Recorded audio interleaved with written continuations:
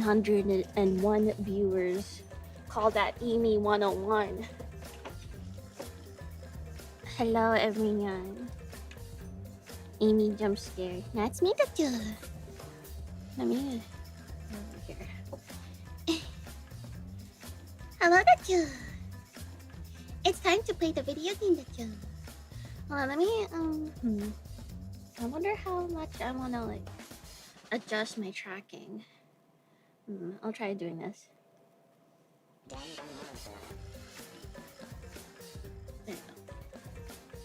go. Okay, I like this. Nico, thank you. Who's ready for 12 hours of Eimi bullshit? Yay! Cyberham was very relaxing yesterday. Oh boy. I don't know if this is gonna be as relaxing. This is gonna be like a headache.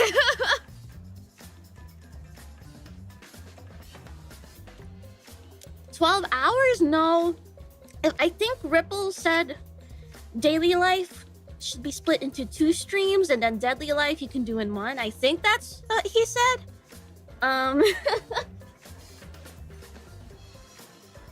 Oop. No transition, just surprise hamster. Yes, sir. Okay. I got myself my Oneham's nitro cold brew leftovers, which I added some ice and some oat maple creamer. So now I have like a whole ass Dunkin' Donuts latte. You hear it? And I got 3 water bottles and a thing of PB&J oat bite. A single bite. Hi. So I'm sat. I'm seated. KR, happy 4 months, Desu. Glad I caught up on the VODs. Have fun, boys. Thank you, Desu. You're right, thank you. I've been looking forward to the stream all day. I've even made chocolate pudding in preparation for it. Also, one of my students is 1 year cocaine-free. Wait, that's huge. Congrats. Whoa. I'm not sure how much a sentiment from Internet Hamster will like resonate with that struggle, but like, yeah, congrats. That's crazy. Your bladder's gonna be full. There'll be a pee break.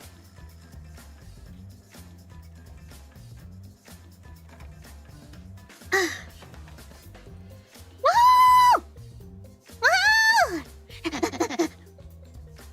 So, shit. And also, I should take my meds. Oopsies.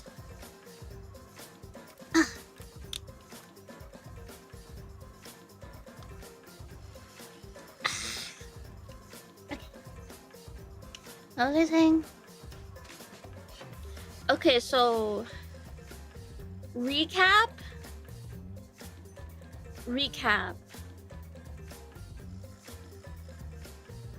They're in Danganronpa Antebellum Lockdown. Is a Danganronpa fan-made Danganronpa project game made in RPG Maker.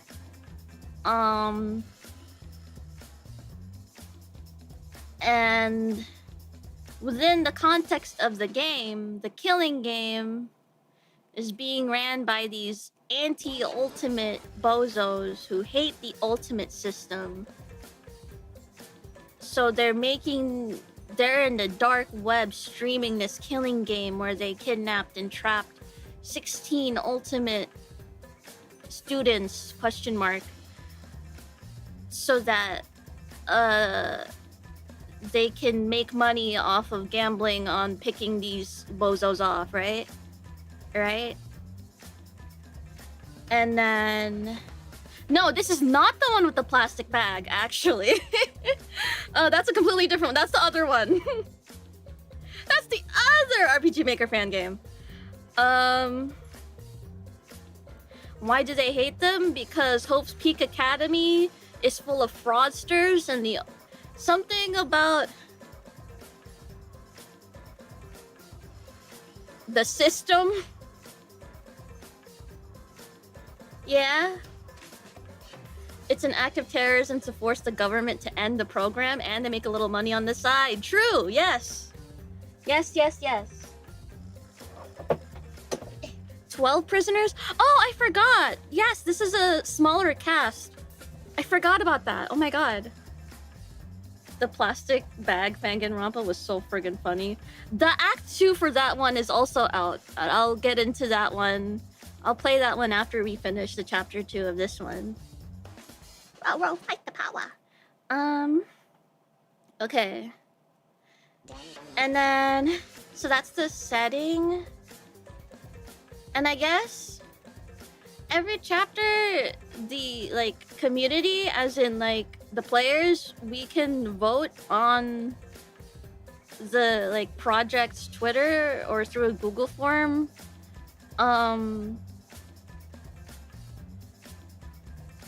There's like this meta thing where like the hosts of the stream are like, hey guys, this ultimate did this fucked up thing. Do you think they're redeemable or not? And then we can vote on that, and the results of that show up on the next chapter's like introduction, I guess. So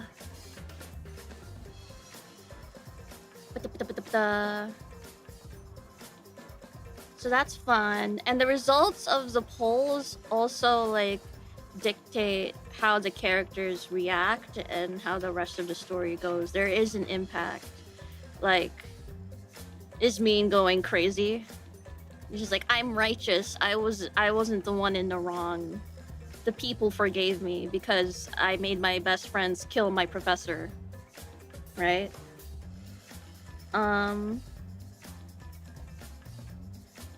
Terrorists think the ultimate program is discriminatory towards everyone else, and many of them have been personally wronged by the ultimates. Yeah.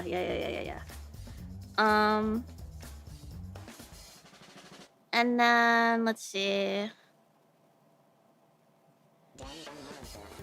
First trial was... Oh my god. Oh my god, it was the...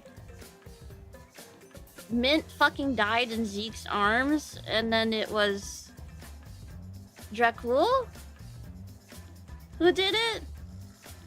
Spur of the moment? Oops. Yeah. All right. Personally, I'm good to go. I don't know if... Oh yeah, and then I was told to watch the side stuff. Not side stuff. It's pretty main stuff, right? On the project's YouTube channel, there was a video of Maiko or Molly's I guess suicide note. Because she got ousted for being a creep towards her friend. And she hung herself. And that was the cliffhanger? Yeah. Yeah. So that's where we left off. And I was like, she's fine. I'm pretty sure she's fine. So... Are we ready? Oh, those buttons are loud compared to the background music. Hey. Start from chapter 2. That's daily. Yes.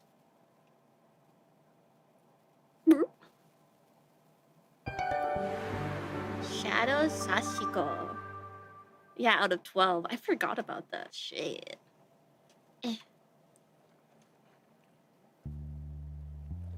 Oh my god, hey Diva! Well. Look at us. Back here again. Oh my god, hi! I know it's been a while. What, a month and a half? A bit more than that, not gonna lie. If it was up to me, we'd be on air again a lot sooner. Unfortunately, we had some small complications to work out after the murder. What do you mean? Well, you've been left in the dark for a while, so I won't keep you waiting. I'm sure you're eager to know what the prisoners have been up to. Let me catch you up with the prisoners you judged last time. Starting with prisoner 02, Lyra Chattel. You could transfer save files from the old download. I don't think I need to, right? Should I? Cool. Actually, I don't know if I saved it. Oopsies. I think that's gone. But yeah, it should be fine. With her, it was a bit of a split. Back and forth. Lyra back and Chateau! forth. Oh my god.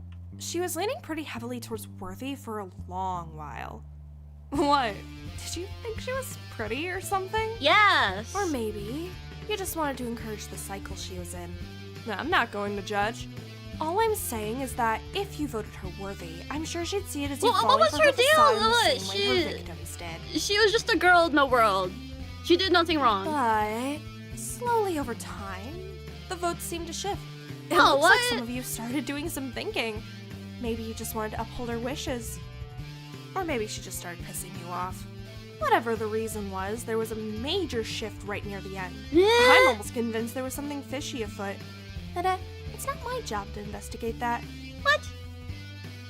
No fucking Eventually, way! she was pushed just barely into a corrupt vote with a close cut. She did nothing wrong. Holy shit, you were close to a 50-50, huh? I don't She's know a what would have done if she landed right in the victim! middle. Being so close to Worthy, despite her corrupt verdict, has definitely seemed to unsettle her a bit. I think she thought if she got corrupt, she could just go about things her own way. Which, yeah, she's been doing. But cutting it so close has clearly made her do some thinking. Her confidence in her own actions has definitely been shaken. Obviously, she thinks some of you just wanted to take away her agency and disrespect her wishes once again. Or just voted her worthy because you thought she was hot. True. But I think you've definitely thrown her off. She's been forced to think, even if she denies it. She started to seriously reconsider the way things have gone so far, not just discarding people's belief that she can get better, as them just being deceived by her somehow. Despite this, she's still corrupt, even if it's just slightly, meaning her access to kitchen supplies, medication, and the showers have been Oh restricted. shit, I forgot that it has consequences. Ooh. During voting, they get transmissions, which is a line of dialogue from them, and Lyra is asking to get voted corrupt. Okay, yeah. I forgot about those. Thank you. And her cell has been stripped. Not that it bothers her, she's been crashing in another prisoner's cell.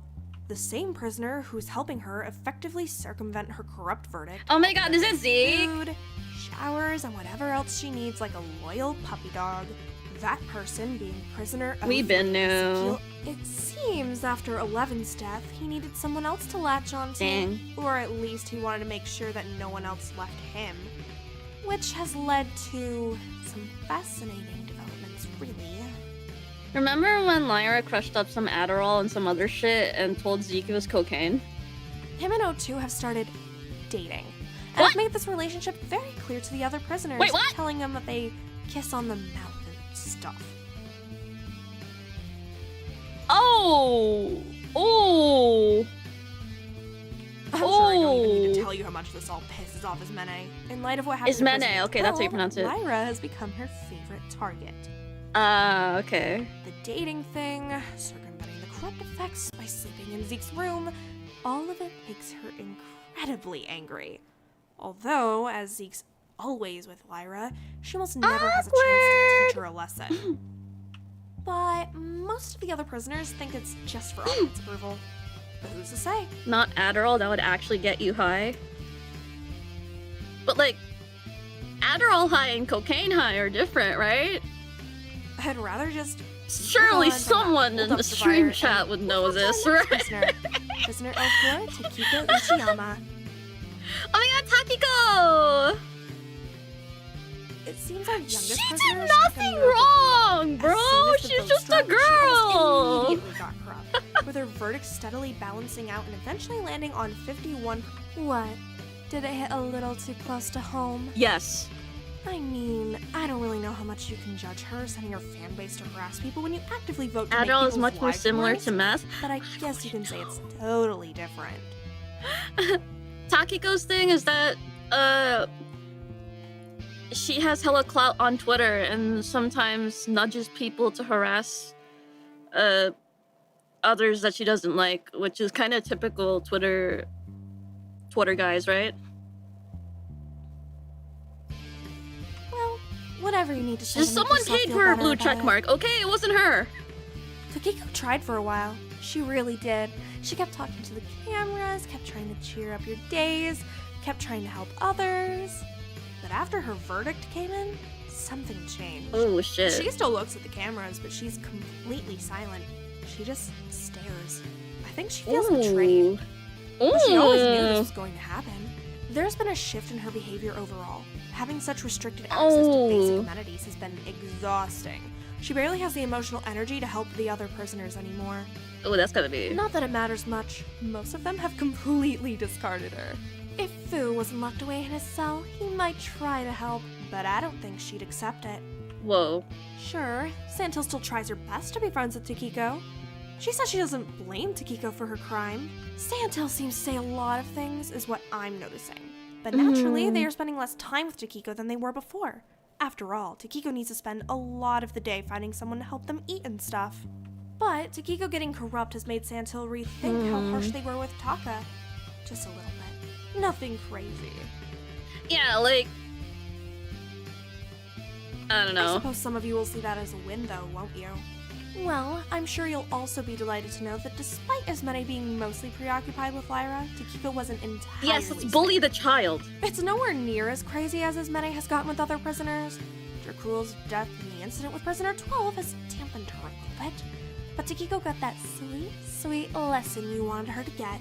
A few times, Ismene left any food Takiko didn't eat in Takiko's empty cell, believing Takiko hasn't a right to be wasteful when she's getting help from others. Leaving Takiko to clean it all up before it rots. Oh. Which was pretty cruel, considering the corrupt verdict made Takiko lose almost all her appetite, so she's not been eating a lot. She's become pretty withdrawn overall. I'm not certain she's the biggest fan of you anymore. She's not too keen on being placed on the same level as Lyra and Maiko. Oh, and Maiko! There hasn't been any positive improvements in her behavior. If you were hoping to teach her a lesson or whatever, I don't know what you were expecting. All of them were voted corrupt? That's All she's got crazy. is her views on the world confirmed, discarded by the other prisoners now that she's no longer useful, and an empty cell full of rotten food. Although, unlike Lyra, Ismene has almost completely stopped harassing her after the incident with prisoner 12. I keep alluding to that incident. How about we move on to it? Although I'm sure you already guessed some of the details. She's not actually dead, right? Molly Mizuki, who you judged as corrupt by a whopping 78.5%, attempted suicide soon after her verdict. Attempted! She couldn't handle living in a world where there was no chance her precious Yui would ever forgive her. And I'm sure the bullying from Ismene didn't help. But luckily, or unluckily for you, And what did I she was say? saved. And what did I say?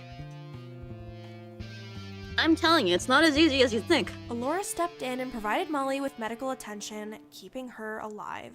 Since then, a few policies have been put in place by Alora. Everyone will continue to call her Maiko instead of Molly, as she doesn't want to be seen by her old name. And no one is allowed to mention Molly's crime to her or discuss it. Everyone is to treat her with kindness and care until she's ready to talk about it or whatever. She's such an interesting character. Some It's prisoners so good. have gripes about how much this 28-year-old is being coddled. But I guess it's better than her trying Grown-ass to off woman. herself again. It certainly made Ismene back off. She seems shaken by the incident. And one prisoner in particular has taken her under his wing. And I'm sure you'll see who exactly that is soon. What do you mean? Either way, I think that catches you up on what you've missed. Things are kind of going to shit, huh?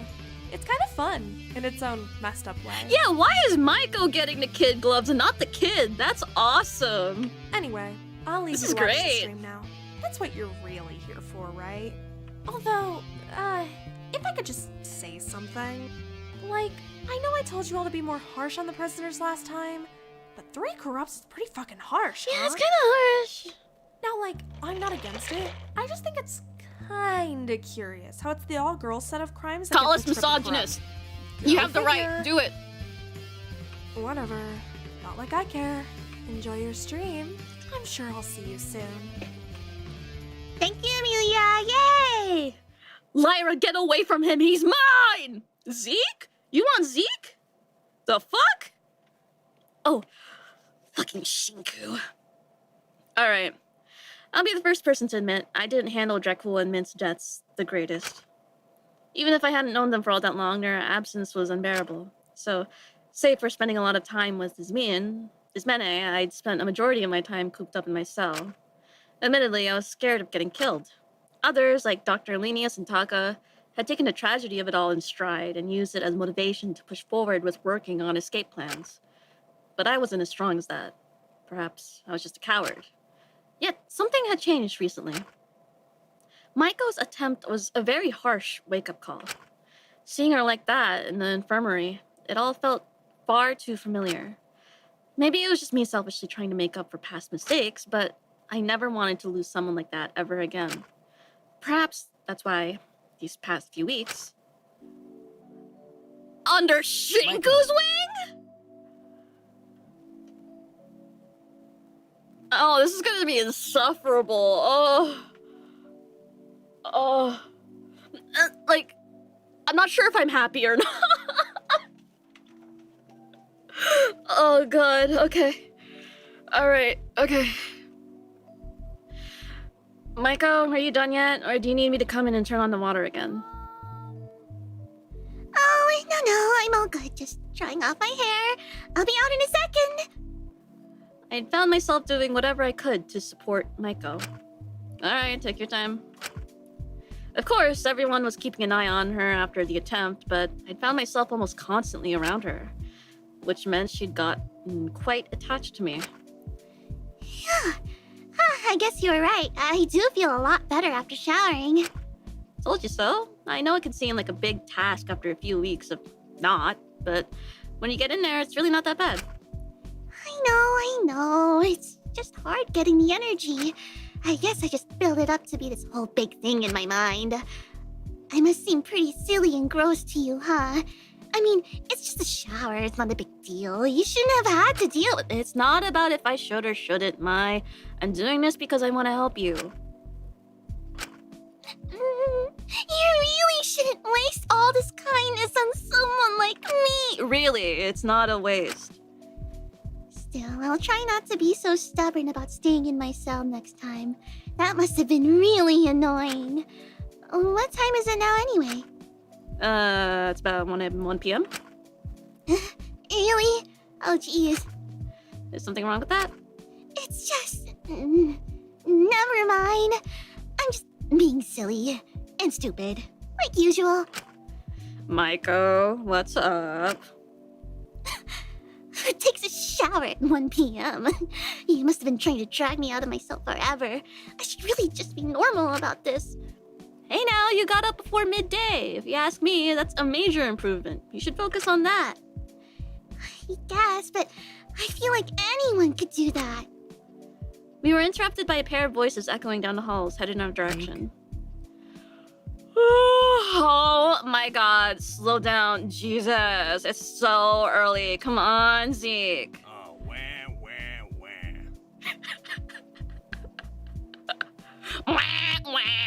Okay.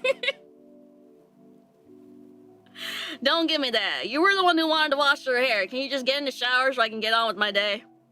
Literally? When did I say that? Last night. You did your whole, Zeke, if I don't wash my hair tomorrow, I'm gonna actually literally kill myself. I swear to God. Yeah, that does sound like me. And I know if we don't do this now, you're gonna bitch about it all day and get pissy at everything just because your hair is slightly greasy. Why did he just make a piglin sound?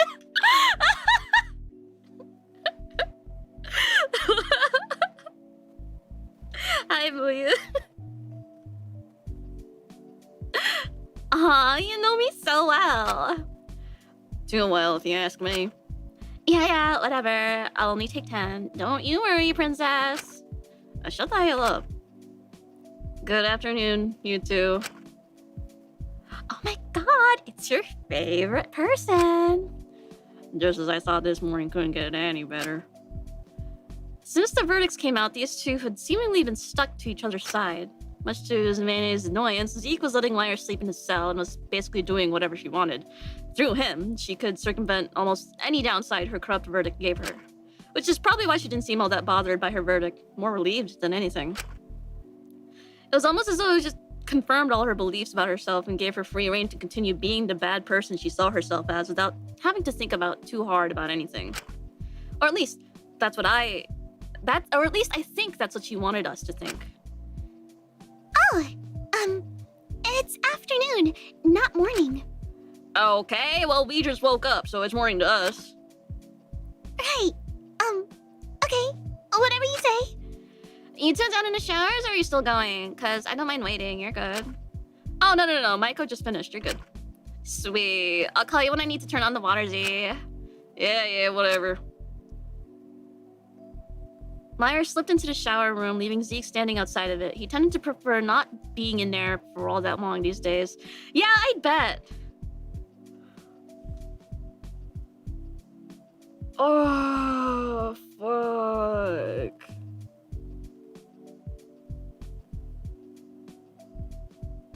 Oh, that's awkward, huh? Oh, that's awkward. Okay. Are you two okay? You sounded like you were fighting. What? No, we just talk like that. Oh, I see. I guess I just didn't expect you two to get to the old married couple bickering stage so quickly. Yeah, well, you know how it is. Woman. I miss this guy. I miss this guy.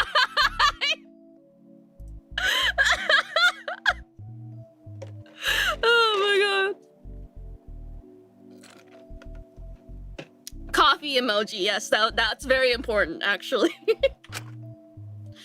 Yeah? Yeah.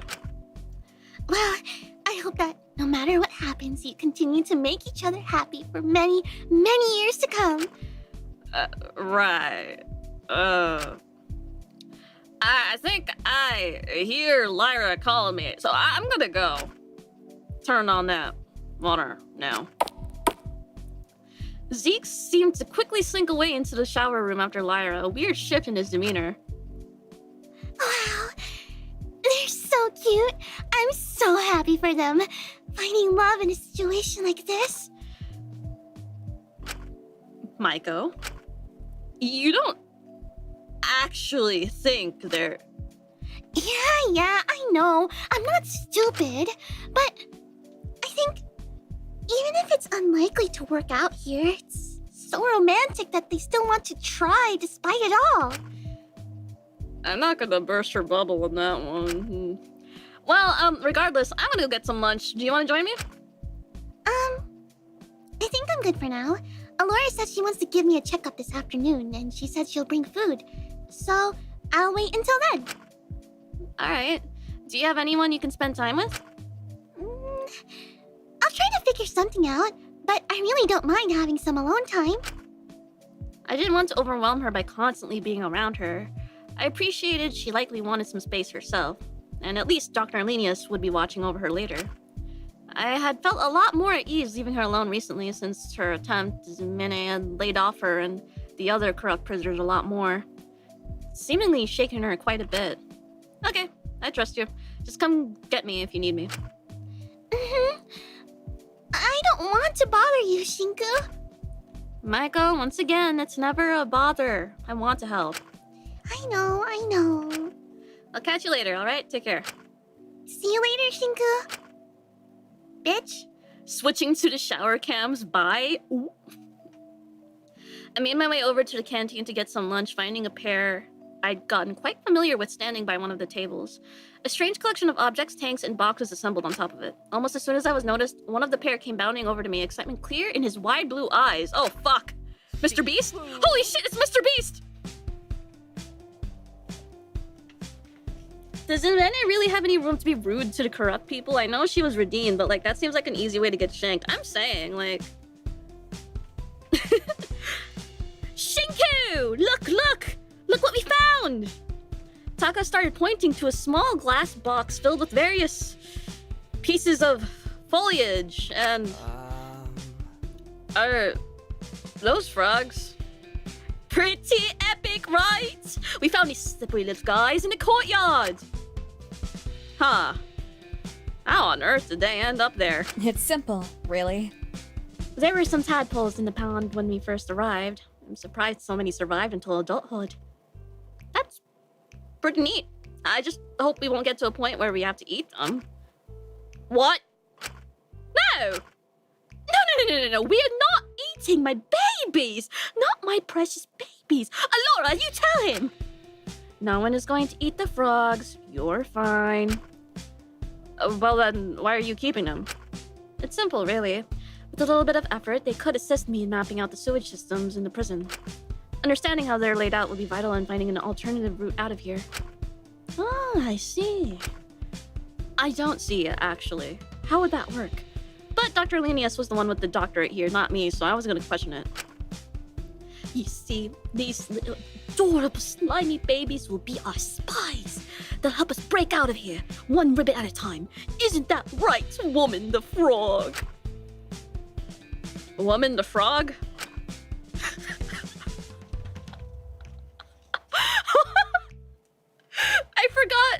I forgot his fish was named Man. Okay.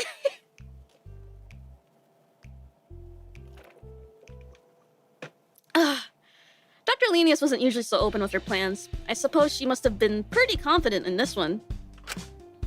But I couldn't dwell on that thought too long as I heard a voice humming through the halls, slowly drawing closer to the canteen. And I clearly wasn't the only person who heard it, as Dr. Linnaeus promptly gave Taka the tank of frogs to hold. Anyway, if you could take these to the lab as soon as possible, that would be great, Takahiro. I need to begin my testing soon. Of course, right away! Taka took the tank in his arms and turned to leave, immediately facing the person who had just entered, Asuga. Asuga, hi! Oh, hey, Taka, wait, what's that you're carrying? Are those? Frogs! We found them in the courtyard. Pretty cool, don't you think? Ah, jeez, would you just look at them? They're so little! Oh my god, look at their little legs! They're your favorite animal, right? Duh, how could anyone hate them? I mean, look at their big old eyes. Remember back in Hope's Peak? We used to sneak into the science lab all the time under the guise that you were filming some sort of segment for your show. They kept on wondering where all the frogs for dissection kept disappearing to. It's no wonder they never caught us freeing them. Guess we just made quite the team, huh? We did have a lot of fun back then, didn't we? And you were always on board with making sure they didn't get hurt. I always felt bad releasing them into the wild, though. I mean, it was probably best, but I wish I could have taken them back to the troop and taken care of them. Well, if you'd like, Alora says we have to keep breeding them to make sure we have enough, so maybe we could take care of them together? Asuga looked away from the frogs for a brief moment and up at Taka, blinking for a moment before a small smile curled on the corners of her lips. Their lips. My bad. Not very woke of you, Amy. Sure, why not? Really? I mean, haha, that's great! That's so, I mean, you're great! I mean, frogs! Yeah! Frogs? I have to take them to the lab first, but after that, do you mind if I put them in your cell? Just because mine is kind of empty right now. It's certainly no place to raise some frogs, and not to mention it would be awful if his Manny did something to them, so only if you don't mind, that is. I don't have an issue with it. I'd be happy to have the little guys. Of course! I'll put them right there in your cell as soon as we're done. I'll knock first, of course. Yes! Cool! Well, I guess I'll see you later, Taka? I'm just gonna check on my washing real quick. See you later! Yes, please! Haha! Okay, bye, have a good day! Enjoy your washing! I hope it's great! Sure, I hope it's great, too! Asuka laughed awkwardly and walked through. Taka turned to watch them leave with the biggest, stupidest smile on his face. Okay. Taka looked down at the cage of frogs, the same smile on his face. Woman the frog, you are getting the biggest, fattest worm when we get back to the lab. Mark my words. Okay. Taka giggled to himself and rushed out of the room, holding the frogs with glee. I looked back at Dr. Lenius, who had a small little smile on her face. You did that on purpose, didn't you? I'm not quite sure what you mean, Kutsuki. There's no way those frogs have anything to do with any sort of escape plan. Of course not. To tell you the truth, I already mapped out the sewage system of this place. I'm currently trying to figure out the ventilation system. But Takahiro doesn't need to know that, does he? You actually care about him quite a bit, don't you? Alora let out a sigh, turning back to her remaining boxes of supplies. I care about reducing potential conflict in the prison, that's all. I meant it when I said I wanted to ensure no one else had to die. Well, whatever you say. Ah, right, that reminds me. I put the schedule for who's watching Wang went up on the... Why are you watching the grown man? Went up on the bulletin board in the hallway. I put you on for this evening. I do hope that's okay. Fine by me. Do you want me to bring him food as well? If you could, please do. Alright, will do. Good luck with the rest of your work for today. I think your assistant might be a little occupied for a while. Thank you. Do stay safe. Because he tried to shank someone! I forgot he tried to do that! Oh! After grabbing a quick bite to eat, I went back into the hallway to go check the schedule Laura had set up for the next few days. So, I've got the night watch today and the morning shift Thursday. This is gonna be important. Okay. Dr. Lenius had been cycling, organizing when we'd been watching food since he was locked up in his room a month ago. He'd been well behaved since the stabbing, but we'd all rather be safe than sorry. Still, since we were unable to physically lock Fu's cell, we'd each had to take turns acting as a physical guard, which some people were growing tired of. I didn't really mind it. Fu wasn't entirely unpleasant to be around. If anything, I always found it quite easy to talk about my issues with him, even if I really shouldn't. But before I could dwell on it much longer, a fairly frustrated Ismene huffled over to my side and scribbled out her Monday shift. Ismene. Ismene? I never know! I never know!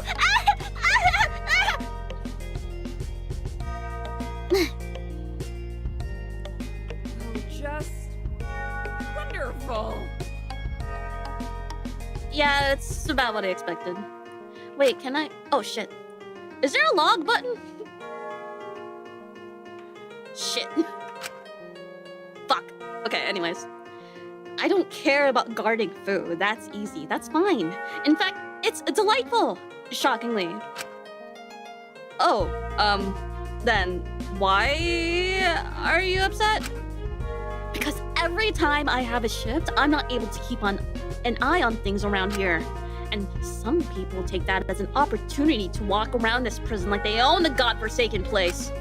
Oh, I can practically hear her laughing at me. She thinks she's so much better than me because she's found a way to circumvent her entire judgment through that idiotic excuse for a man. And what does he even know? He's not going to help her at all in the long run. You saw what happened to the last person he tried to protect, and they think I'm so unreasonable for being so bothered by this? If we just keep letting her do whatever she wants and treating this game like a frat party, then she'll either drink herself to death or get someone wrapped up in her reckless behavior and killed. Right. When Ismene had almost entirely laid off of Michael after her attempt, she found herself a new target, Lyra. I'm not trying to just be cruel or unreasonable. I just think that if she doesn't realize the gravity of her crime, if she doesn't think about it, then someone is going to get hurt. And yet I'm the crazy one? Me? You don't think I'm unreasonable, do you, Shinku? Well, I mean, I get where you're coming from. Exactly. But when I bring it up to them, it's suddenly, oh, Ismin, what's your damage? Why can't you just stay out of other people's lives? You left Taka and Micah alone. Of course I left Micah alone. I'm not insane. Christ. And at least Taka has actually shown signs of improvement. Why would I keep harassing him when he's actively helping the group now? Do they think I'm stupid? I'm not stupid. And then I realized I found myself defending Taka, hero of all people, and I'm starting to question how I even got to this point. Oh, they just drive me crazy! Maybe you need to, like, chill the fuck out. I don't trust what might happen if I chill the fuck out. I can't just sit around and do nothing. Not after what happened to Mint. Not after what happened to... Oh right, they were besties, I forgot. Ismin felt quiet and looked away for a moment, a silence lingering in the air.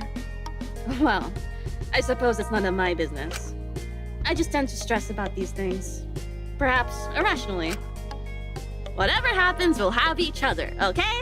I can't control what other people do, Ismin, so there's no use stressing about it. Just focus on keeping yourself safe and content. I know. Perhaps I'm a little restless. I've been trying to keep my mind off of things. I get that, but try not to overdo it, alright? Alright. I'll just try not to stress about it. It's not my business. Right. I left Takiko to her own devices recently, and she's been... quiet. I think I'm going to go to the library to get my mind off of things. I'll talk to you later, alright, Shinku? Alright, I'll see you later, Ismin paused just before she left, turning back to me briefly. Oh, is Maiko doing okay? As well as she can be? I got her to take a shower, at least. She smiled a little bit, clear relief on her face. I'm glad. Ismin left down the hall. She was clearly still tense, but trying to calm herself down. I'd be lying if I said I wasn't also a little apprehensive of whatever was going on between Lyra and Zeke. Especially after Mint. Rebound!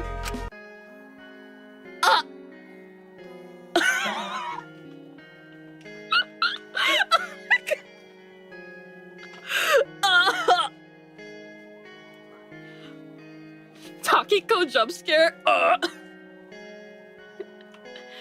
get it. I turned to face the small girl who'd been watching me and Ismin speak. Huh? I get why she's frustrated.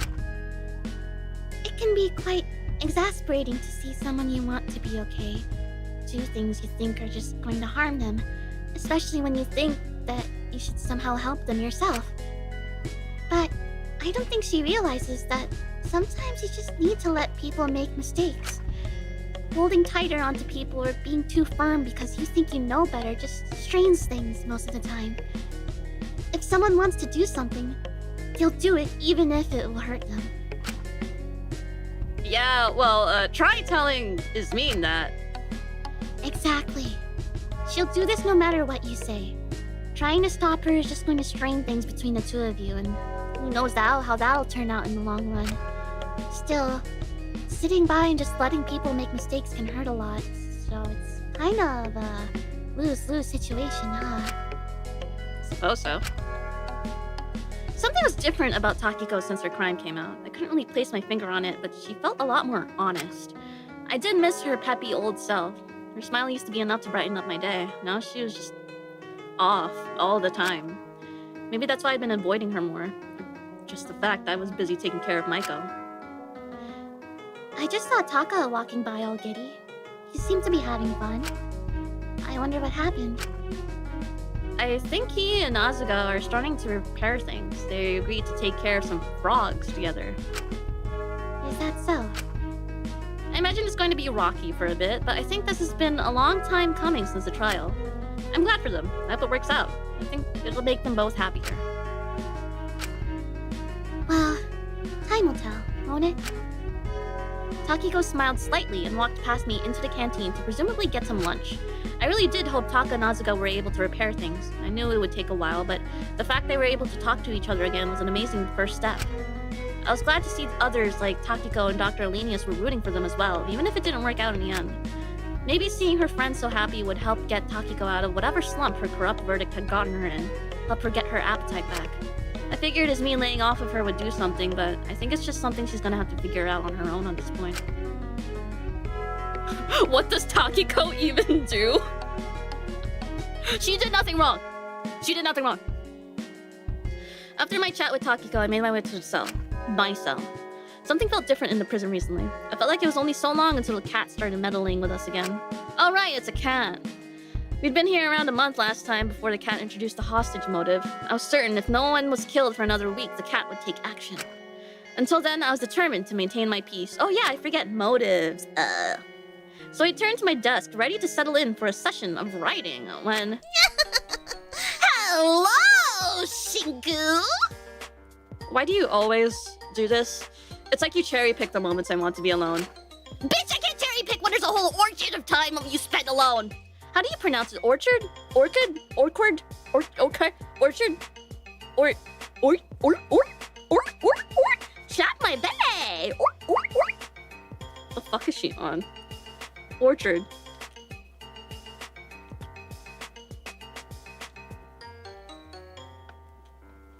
Orchid. Chard? It's spelled orchard. Orchard. Orchard. Orchard. Orchard. Orchard. Okay, we're gonna have to investigate. Okay, pronunciation. Amy, you were right the first time. I find that hard to believe. 11 years ago, how to pronounce it? Orchard.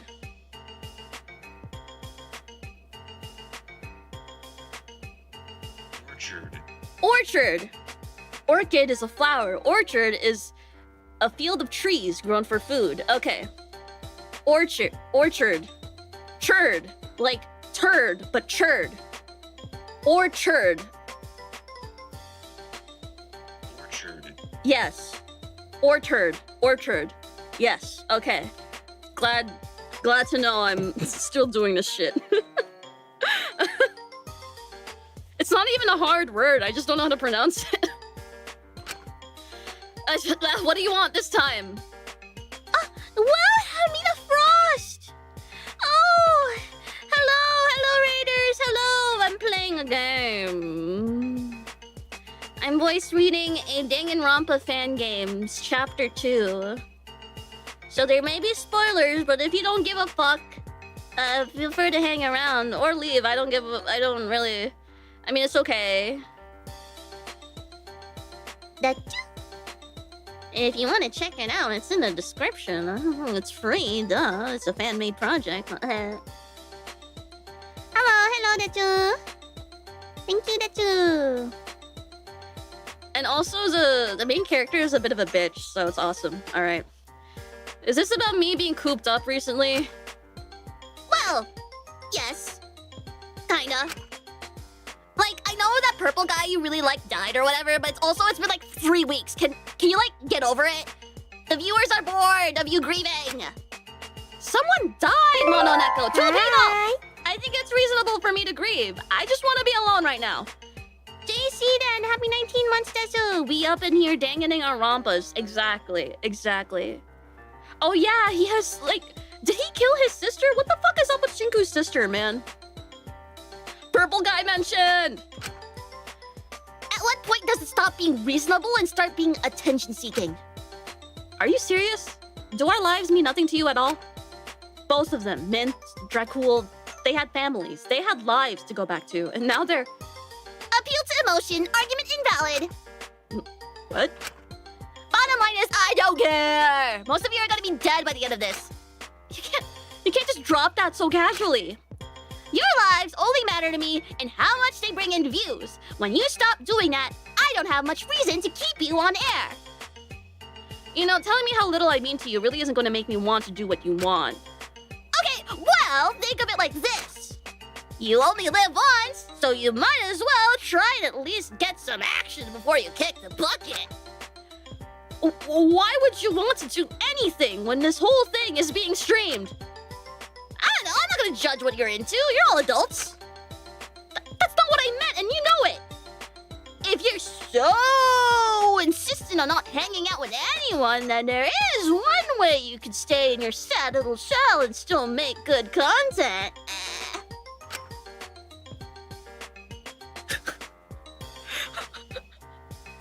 Mononeko hopped off my desk to reveal they'd left a large box of tapes and a tape recorder on it. Okay, Shinku, your next task from the higher-ups is to record yourself jerking off. We're gonna sell the tapes. Okay. If you want to stay in your cell, do me a favor and record some interesting inner thoughts or anything interesting on these tapes. It's like 13 reasons. Remember that show? Uh-huh. Why would you need that? Talking head segments, duh! Cutaways for when we make the edited version of the stream with just the best bits. You're going to edit this whole thing down? Duh! Everyone just wants their content shorter and shorter these days. As long as we get the basic gist of things, it shouldn't really matter if we cut out the parts where not much is happening. Do you not know the first thing about content creation, Shinku?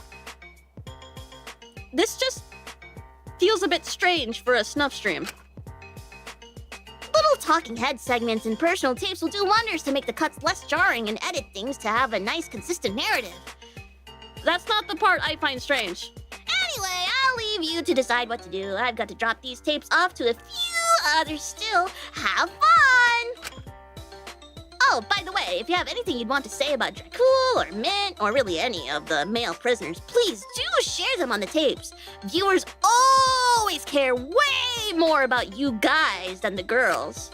If you double down on your friendship with Dracul, pretend it meant more than it did. You could use that grief to make yourself all compelling and pitiful. As long as your morning is entertaining, people will eat it up. When your morning is just being stuck in your room all low energy all the time, it's really boring. Give them something to work with.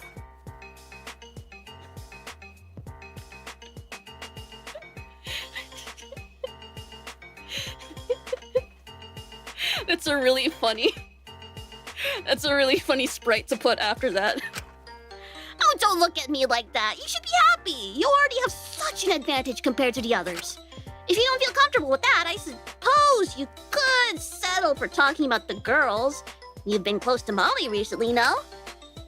Huh. Now that I think about it, she's kind of like Dracul, isn't she? Chubby, trapped in their own little world, unwilling to face reality. Now, I'm not saying you have a type, Kutsuki, but...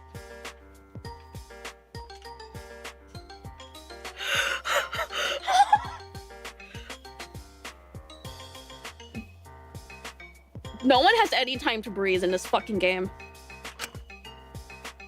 Oh, don't look at me like that! I wasn't making an accusation, just pointing out a funny little coincidence. Anyway, see you soon! Mononeko jumped through the vents, leaving me with the tapes. I mean, I guess I could record one. Or I could get out of my room and spend time with someone else. Either way, I had some time to kill before it was my turn to watch through. Free time! Yay! You can now record tapes at your desk. Recording tapes will pass the time like sleeping in your bed would, but each time you do it, your popularity rises ever so slightly. Doing free times will still get you more popularity, but it's a good way to passively raise your popularity when you don't feel like talking to other prisoners. However, if you record too many tapes, other prisoners will start to wonder why they keep hearing you talk to yourself in your cell and grow suspicious of you. This will cause your trust to lower, but you should be entirely fine if you do it in moderation. Have fun! Interesting! So this is why save files should start mattering in chapter 3, huh? Oh, this is so awesome. Okay. Cool. Hey, Doc. Kutsuki, prepared for your watch tonight? Yeah. How's your shift going? Any complications? None so far. I've given him a shower, so no need to worry about that. It's almost concerning how good his behavior has been recently. I was anticipating more resistance.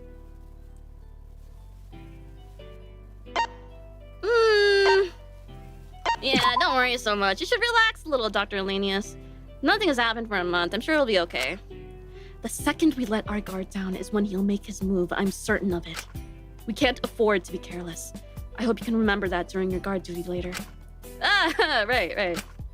Shinku purposefully lowering his guard around Fu? Who would do that?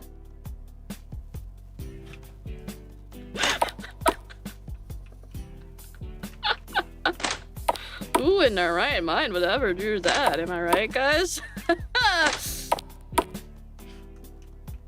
Hey, what's good?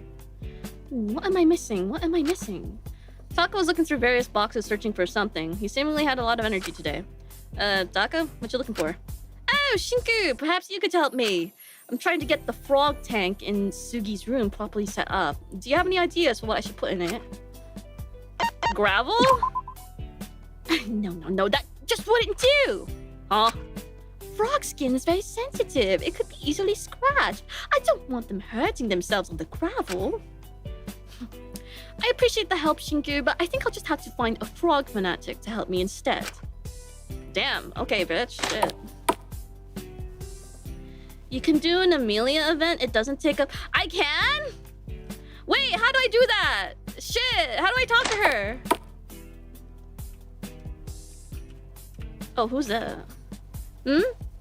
What, you followed me in here? Oh, sorry to disappoint you, but I got done in the shower already. I know, tragic. I wasn't coming in there for that, I swear. Besides, you already have a boyfriend. You shouldn't be encouraging this. I'm open to whatever. I doubt Z would care all that much. I think he'd look for any sort of reason to beat me up. Yeah, he'd probably sweep the floor with you. Yikes. But I hope he'd care, even if your guys' relationship is, you know, 100% authentic. I don't know why anyone would think otherwise. We literally kiss on the mouth and stuff.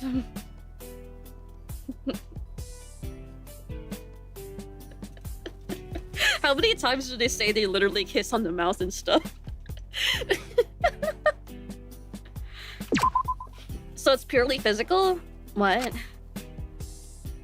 All I hear about this stupid relationship is you kissing, which I'm yet to see, by the way. Why are you looking out for it? Didn't know you were into that sort of shit, Shinku. Kinda messed up. That's not the point I'm making, and you know it. It just sounds to me like you're jealous. I'm not. I'm just concerned. Well, it's not your life, is it?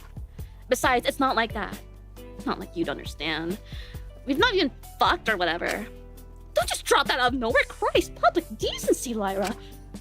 Oh, sorry for ruining your jerk-off material, but we're not that fucking shallow.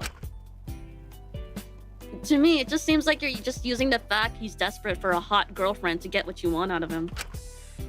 God, you're such a fucking incel. Hey, I'm not?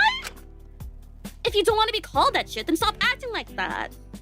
It's not like that. God, you haven't changed one bit since Hope's Peak.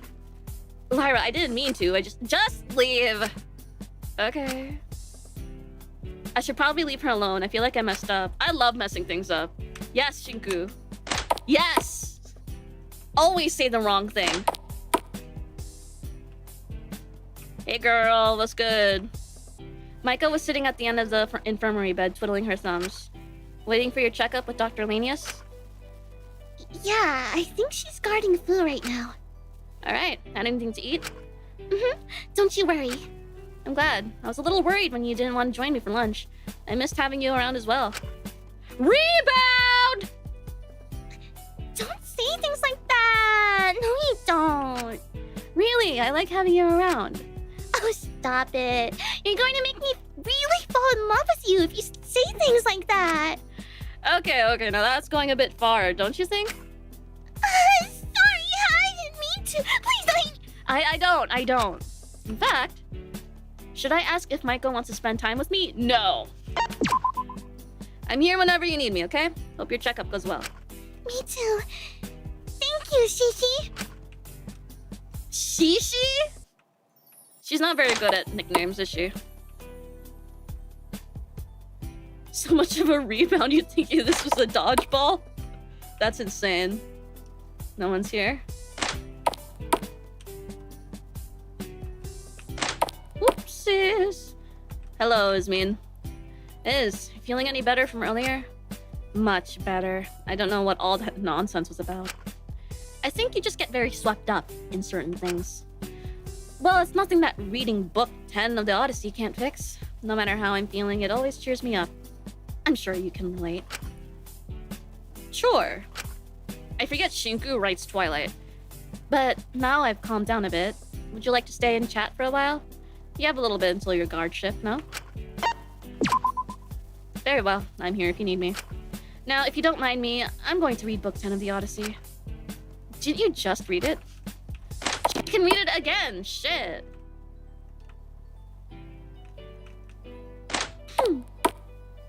Okay, and that's the same room. Okay. Is it the same room?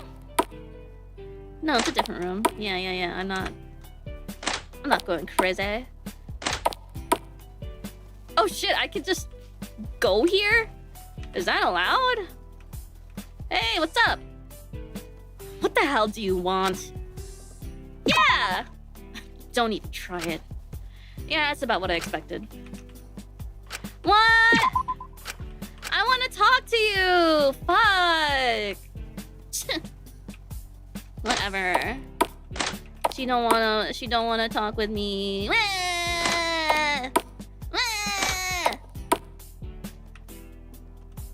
And who are you?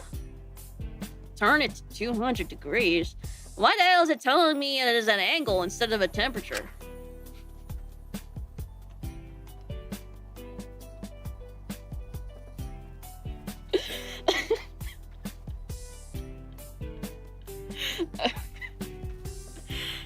Hi, Zeke. What are you doing? Being an awesome kick-ass boyfriend and getting my hot girlfriend who I kiss on the mouth food, that's what. By struggling to turn on an oven?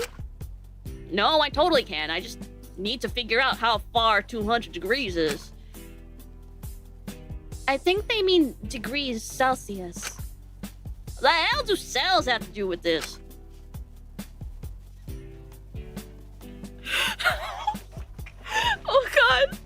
Oh god, guys, I don't know. I actually don't know.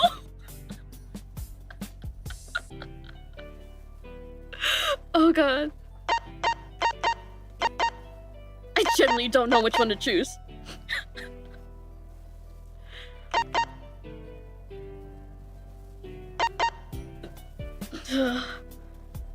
Leaving me to burn the food.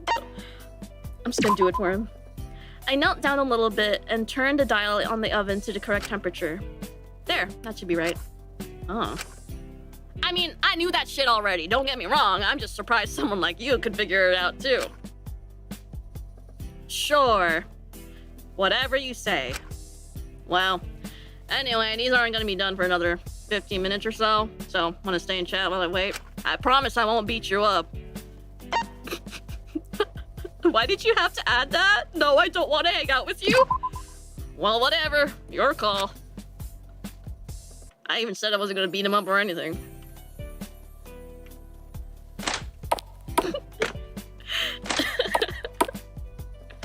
Oh my god. Shit. Wait. No, wait. Okay. Wait. How much? No! Fuck! I should be saving before these conversations so I can read what they say in the other options. Oh, hey. Takiko? What are you doing here? Oh, Shinku. Nothing. Not really religious. I guess I just wanted to go somewhere quiet. The statues here are nice, aren't they? Angels. That's what Molly wanted to become, isn't it? People have this idea angels are meant to be pure, devoid of ill intent, perfect and flawless, because they're meant to be above human vices. But in reality, angels are destructive, ruthless, and beyond all human emotions, including empathy. I wonder if she wanted to become one to be above everything. I think she just wanted to stop feeling anything. I get that. I think we probably shouldn't speculate on that sort of thing. It seems distasteful. If you ask me, I think it was one of those cases where she didn't want to die. She just wanted to disappear. Do you get what I mean? Yeah, but she tried to die. I love Shinku picking all the wrong options. I think she wanted someone to find her. If she didn't, she wouldn't have randomly blasted that music from her cell. なんてことない毎日がかけがえ。Oh wait, no, that's the wrong song. Wait, what was the song that played? Fuck. 未来プロデュース考えたなスペシャルコードしてみんなみんなまだまだなりたいビジョン At least Michael has taste, bro. Don't put it like that. No matter how she meant it, it was a cry for help. Well, at least she's getting the support she needs now. She stayed quietly watching the statue in contemplation. I shouldn't bother her.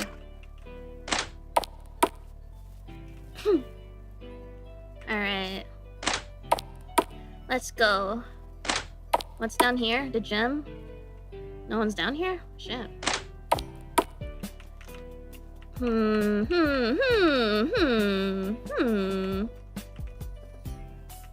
Isn't there another room? Oh yes, Asuka. Hey! Asuka, need any help? It's a pretty big load you got there. Nah, don't you worry. Just looks like a lot because Taki's clothes are in here as well. It's really nice you're helping her out despite her verdict. I'm sure she appreciates it. No need to mention it. It's what any friend would do.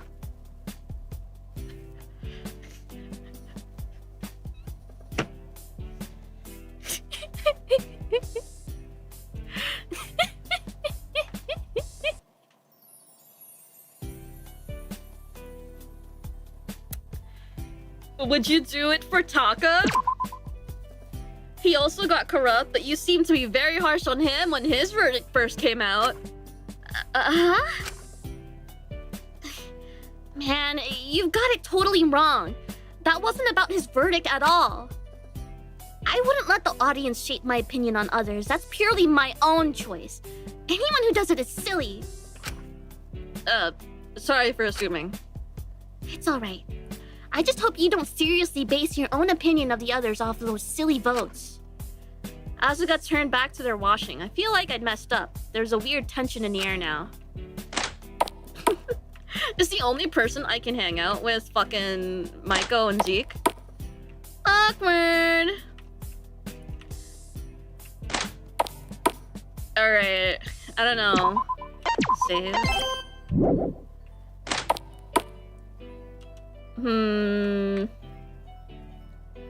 Maiko or Zeke? What do you guys think?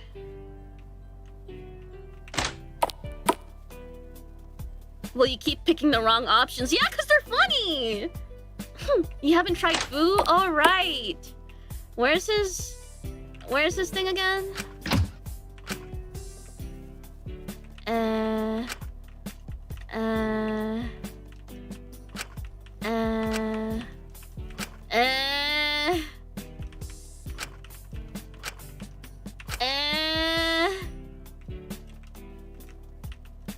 Oh, that okay, yeah, duh. Okay, that makes sense. Hey! Oh my god, I'm shy. Gato, thank you. Wait, are you gambling again? Come on. Come on, man.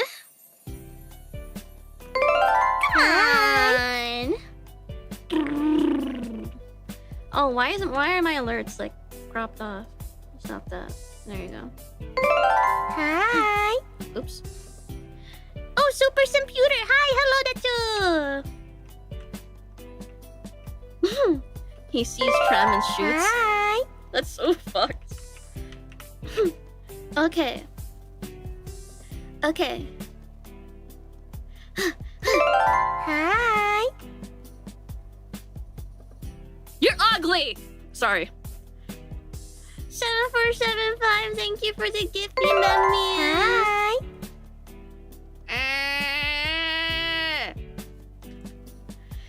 Kid, what are you doing here? Is it your turn already? Hi. No, I thought I'd come to check in on you before that. Ask if there's anything in particular you wanted for dinner. Is that it, huh? Or did you hear I was getting changed and wanted to have a look at the goods? Yes!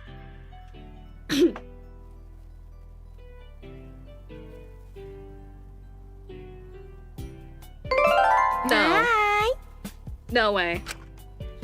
Suit yourself, kid. Now, cut the shit. Why are you really here? Hi. I need some foo advice. Well, why didn't you leave with that, kid? I'm an open book. Come, stay a while. Let's have a little chat. How's about it, kid? Stop! Okay. I will not be tempted by your wiles. Maybe another time? Hi. Whatever. I guess I'll just see you later then. You're lost.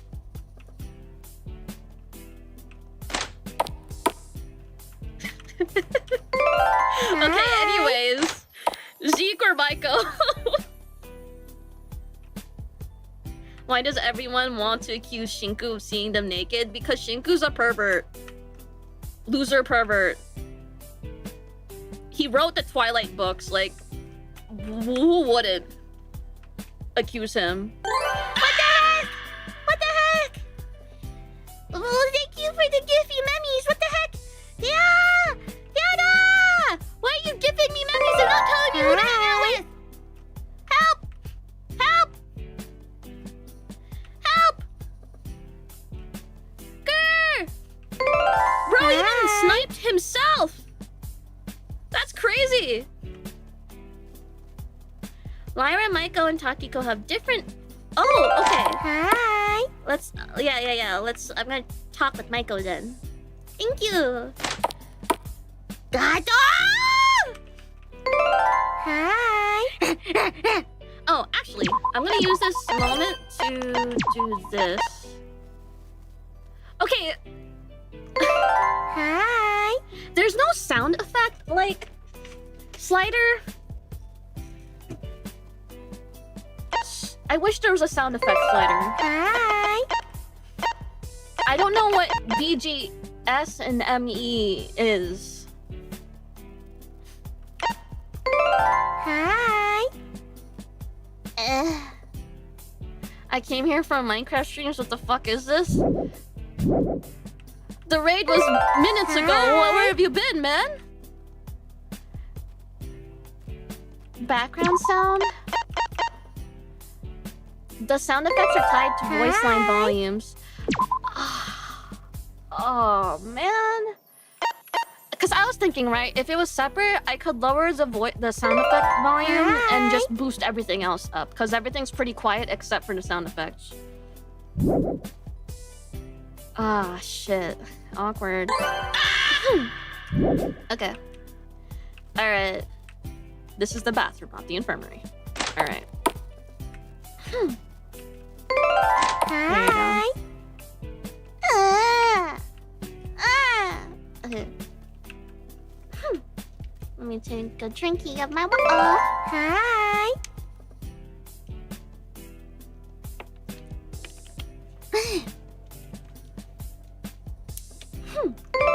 Hi.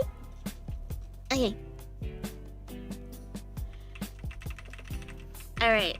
Let's hang out, Maiko. Hi. What? Is there a skip button? Is it not? I guess there isn't, huh? Hi. There you go. If you don't mind, can I join you here until it's my turn to watch Boo? If you want to, sure. I'd really appreciate the company, honestly. I get anxious for this sort of thing. I know, but don't worry. I'm here now. Shinku, you're too nice. I'd become increasingly overprotective over Maiko since her attempt. I suppose it was only natural, but it also meant I found myself abiding by Dr. Lenius's guidelines of not talking about her crime or verdict almost to a T. While it prevented conflict in the short term and kept Maiko fairly happy, I knew I couldn't keep it up forever. That would hardly be good for her. I thought perhaps we'd be able to have a productive but stable conversation about it if I just approached her gently about it, one step at a time. Uh-oh. I just had to be careful about the angle I took with this. Hey, Maiko, I was just wondering. What's up, Shishi? Did I do something wrong? No, not at all. I was just wondering how you were holding up with, you know, your corrupt verdict. Oh, We're all doing the best we can to help you physically. I just wondered if you were doing okay, emotionally. It's a lot to process. oh well, I guess I could be worse. But to tell you the truth, I'm really not doing all that great, Shinku. Yeah, I figured. For the longest time, the only thing that was keeping me going was the idea that if I just tried hard enough, if I kept her in my life, Yui would eventually forgive me. She really meant that much to you, huh? Of course! I didn't see any value in my own life. I saw mine as a lost cause. So I placed all my value in her and her life. But you weren't a lost cause. You're an ultimate, Maiko. That has to mean something. Yeah, but I only really got my title because I had absolutely nothing else going on. No friends, no hobbies, no other jobs. I could do voice acting almost 24/7 because I didn't have anything else. That and the fact I could speak English meant I could do both Japanese and English dubs. I was just useful. That's still really impressive in its own right. I think you're really underplaying yourself here. Maybe, but I guess I've never really thought about it all that hard. Yui's life just seemed more exciting to me. She had more than her talent. She'd made it in every single aspect I didn't. That's why it really did keep me going to know I could get her back. That even a rotten girl like me could have someone as lovely and successful as her care about me, even after seeing the worst parts of me. I don't know how much you really cared for her in the end, but... So, when I got that corrupt verdict, it was a major wake-up call. I knew deep down Yui would never, ever forgive me. But I didn't want to admit it. But I was forced to confront that I'd completely messed everything up. I couldn't deny it with that many people telling me I was wrong. It made me realize she was never coming back. And I didn't want to live in the world without Yui. But there's so much to life outside of Yui. Maybe in your life, Shinku. Maybe in a normal person's life. But I'm not really a normal person, am I? I had nothing outside of her.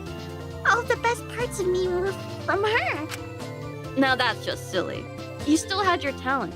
How excited you get when you talk about your interests. If those parts of me are so nice, why didn't anyone care about me? Why was I only ever an afterthought to people? It's because I always go too far with things. I always push it to the extreme. Yui was the first person to be my friend despite how weird I was, despite how different I was.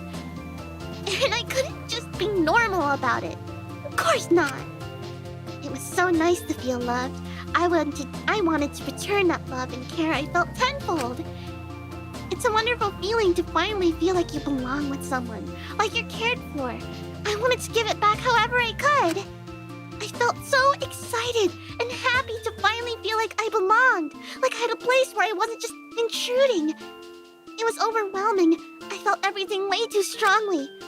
I wanted her to feel just how appreciative I was. I loved her so much that I wanted her to feel the same level of euphoria Sorry. and joy I felt when I was around her. I wanted to repay her for giving me a place where I felt I could just be me. I felt if I couldn't repay her somehow, I didn't deserve to feel half as happy as I did. But I took it too far. Like I always do. Yeah, you do tend to latch on to people pretty quickly, I've noticed.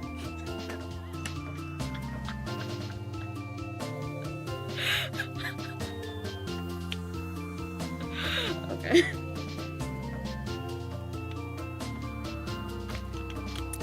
He's so funny.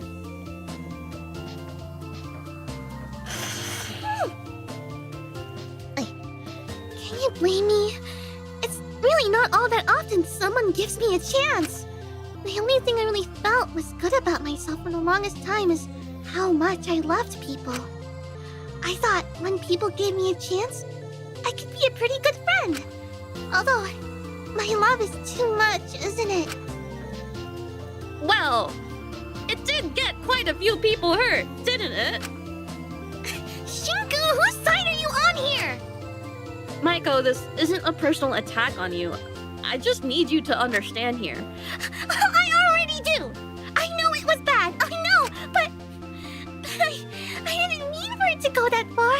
My intentions were good. I did it because I cared so much. Is it wrong to care, to love, to want the best for someone? Even if my actions were really bad, you can't deny I had good intentions. But if you really loved her, you would have respected her wishes, let her rise up on her own. Why did you feel the need to interfere? If you were so invested in her, surely you'd know that's not what she wanted.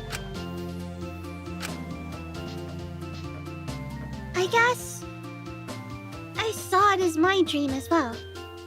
Her success, that is. I wanted her to rise up more than anything in the world. A world where Yui was #1 was a world I could understand, because it would be how my reality was. I think part of me thought it would make me feel special as well, being connected to someone that successful. Not to mention, the more popular she was, the more I could connect with others about how much she inspired us. But I guess that desire to share her dream was one-sided.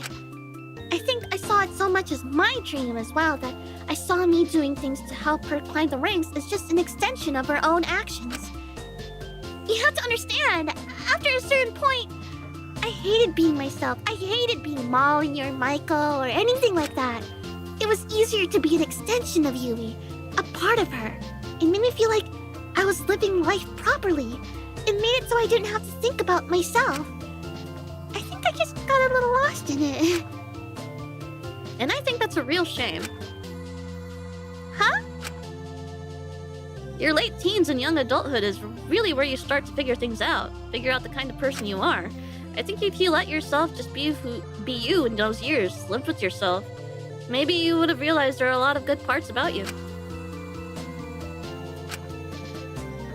I don't think I'd still be alive if I lived with just myself. No way. Maiko. Anyway, how about we talk about something else for a bit? This is all making me a little bit anxious. I'd really like to have a good chat about something else. Yeah, absolutely. Sorry for pushing it. It's okay. I really don't like talking about it or thinking about it. I'd rather just focus on the here and now, if that's okay. Of course. I was admittedly very nervous for Maiko going forward. I knew she wanted to dodge the subject, but it was clear to me she held a lot of fairly unhealthy worldviews. I wonder if after seeing how much harm her love for someone caused in the past, if she even felt that she had the right to love again. Or maybe she needed to love someone else, base her worth on someone else, to focus on something else, as to not have to face her own reality. She really was quite similar to you, wasn't she? Oh boy! I don't know what that meant. Fu Cell! Fu time!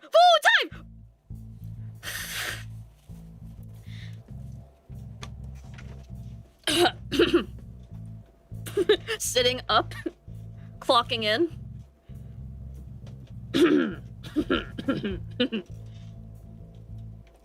As the evening snuck up on me, a sense of dread filled my stomach.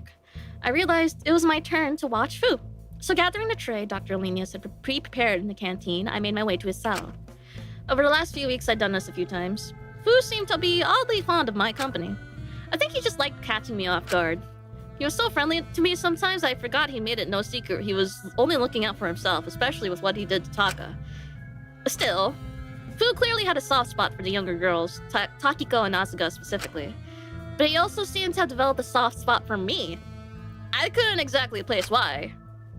But as I entered, placing down his tray, he gave me that same old warm smile. Hey kid, your turn again, huh? Ah, come on, what's with the long face? Have a seat, why don't you? Alright. Can I get you anything? Brandy, perhaps?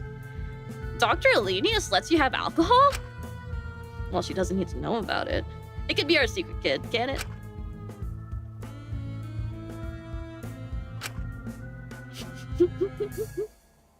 Maybe that's why he liked me. As much as I was a bit of a teacher's pet, even if he told me something he shouldn't, I always kept my mouth shut. I never told Dr. Alenius about things like this.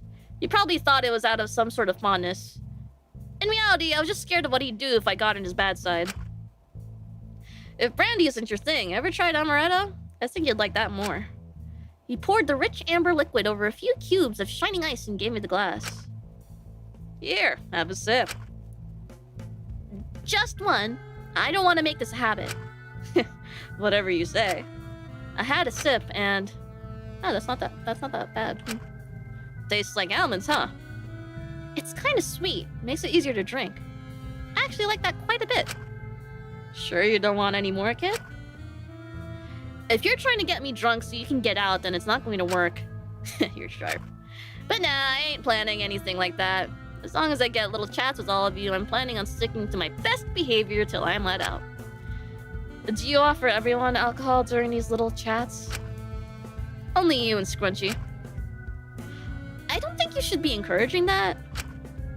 You know, you and her are both awfully fond of amaretto. Must be something about being easier to stomach than other drinks. And you're awfully good at changing the subject. Hey, kid, I wanted to ask you about something. What is it? I guess I've just been thinking recently and wanted to hear some different perspectives. If someone does something bad for a good reason, most people usually think it's justified, no? Well, it depends what it is. True. But no one's going to shame a starving child for stealing a loaf, are they? No, that would be ridiculous. If someone murders a pedophile, that's just cleaning duty, isn't it? I suppose so. Silky Nerdy Skeleton, thank you! Well, I am tuning in late because some friends forced me to watch mixtape gameplay. I'm sorry I was so hard on you on your RPG Maker slump! Ah! Ah! That's so fucking funny. I finally sat down and watched a clip of mixtape and like I get it now. I get it now. I concede. I don't think I can. I don't think. Nah.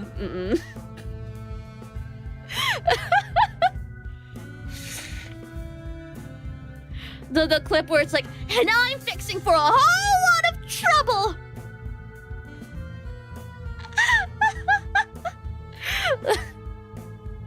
That clip. I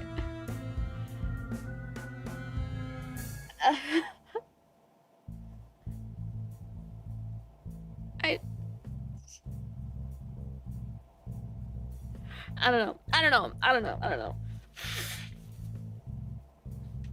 Anyways, we're back to enough mixtape talk. We're playing Peak.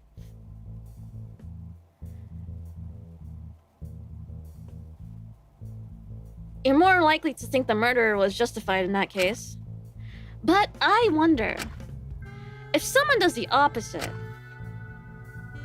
if someone does something good for a bad or selfish reason, does that make the good action less morally good? What do you mean?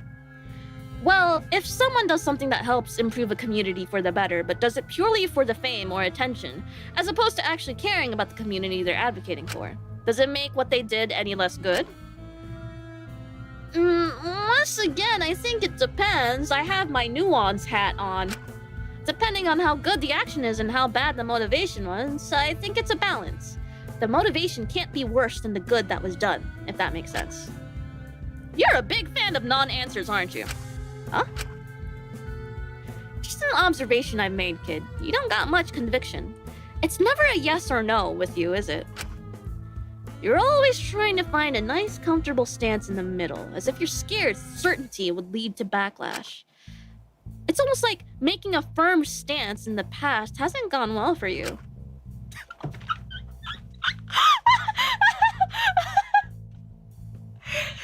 Hi, I'm Shinku, and this is my I got clocked face.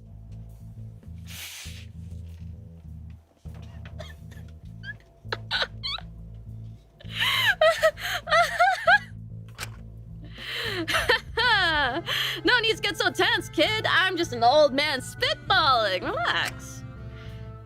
I don't know why someone who's so open on being morally bankrupt is so intent on talking about moral dilemmas. Why does it matter to you? Magunami, thank you for the Giphy memories that you.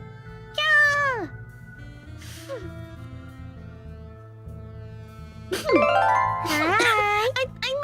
Hi. I did my nasal rinse. It can't be happening already. Hi.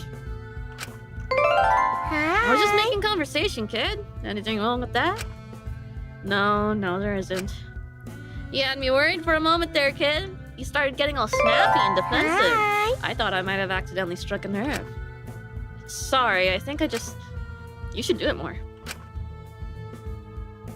Huh? Hi. If you don't stand up for yourself, you'll get swallowed by others. Besides, I'm quite fond of seeing you bite back. Reminds me of myself when I was younger. I don't think doing what you're fond of is the best idea considering your current situation. And never know until you try. I'm just getting pretty fucking sick of hearing Snake Tat complain about you every time he's on watch. You mean Ezekiel? Ah, that's the name. We've been here for 2 months and you still don't remember everyone's names? Hey, kid, come on, cut me some slack. I've spent almost half our time here locked up. And whose fault is that? If you didn't want to be in here, you shouldn't have been so impulsive. To be honest, I'm pretty happy with how things turned out. What? I mean, all things considered, I got a pretty sweet deal, didn't I?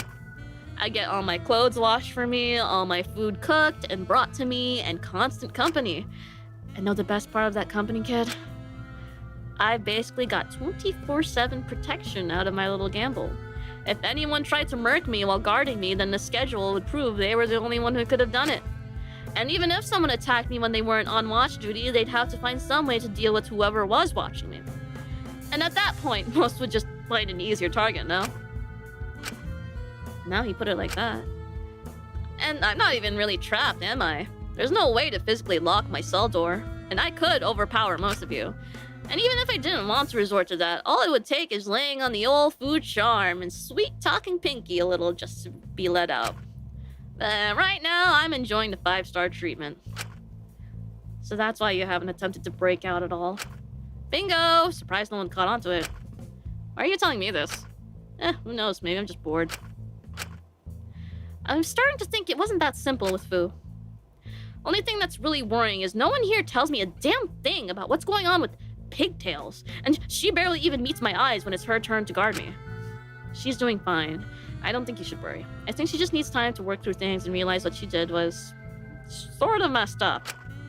She could do it again for all I care. One less creepy scum making this world One less creepy scum making this world less comfortable for our girls is nothing but a win from my perspective. I'm sure not all of them deserved it. You'd be surprised. A lot of bad men out there. It's always the ones you don't suspect as well, bastards. Anyway, kid, night's young. How about we break open some cards and play a few games? Alright. Perfect. You can catch me up on what you've been doing while we're playing, kid. Yay! We played cards for a few hours while Fu ate his food, discussing things around the prison. I told him my growing concerns with certain prisoners. He seemed fairly understanding. I always ended up telling Fu more than I really should have. He just had a way of getting it out of me. Eventually, my turn to watch him ended, and I left, cleaning up the tray in the canteen before heading back to my own cell and turning in for the night. Watching Fu wasn't anywhere near as bad as I always anticipated it to be. Save point! Ooh! Shinku's better than me?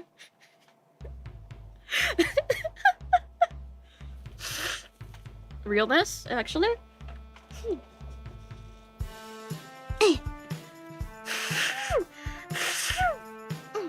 Okay. I found myself sleeping in a little due to the late night I had prior. Watching over Fu meant I had gone to bed until a little later than I typically would, so I was a little tired. I was woken up by a strange knocking on my door. I wonder who it could be at this time of day. Looking at the top left. Looking at what song's playing right now. I wonder who's at the door. I approached the door to see someone I didn't expect. Good morning, Shinky Poo! Taka, what are you doing here? Ta-da! I brought you some Taka treats. Taka held out a tray of various breakfast foods out to me, all cut into shoddy star and fish shapes to try and make it look more nice. It honestly made it look more ugly, but I wasn't gonna tell him that. Thanks? What for? For looking after Wang last night. I've been making sure people doing the night shifts get properly compensated afterwards. I hope this is enough. I can't touch the kitchen stuff myself, obviously, so I just sort of halved my own breakfast tray and made it look fancy. Are you going to be alright after only having half of your breakfast? More than okay. I'll just ask Lori for a big lunch. If there's anything else I can get you, let me know. Oh, and do tell me when you're done, so I can wash it all up for you. Thanks. This is weirdly nice of you. Have you been doing this for everyone? Of course, why wouldn't I? In a sense, now we're all working to keep food locked up. We're all each other's workers, no? I want to make sure I take care of my workers this time. However I can. What I was doing before really wasn't great, was it? I can tell myself all I like that it's just how the industry works, but it really isn't how the industry should work. I heard a lot of people trying to do what I thought I had to. The audience may not believe I'm worthy, but I don't care anymore. I'll show the whole world that Taka Takahiro can do better. I don't think it matters how much effort you put in. I think they're already set on their opinions here. They can think whatever they like. I'm not all that bothered about appealing to them anymore. Huh? What? But you... I don't know. I've been thinking since the trial. I honestly thought everyone here hated me to bits. Most of them probably still do. I thought I had no one, so I turned to the audience. In hopes at least they could give me validation, attention, or at least care about me, even if it was just them being invested in seeing when I would die. But seeing Sugi save me, even if they weren't too keen on me at that moment, it reminded me that I don't need the audience to care. I was so preoccupied thinking about the audience, I forgot I did have people in my life who did care about me. Care that I could actually physically see. And it wasn't just Asuga. Laura has been kind to me, looking out for me, even you in a sense, Shinku. Thinking about it all, I've made up my mind. I want to do better. Not for the audience, but for the people in my life that do care about me. That's really nice to hear, honestly. It's not going to all change all at once, I know that, but I still want to try. I want to prove I can do better. And that starts with little things like this. I want to prove I'm serious about this. You know how it is. No pics didn't happen. So, eat up, Shinky Poo. Hope it's to your liking. Anything else I can do for you? Just keep that in your mindset, okay, Taka? I think this will be good for you. People won't all forgive you at once, but if you keep being more considerate, maybe more people will come around to you. Sugi has started talking to me again. I think we're going to be taking care of those frogs together. I don't know why, but since yesterday, I've been all smiley. It's really fired me up, made me want to double the help. I'm on top of the world right now. So, what do you need, Shinku? Laundry, a foot rub, a cool little dance, your room clean, a personal assistant? Between my shifts, I could follow you around and give you advice like a little homunculus on your shoulder. Okay, let's slow down a bit. Sorry, I'm just buzzing right now. It's like I've hit the bonus round of life. It's only up from here. It's just sort of a shame that no matter what I do, I'll still get the shocks. It really limits what I can do. Yeah, at least Dr. Elenius is always willing to help you circumvent them. I suppose so. Anyway, I'll leave you to eat. Let me know when you're done. No worries, I'll wash it up myself.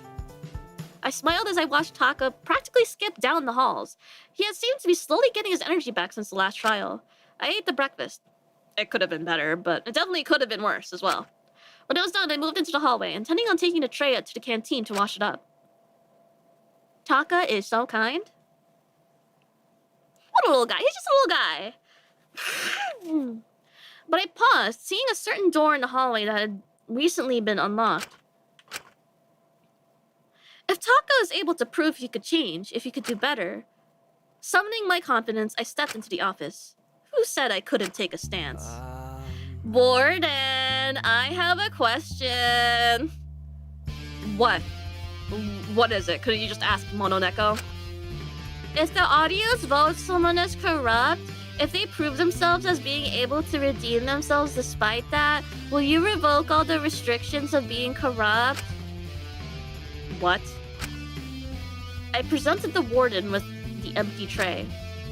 Taka's apparently been trying his best to take care of everyone, giving those who watch over Fu, helping Dr. Linnaeus. He's trying to make amends for his crime.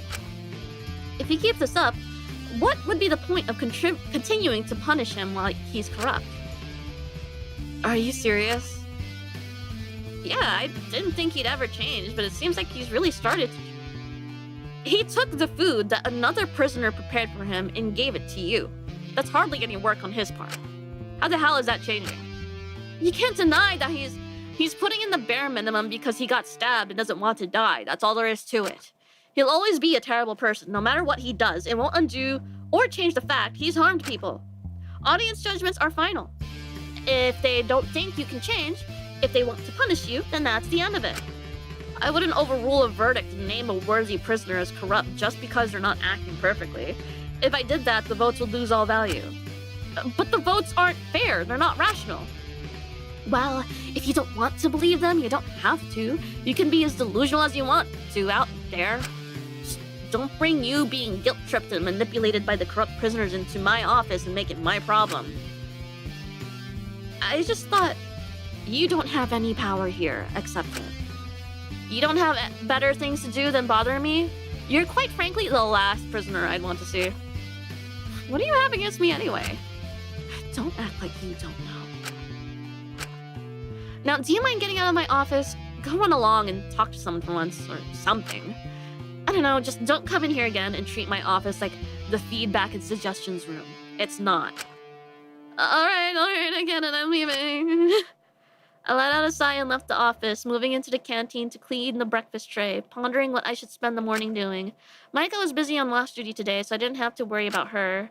Before I knew it, my legs practically started moving on their own. It practically became routine to spend my mornings where they were taking me.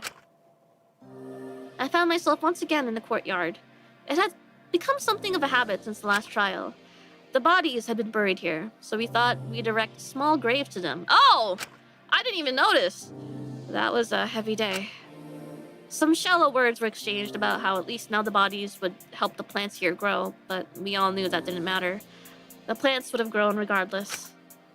I guess watering the seeds of our grief with sweet honey made it easier to stomach, stunted their growth. Flowers had been placed on Mint's grave before I got there. Messily uprooted pink blossoms, their roots still desperately clutching the dirt which they once belonged to. I kneeled down quietly and added my own small, blue forget-me-nots. Mint, I'm so sorry. What did I even have to apologize for? I wasn't sure. I just always felt the need to. That's a lie. I knew deep down what I was apologizing for as I turned away from his grave after a moment of thought. Instead, moving to the less well-maintained grave slightly off to the side. Mint's loss had been felt all throughout the prison. As the courtyard became more overgrown and wild, his absence became more noticeable. No one could deny something big was taken from us. And yet, once more I knelt down and placed flowers on Dracul's grave regardless. Yes, be in pain, Shinku. How's the healing game going? We're just catching up with the idiots.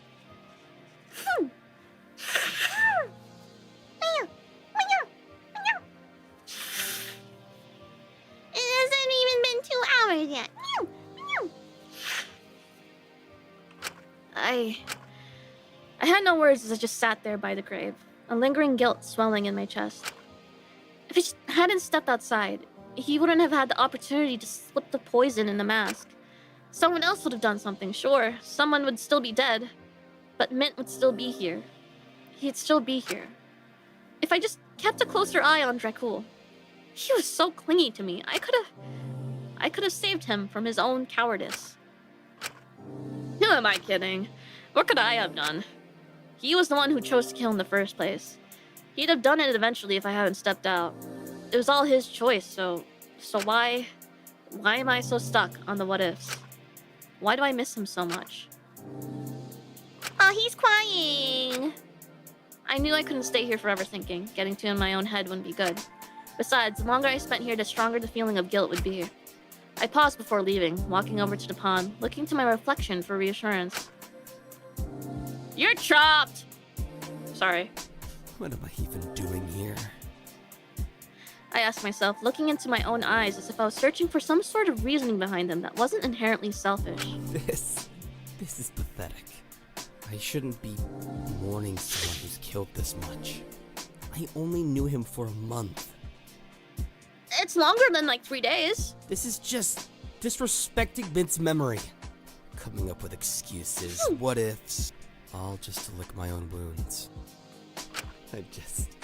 I'm making it all about me again, aren't I? Well, no one said that. Is that so surprising? Oh, hey! I mean, what? This again! I forgot he was a bit... I flicked around to face the figure, but... She's not. She'd completely disappeared. She wasn't behind me. Where did she go? Over here! I flicked around to where that playful, teasing voice was coming from.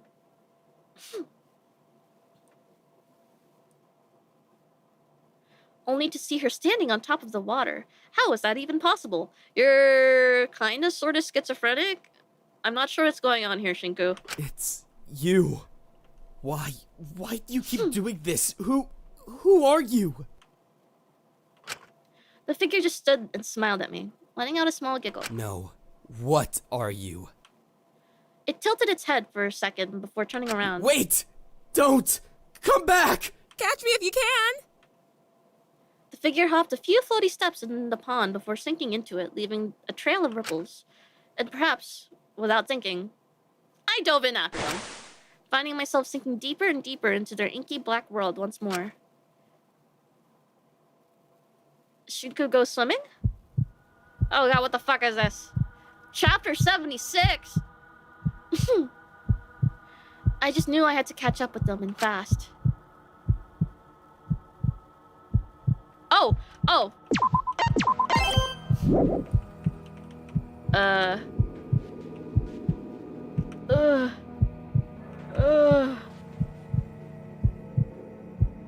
approached and saw her sitting on a tree, playfully swinging her legs. As soon as I approached, I became surrounded by similar-looking figures. Oh! You made it! What do you want from me? Me? What do I want? I don't know. You're the one who keeps clinging to me. What do you want? I want to be left alone, please. At that, the crowd erupted into a cacophony of giggles. What's so funny? So, you want to forget this all? Forget what happened? Forget what you did? I do, yes. Awkward! I see. Well, to fully forget a memory, you have to remember it first, don't you? That doesn't make sense. No, she's right. You can't exactly forget something you can't remember in the first place. So, how about we play a game? If you're able to fully remember me, as I properly am, not in this little idealized form you've made, and accept what you've done, I'll completely disappear. I'll let you get on with your life. How do I remember you? Well, a memory has 3 things. They have things?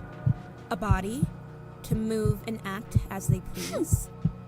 Eyes, to form their own perspective, independent of yours. I don't know about that. And a voice, to say what it thinks. I see. And how do I get these things?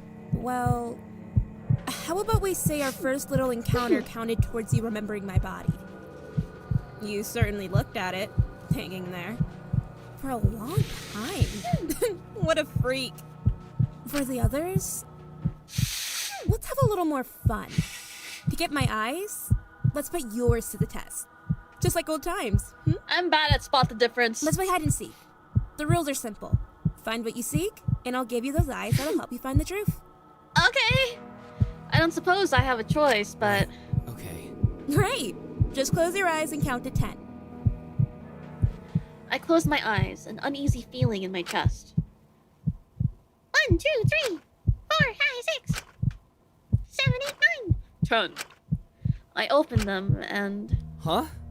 This is my childhood home. What the fuck? I should start looking. What the fuck are we doing? It's filled with a lot of lint, not much else though. All of her shoes and coats are neatly stored in the closet. Akari's shoes are all beat up. She got through them so quickly. It's a wonder she wore them until they were this worn down. Mom would always buy me new shoes when I needed them. I don't know why she didn't just ask. I guess she was just stubborn. Laundry supplies and powders, all labeled with clear instructions on how to put it in for what kind of wash. It always seemed a little strange to me my parents did that. They never asked us to do our own laundry, so I didn't know why the instructions were there. That's interesting, actually.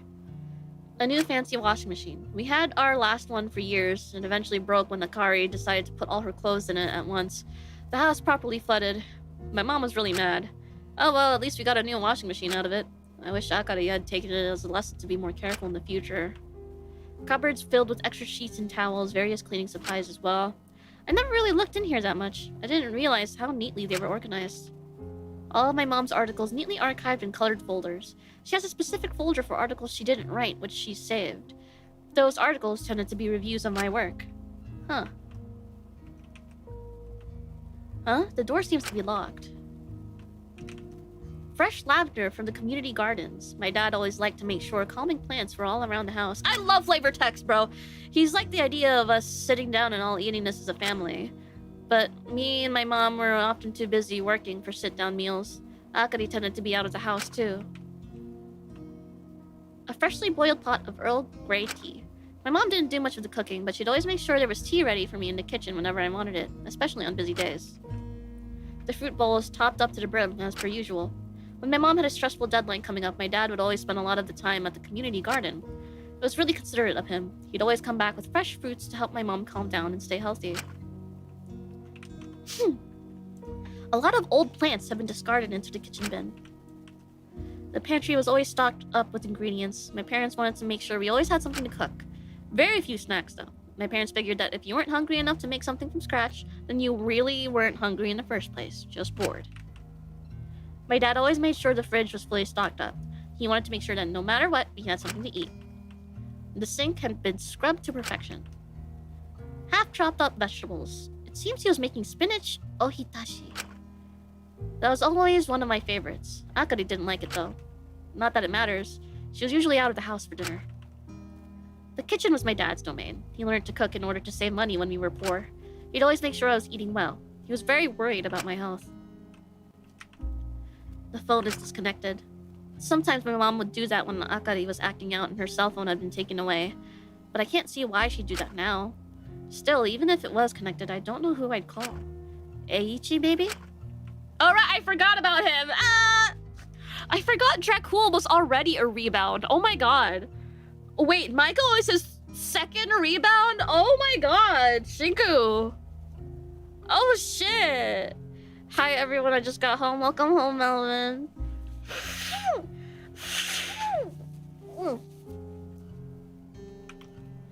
A calendar currently at May. My mother has all my publishing events and deadlines written down. She is always very organized. But she's made sure this 22nd is completely free from work for me. She always liked making sure, no matter how famous I got, that I got my birthday off. She wanted to make it special. A bookcase containing new copies of all my releases. My parents wanted to make sure we kept a copy of all of them. When I wanted new ideas, I'd come down here and try to see everything I'd done before and work from there. We didn't have a TV until I was a bit older, so we'd often entertain ourselves with a mixture of imagination and old books.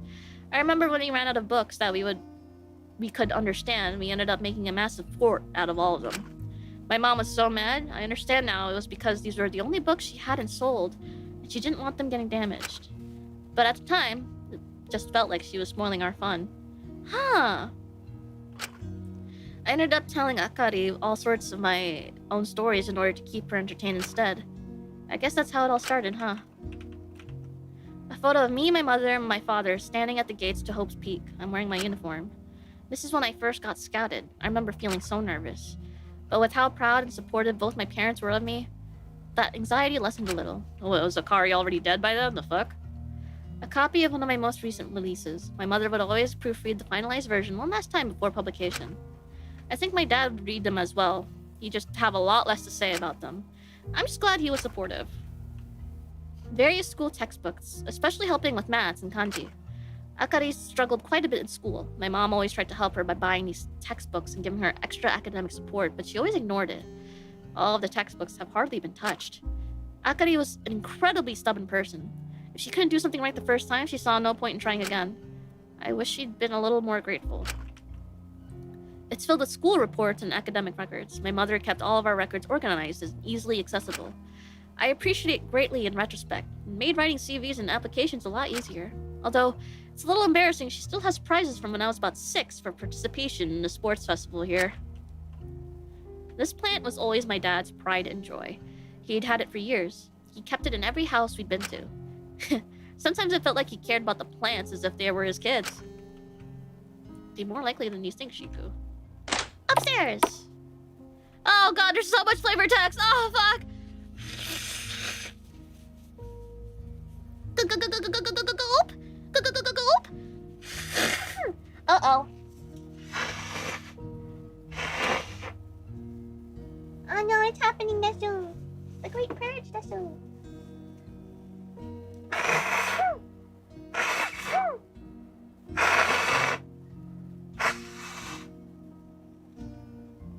What? What?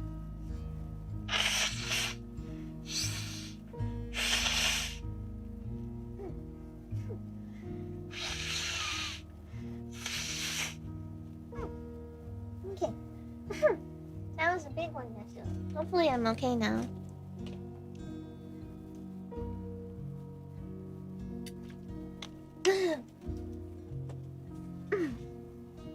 Alright.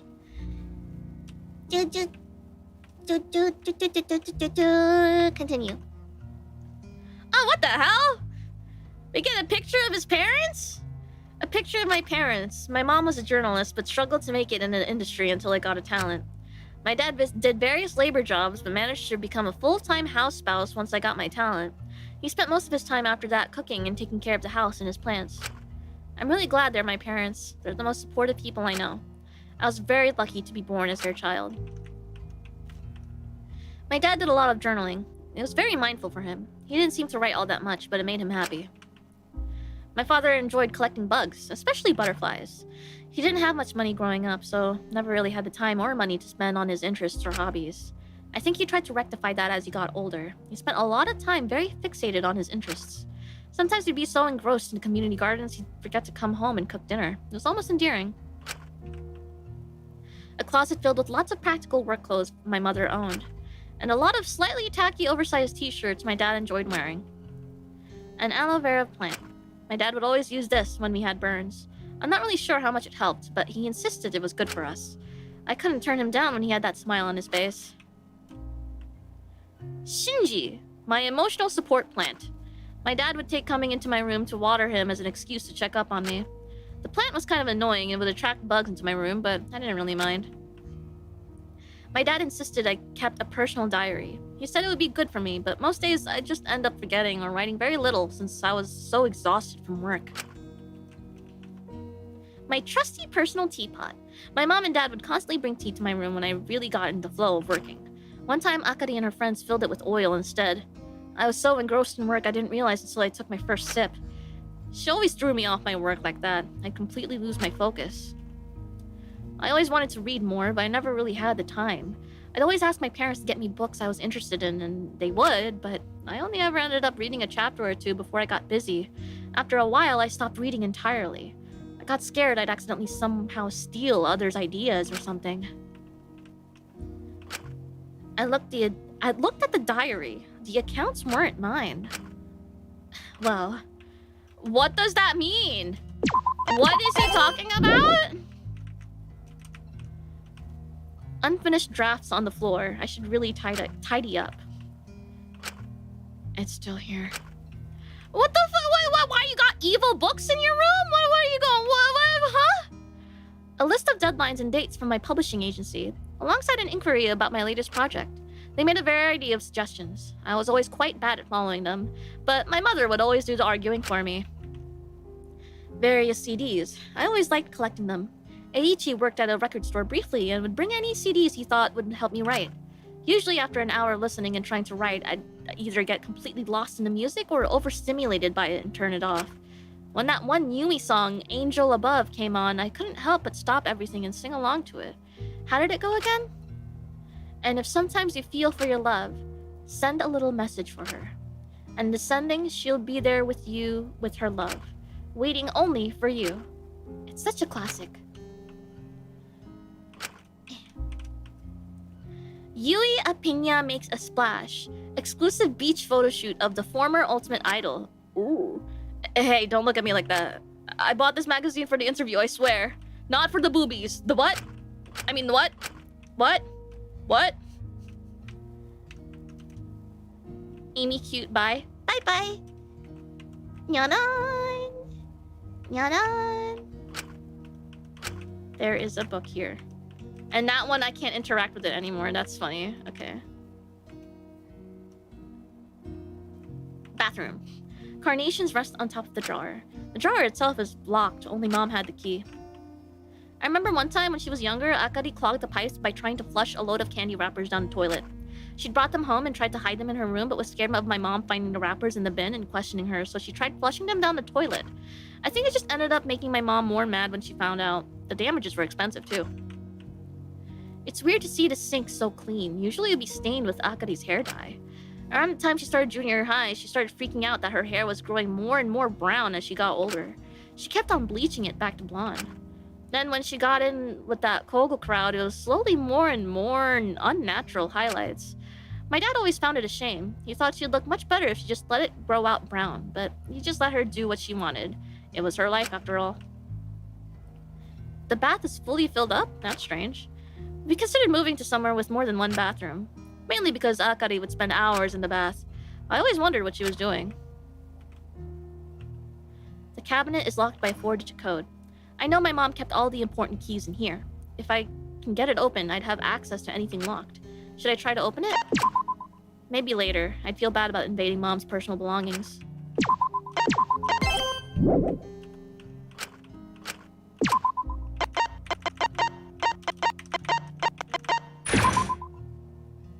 I'm so smart.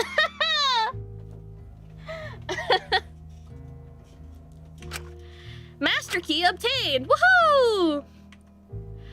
Loads of files filled with accounting records and financial documents. My mother always handled my taxes for me. She made it so I only had to focus on writing and nothing else. I'm really grateful she did all of that for me. My mother's computer. Seems like it won't turn on right now for some reason. There's a sticky note attached to the side of the screen though. Oh.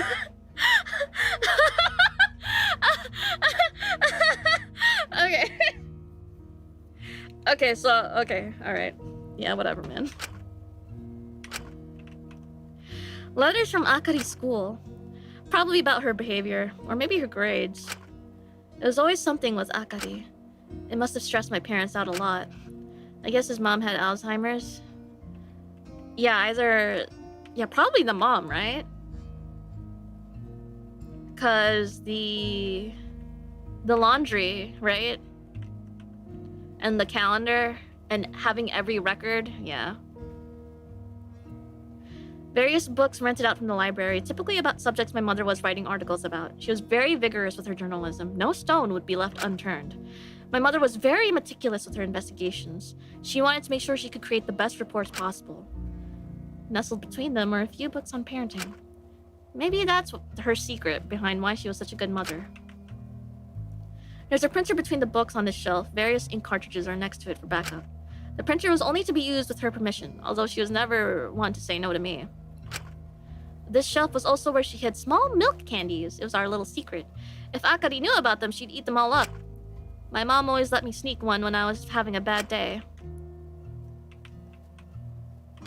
Oh, getting touchy now, are we?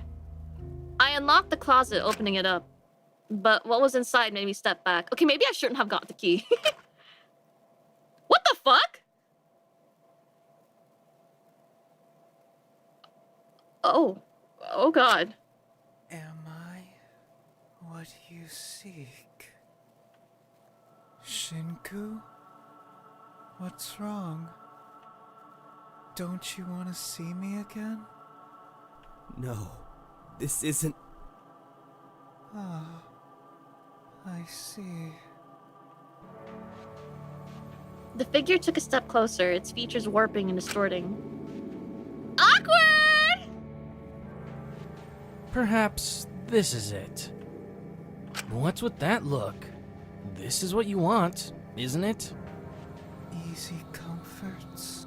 Easy validation. That's what you want back, isn't it? A distraction.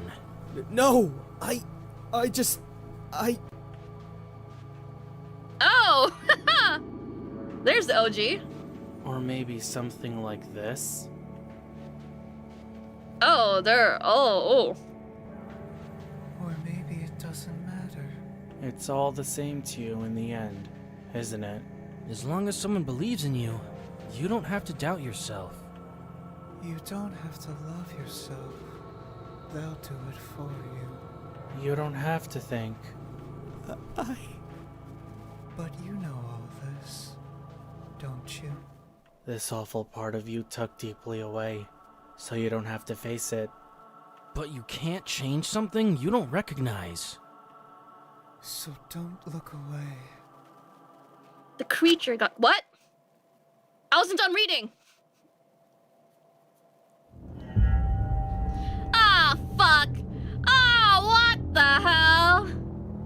Oh, okay, I got the eyes. Cool, great.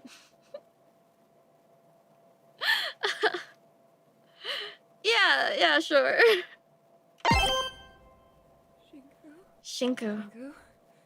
Oh. Shinku! Oh yeah, he kind of just like drowned himself, low-key. Shinku, please! Huh? You're awake. Oh, thank goodness. Ismene pulled me into a tight hug, holding on to me as if her life depended on it. Please never worry me like that again. I can't lose you too. Awkward. This is what happened. You don't remember? I paused. A sudden cold overcame me. I realized I was soaking wet. You were passed out in the pond. I was so worried you'd... She took a deep breath, composing herself, wiping her tears away. Sorry, I just got emotional for a second there. It's okay. I'm sorry for worrying you. I'm not really sure what happened. I looked over at the pond. It seemed entirely normal. Ismene looked at me with a concerned expression. I see. Well, don't worry me like that again. I thought I'd lost you just like that, and I couldn't do it again. I couldn't lose you too. I was so scared. For just a moment, I felt so weak. Ismene looked away for a moment before letting out a sigh, snapping back to her usual demeanor. For goodness sake, you really have to be more careful. One of these days you'll give me a heart attack. Sorry. When you didn't show up to the motive announcement, I thought maybe... Oh! Ow! Ow! Ow! Eimi starts barking. Ow! Ow! And then I found you and... Wait, there's a motive announcement?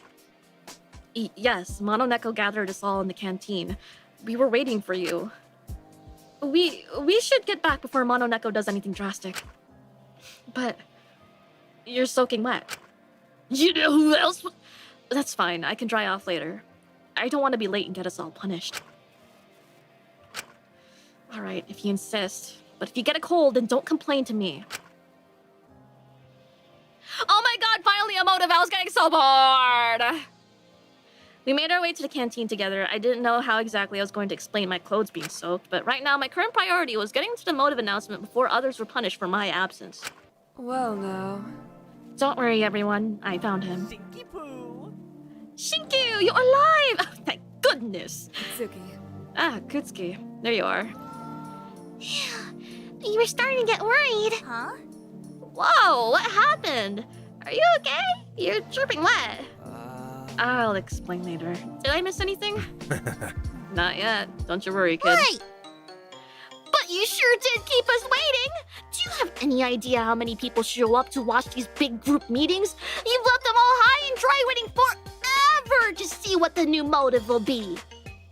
I can practically already see the comments about us padding out the runtime by stalling. Sorry. Well, you're all here now, so we might as well begin. I braced myself. Last time Mononeko had an announcement like this, it was about the hostages. I don't know what I'd do if we had something like that again. You know, things have gotten a little slow on the stream recently, so I was thinking we could really spice it up. Make some good content, change the formula, you know? Wait. Hi. Rat Kings, happy 11 months, Desu. Shinku, where are you, Wet? Happens whenever I have guard duty with Wang. Okay.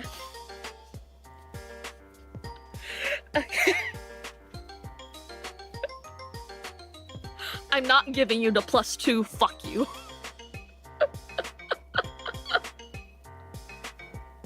See, last time was good, but it was the same damn thing every time. Wake up, discuss and vote in the canteen, free time and sleep. Do you guys not know how to spice it up? Live a little? I personally quite enjoy the structure. Well, to hell with it. I've got something that'll disrupt your day whether you like it or not.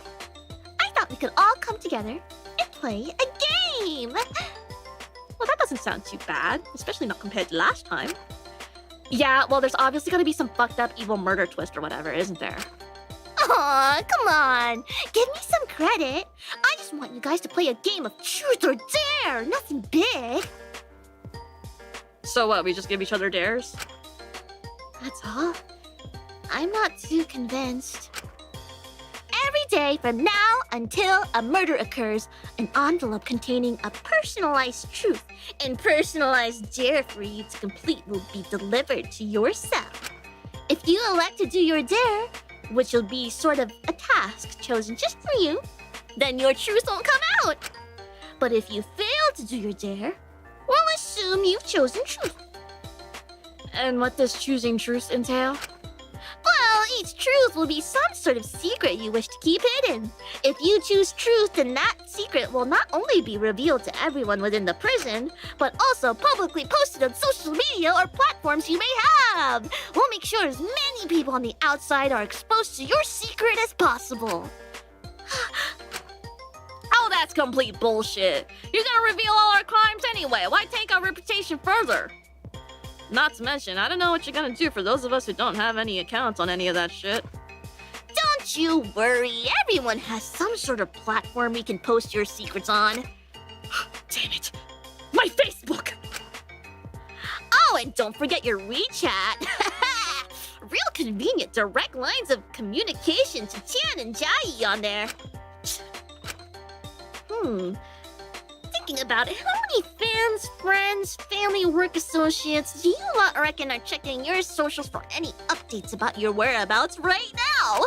Any post from any of your socials at this stage is sure to cause a stir. This is crazy. What do you even have on us aside from our crimes? Oh, a lot, trust us. Well, you'll just have to wait and see what your truths are. This is horrible! Yeah, but it could be a lot worse, you know? Like, if one of the dares makes us do something embarrassing or stupid to someone else, I'm sure we could just understand it's a dare and not hold it against the other person. Okay, so there's this BL eroge about this.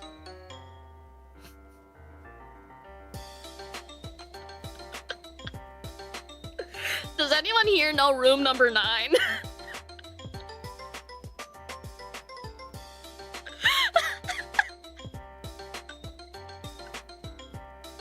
Does anyone here know room number 9? It's a BL erotic game BN, where these two friends go on a trip, and the bus gets gassed, and everyone's trapped in their own little room, and the two friends are in room number 9, right? That's why it's called that, right? And it's like every day they had to do certain tasks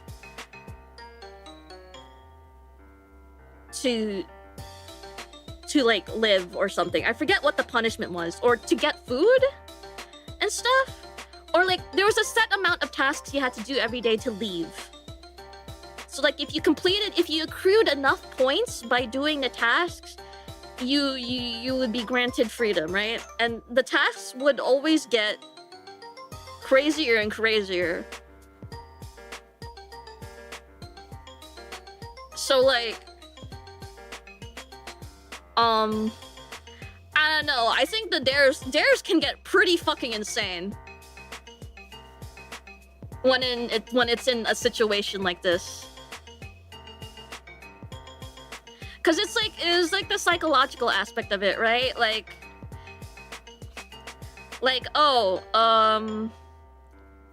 do a 6mm length cut 5mm deep into subject A's thigh, like stuff like that, and it'd escalate to either that or like giving the other person an enema. How do you pronounce that shit? I don't know. And it'd go to other shit. I don't know. It just keeps escalating, right?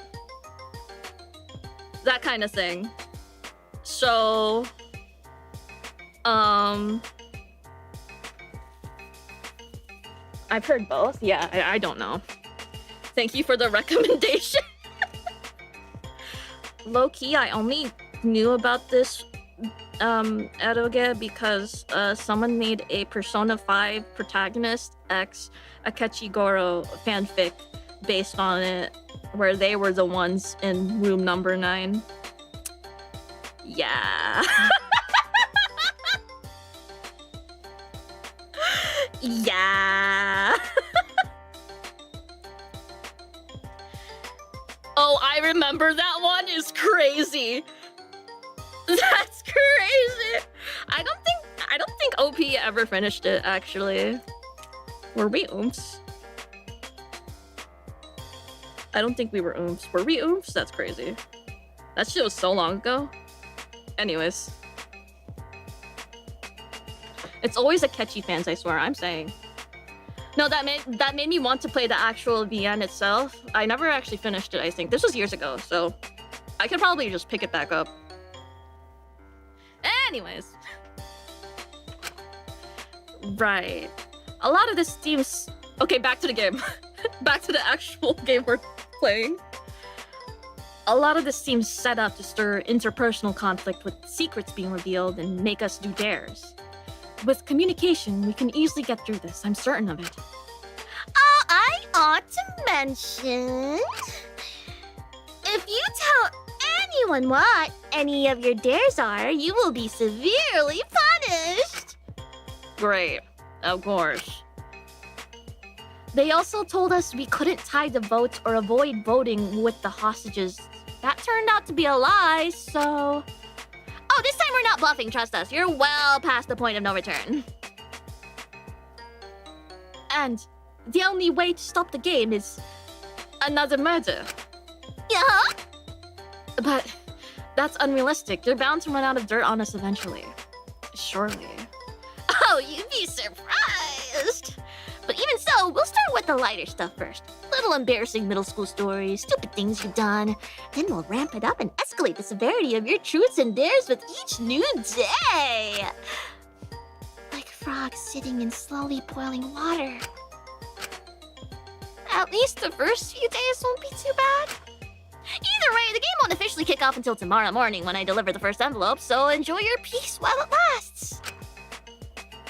I've got some bits and bobs to prepare, so if there's no more questions, I'll be heading off. I have something I'd like to ask. Really? Don't you want to get this over with so you can dry off? You look like a sad, wet cat right now. More so than usual. We know Amelia exists now. She's made her presence more than clear. Why isn't she the one giving this announcement? Because she's meant to keep interactions with you to a minimum, got it? Just because your office is unlocked now doesn't mean you can just wander into it whatever, willy-nilly for a friendly chat. The motives are my job, and I'm not gonna let myself be replaced. I'm too iconic. Right. It just seemed strange to me. They'd waste resources operating Mononeko when they could just have Amelia do all these announcements without the extra power expenditure. But I doubted I would get any satisfying answers even if I pressed further. I pronounced that sentence weirdly. Well, if that's all you had to ask, then I'll be off. Good luck with the game. I can't wait to see what you all pick. The cat scampered through the vents once more, leaving us with the knowledge of the impending motive. We all stood in silence for a moment. It was clear we were all trying to think of some sort of game plan here, but no one was stepping up to voice their thoughts. Until the usual suspect took the prerogative. I suggest we do morning debriefs. Again? Like how we all met here during the hostage motive to vote? Precisely. But we'll only start doing them after truths come out. We may not be able to discuss dares, but I believe the cat expects us to discuss truths after they get revealed. And I'm assuming there will be multiple of us who will elect to not do our dares if they reach a certain level of severity. It's inevitable that certain truths will come out, and I do not wish for that to divide us. And how the hell are morning debriefs gonna help us here, huh? As far as I'm concerned, it just gets us all rallied in the same place for everyone else to dogpile in for whatever secret comes out. Then we'll be reasonable and try not to let that happen. I want the debriefs to act as a place where we can discuss anything unsavory that might come out about ourselves as a group, and clear up misconceptions before they cause conflict. It sounds reasonable in theory, but I'm not entirely sure how effective it'll be in practice. I'm not against it, but I don't think we should assume everyone here is equally open to rational discussion, or able to be reasonable with people's individual circumstances. And some secrets might just be that bad that they cause conflict regardless. Yeah, not to mention some of us don't exactly, want to get all talky-talky about that stuff. Well, it's better to have something in place than to let conflict build. I think it's a great idea. It's also a way to do a roundup in the morning to make sure everyone's still A-okay. Yeah, At least it helps with that. Means people aren't just cooped up in their cells all day. can we make them a little later though? I'm really struggling to get up early these days. Well, there's no way we're having food at the meetings this time, considering, we still don't know who Suicide Pact Steven is, and I'm not willing to risk it. So there's no reason we have to have it at breakfast time. I forgot about Suicide Pact Steven. Oh, I forgot about that. How about 11 a.m. then? That late enough? I guess, works for me. All right. 11 a.m. meetings here, starting Thursday when the first set of secrets get revealed. Is that settled? Everyone seemed to agree with that. I wasn't sure how much the meetings were going to help, but at least it was good to have something in place. That's sorted. Is everything okay, Shinku? Where were you? I found him in the pond in the courtyard. I thought he drowned. Oh, were you attacked? No, nothing like that. Then what was it? That's so strange. I wasn't quite sure how to explain it. I didn't want to come off as suspicious, but I didn't want to worry anyone by disclosing the truth. I still wasn't entirely sure what that was all about. Well, I'm not entirely sure. This dumbass probably just fell in the pond and didn't know how to swim. Hey, come on. There's no need to be ashamed, Shinku. I never learned how to swim either. I think I just fainted while I was walking on the bridge and fell into the water. It's good as me found me when she did. Right. If you're having fainting spells, Kutsuki, we could always try to find you some iron tablets. Oh, no. Don't worry, it's quite alright. I'll be all okay. Okay. Just be safe, alright? I don't want anything bad happening to you. Maybe take it easy for the rest of the day?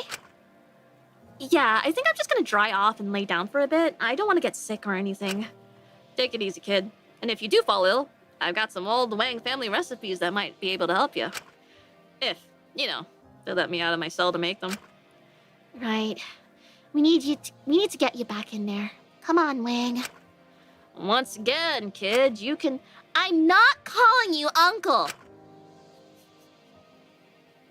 I followed after Takiko and Fu as they left, returning to my own cell to put on some fresh clothes. I hope one of Zeke's dares is to... What? Wait, what was it? What? What did you hope for, random chatter? I want to know. Is it something like taking off his shirt? That's too tame, right? That's too tame. Can someone rewind and tell me what it was? Nope. Gulp, gulp. Are no. Are how do I do this? I'll have to check myself. Hump.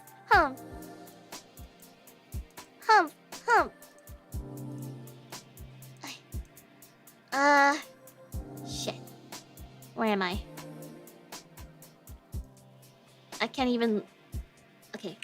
Now I got it. I hope one of Zeke's dares is to make out with a man. Who said that?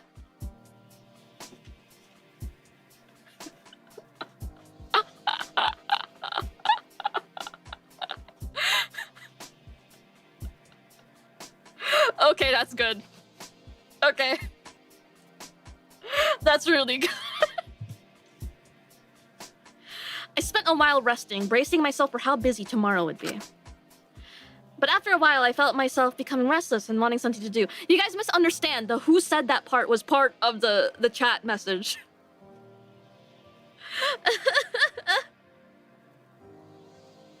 But after... Oh, yeah. Maybe I should have a look around and see if there's anyone to talk to or anyone that needs a favor done. I just knew I needed to do something to get my mind off tomorrow. Should I film a tape, I wonder?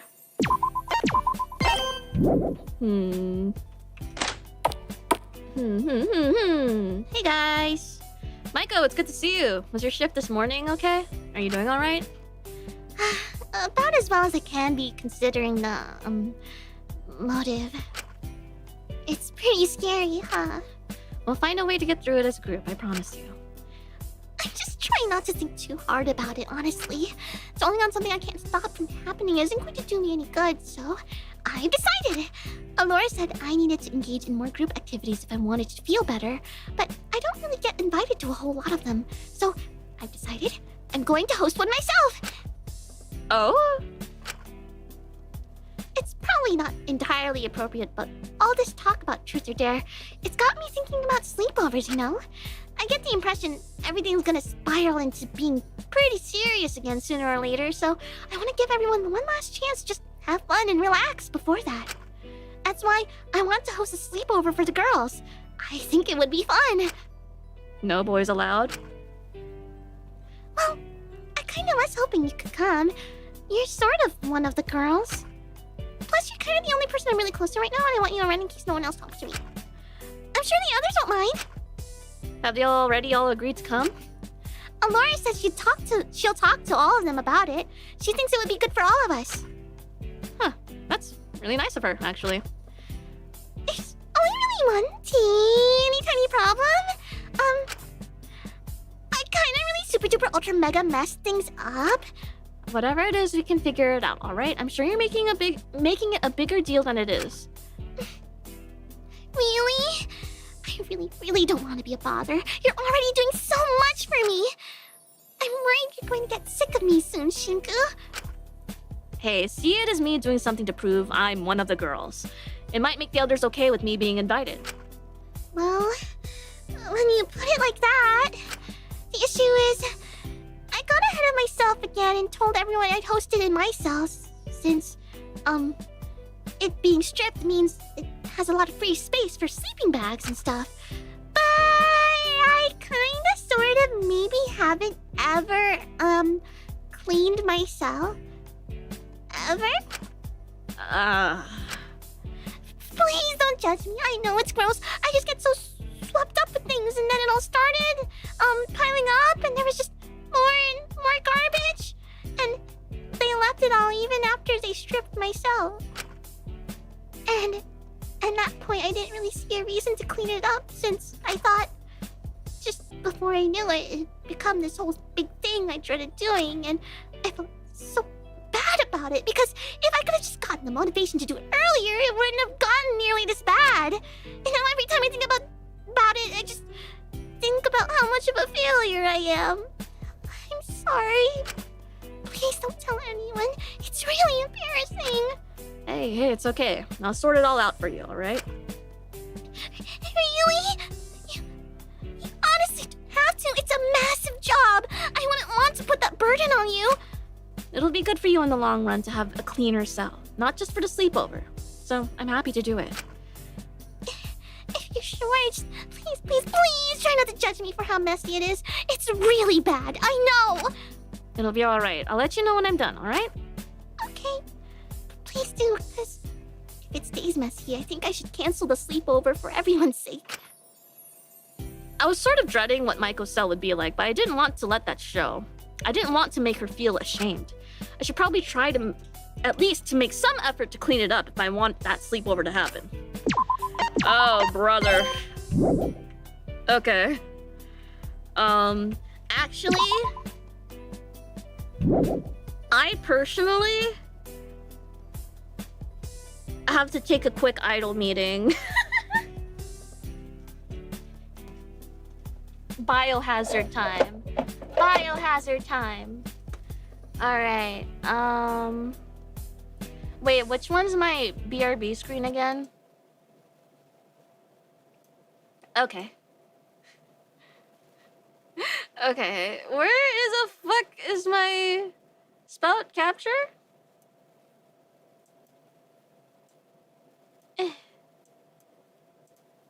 Okay.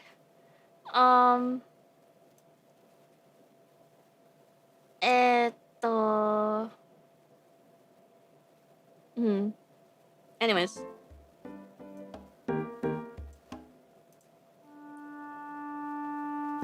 No, I want something more fun for you guys to listen to while I'm gone.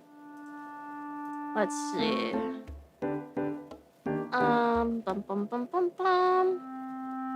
This one.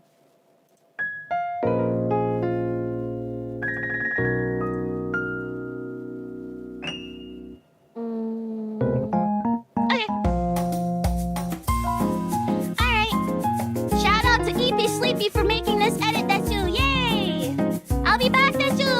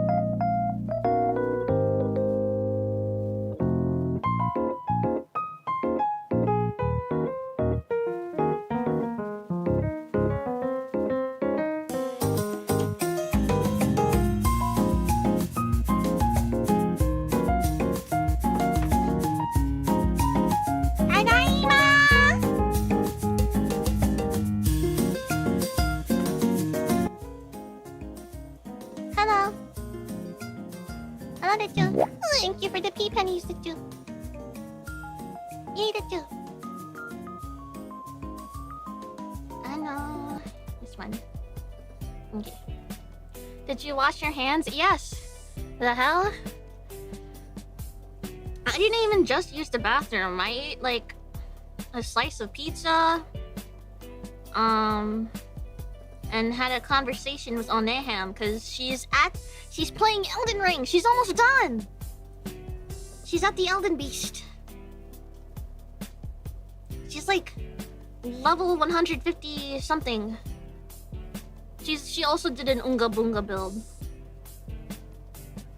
Amy, can I have a happy birthday? Happy birthday to you!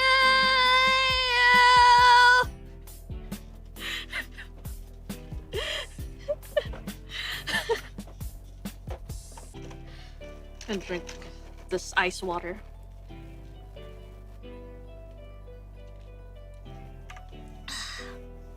Okay.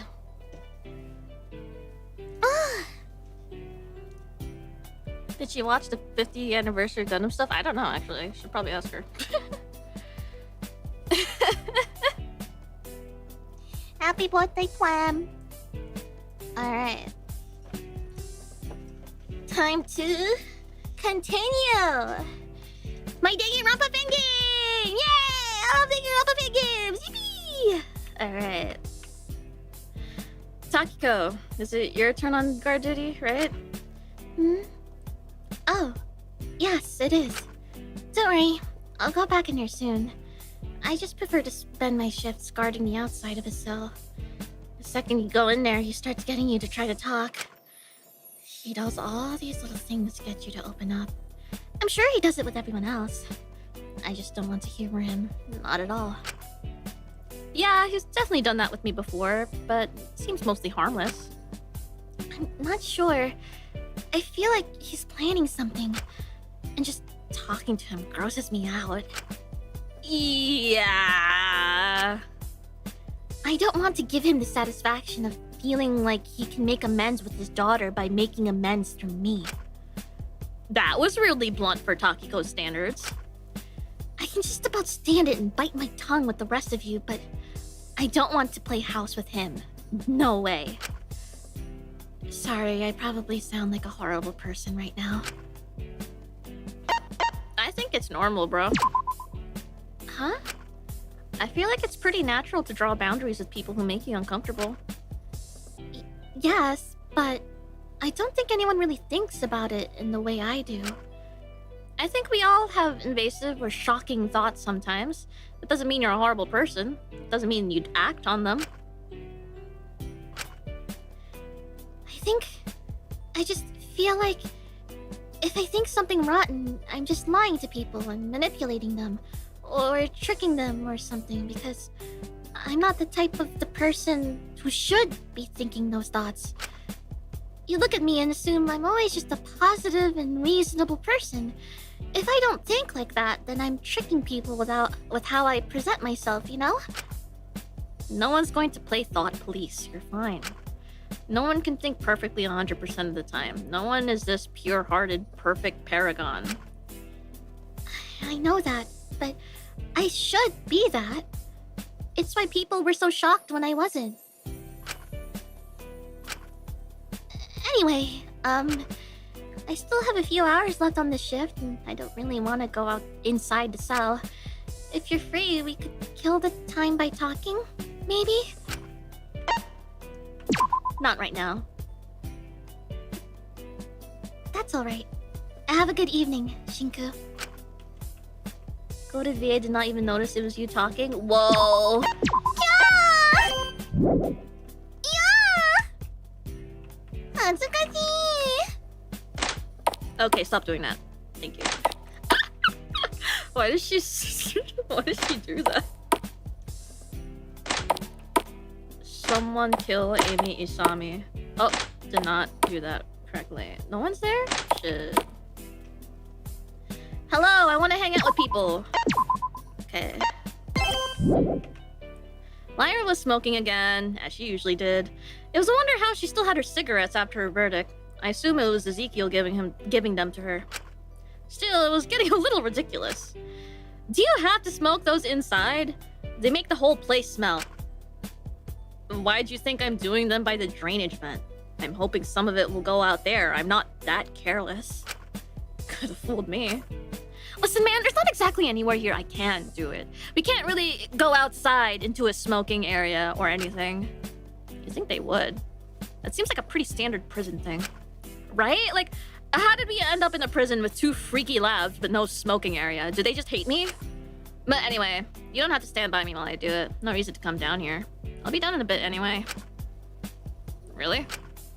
Yeah, just needed to take the edge off from that stupid motive announcement. You're really that concerned about it? I thought it would really impact you. I mean, the truths shouldn't really affect you. You don't care much about your reputation, do you? Yeah, I guess, but it's like, I don't like people having things to hold over me. It just pisses me off and stresses me out. Sure, there's a lot of stuff I'll freely admit, and like, you guys all already have a pretty set idea of the kind of girl I am, so no use changing it, but I guess, God, this is gonna sound so fucking stupid. I never really felt like I had a lot of control in life. I just kind of went along with things. If my date was ordering shots, I'd take them. If we were going to another club, then I'd go along. And if you're a certain level of drunk or high, you'll just say, fuck it, why not, to basically anything. Not that I really cared at the time, it's fine. Like, I did it to myself, I don't want pity. But what people know about me, how I present myself to people, that's the one thing I take the lead on. Choose for myself. Oh, now I do, but still. If certain things come out, then people's perceptions are naturally gonna warp, you know? And I guess that just kind of scares me, because I know I'll just go along with it. But it's whatever. Nothing 4 cigarettes, a beer, teasing Zeke until he gets pissy, making his mean mad, and killing myself can't fix.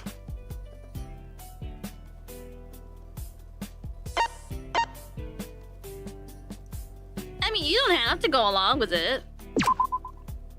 I know that. But I probably will. Anyway, it's just easier. Sure you'll be okay with it? It is what it is. I just hope people don't pity me or baby me or whatever. I hate being seen as a victim. There's nothing worse than people coming up to you in a bar and asking if you're okay and hugging you because some guy you met last week is apparently an asshole, actually. And you just have to awkwardly stand there like, cool. I don't care. I've only known this guy for a week. I have, like, literally no emotional attachment here. And also didn't run off dramatically. I just went to go pee, but okay. This feels like an oddly specific experience. God, I wish it was. Anyway, have a good night, man. Good luck for tomorrow. You too. I should leave her to it. Wrong options.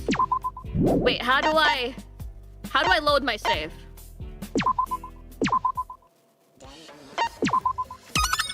All right. How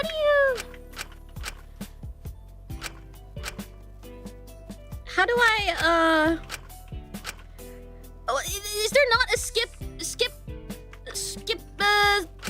fucking thingy? You could press F5 so you could redo an option faster. Really? Whoa. Oh! F5 just goes to the... I thought it was like a quick save thing. Oh. Okay, hold on. Because I'm used to F5 being quick save. You choose who you are. Okay. I know it sounds corny, but I guess. You can't change your past at all, but your past isn't really who you are, is it? I'm sorry, this probably sounds stupid, but you're nothing but the person you are right now. That's who counts. So if you don't want to be seen a certain way, it's up to you to act to prove you're not that person from the past. To prove you've grown, or at least moved on from that point. And I think you can only really do that with action. I don't know. I'm still working on it. That's the stupidest shit you've ever said. And you're the bitch who wrote Midnight. I'm impressed. But I appreciate it, man. I get where you're coming from. She put out her cigarette against the wall, leaning against it slightly. Hey, if you're on edge about this stuff too, how about we hang for a bit? Could help us keep our minds off of it. Not now. All good. See you around, man. I'll try not to smoke out the place. Thank you. Maybe I'll see if I can just hotbox it all in Iz's cell. Lyra. I'm kidding. See you later, dude. Take it easy. That's good. Good. Lyra was smoking again as she usually did. It was a wonder how she still had... Okay, so... Oh! Holding space!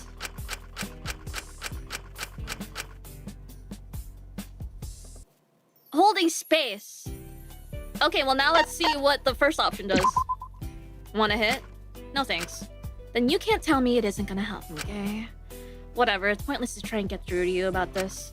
Girl, I didn't know Dare was in the prison, hello? Just do what you need to do. Please try not to smoke up the place. And don't do it around Ismin. I won't hear the end of it. It would be kind of funny. Lyra! Alright, you got it, boss. Okay. Holding down spacebar, okay. Good. Glad I got that figured out. Okay. Let's see who else I can bother. Woohoo! Oh, hello.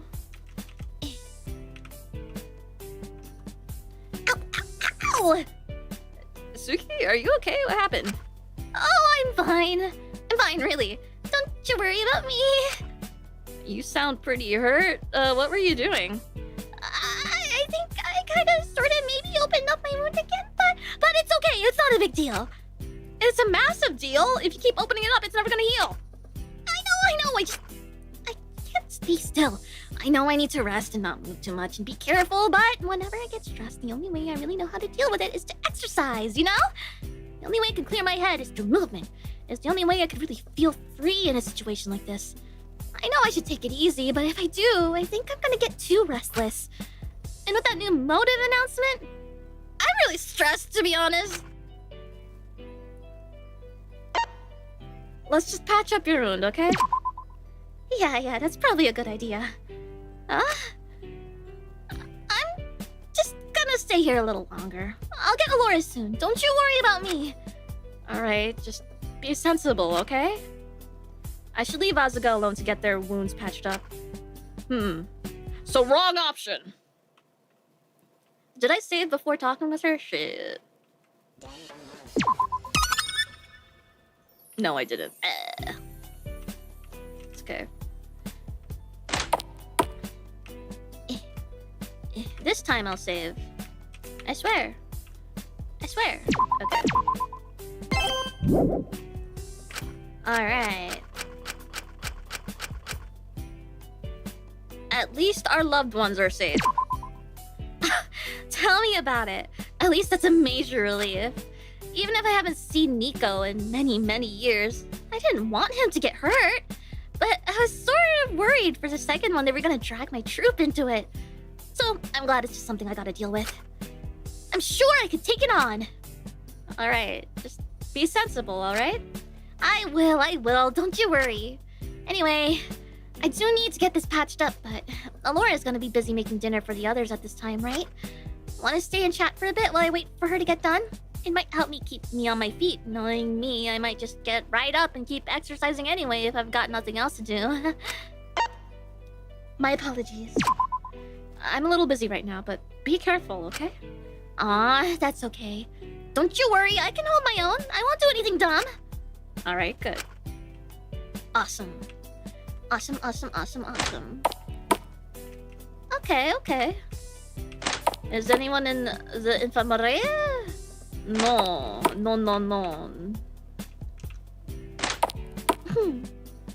And anyone in the showers? No. Humble. And can I bother you? What the hell do you want? Should I try talking to Amelia? Yes. Don't even try. Yeah, that's about what I expected. Whatever. Oh, hello. Doctor! Dr. Alenius, what are you doing? Ah, Kutsuki. Don't mind me, I'm just working on dinner for those who need it. It's still really impressive to me you've been doing this for everyone who's voted corrupt and Fu for almost a month now. Don't you get tired? It's hardly any extra work. It needs to be done, so I'm happy to do it. I've always found taking care of things fairly relaxing and rewarding regardless. She makes it sound more like she's taking care of a plant or a pet than other human beings. So, what are you making today? A simple meal of boiled chicken for protein, rice for carbohydrate, and a side portion of spinach for iron and essential nutrients. I also thought I'd treat them to a few nuts for healthy fats and some orange slices for vitamin D. I'm concerned about how the lack of sunlight will affect us in the long term. Why is that tray different? What do you mean? All the others have just the orange and nuts. That one has some slices of mango as well. Why is that? Well, that's Takahiro's tray. Mangoes are his favorite. You're so bad at hiding how much you care about him. It's just giving him compensation for helping me with my plans, that's all. Alora spoke fairly clearly, but the way she turned back to the chicken with a slightly embarrassed look on her face spoke volumes. Cute! Cute, cute, cute! But that was the wrong answer. Cute, cute, cute. Grr. Oh shit. I didn't do this correctly. Ah! I'm stupid! Ah! Okay. Go, go, go, go, go.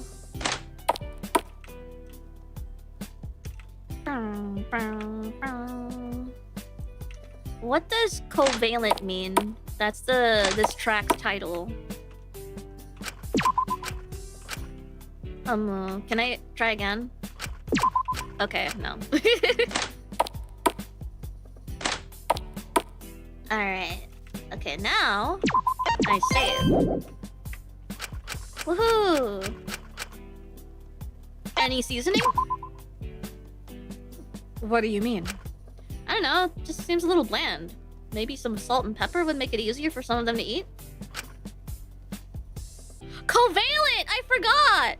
I forgot about ionic and covalent bonds. Oh shit! I forgot!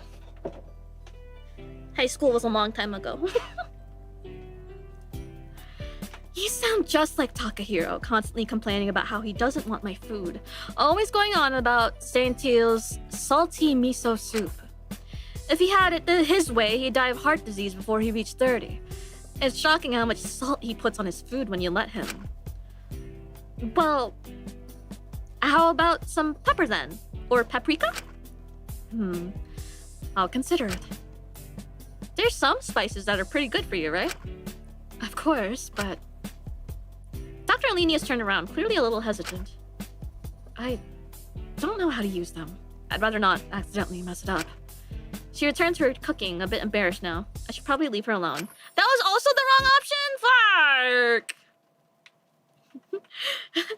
I just have to nod my head and go, whatever you say, beautiful. What the heck? Sounds nutritious. Why, of course, it has to be. I need everyone here to be the healthiest they can be. The more able-bodied, capable people, the better, especially for my escape plans. A healthy diet also leads to clearer thinking and a healthier mind. If that reduces the chances of someone doing something irrational by even just a little bit, then I'm happy to do it. Well, it's good you put so much thought into it. I'm sure if anyone else was making these trays, they'd just get chicken nuggets every day. I fear to think what the meals would be if I was in charge of cooking. They can't be too bad. You're in your 20s, Kutsuki. Surely you've learned how to cook by now. Yeah! Anyway, how long do you have left till that chicken's done? Anything I can do to help? I have a little while. If you'd like, Kutsuki, you're free to stay and chat for a bit. It would be nice to have a talk. I've been so preoccupied with everything else, I haven't had the chance to check in on you. Nah. That's quite alright. Let me know if you need anything. Or if you'd like to try any of the food when it's done. Yeah, maybe. I'm not much of a chef at all, but I'm sure I can make something a little more flavorful than what she's making, but I don't want to be rude, so I'm not gonna mention it. Okay, Shinku. Alright, buddy. Whatever you say. Oh, hey, gay boy! Am I allowed to call you that? Another motive, huh? I guess at least it's fairer than the hostage motive. Oh, Teeny Wade! Uma Wade! Hello? Hello? That's me greeting you guys in horse.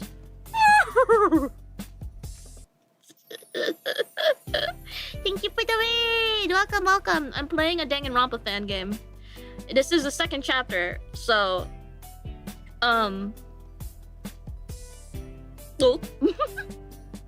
Wait, did I ever change my stream title? Is the stream title correct, actually? Yeah, okay, yeah. Alright. We spent most of the stream talking about Danganronpa. Awesome! Why aren't you blue? I'm making you blue. Standard moderator, there you go. The horse is now blue. Oh shit. All of it is bullshit to me. I don't care how fair or unfair it is. Well, whatever. I'll be fine. There's nothing I've done that I'm not proud of. Anything they can dig up on me will just make me seem more badass.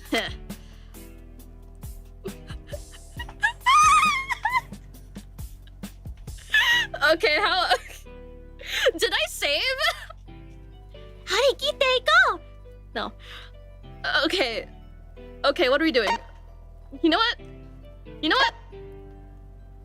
I'm gonna be a bitch.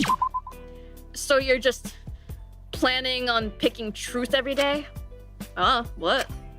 I mean, it's sensible. I just didn't think you'd be the type to get intimidated by a simple little dare.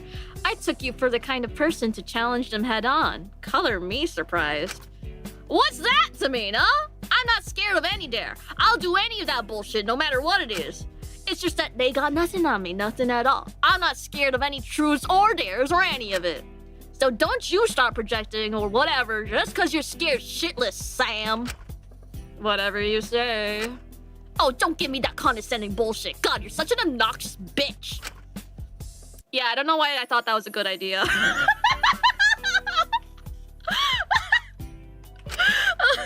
Oh god.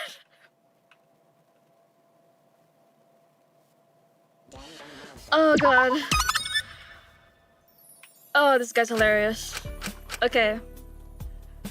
Just nod along. Yeah, I'm sure you'll be fine. This shit is nothing for guys like me, but I'm guessing you've definitely got some fucked up skeletons in your glass closet. Oh, you're the one to be talking about glass closets. And Lyra has been bitching at me constantly, like, Zig, stop provoking Shinku, you're in a killing game, don't make enemies. And it's like, everyone here already fucking hates us, what's the point? Not to mention, if you tried to kill me, I'd be able to beat you any day of the week. But I guess it wouldn't kill me to try to talk to you, so for the record, I don't want to. But if you're open for it, would you like to hang out? No. Yeah, that's about what I expected. Run along now to the courtyard. That's where you're headed, yeah? Enjoy putting flowers on the murderer's grave. Hope it makes you feel like a real good person. Gagged? Oh?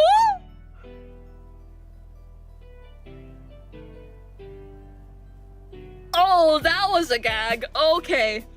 Oh, shit. Oh, Zeke. I could never hate you. Alright, is this Mint's? Mint's grave.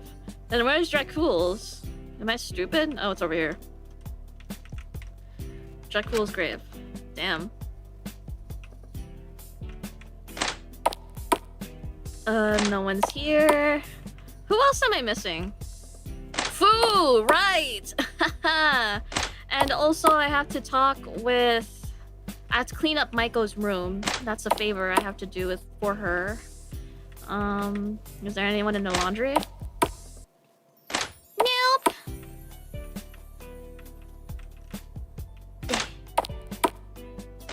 Humble. Oh, wait.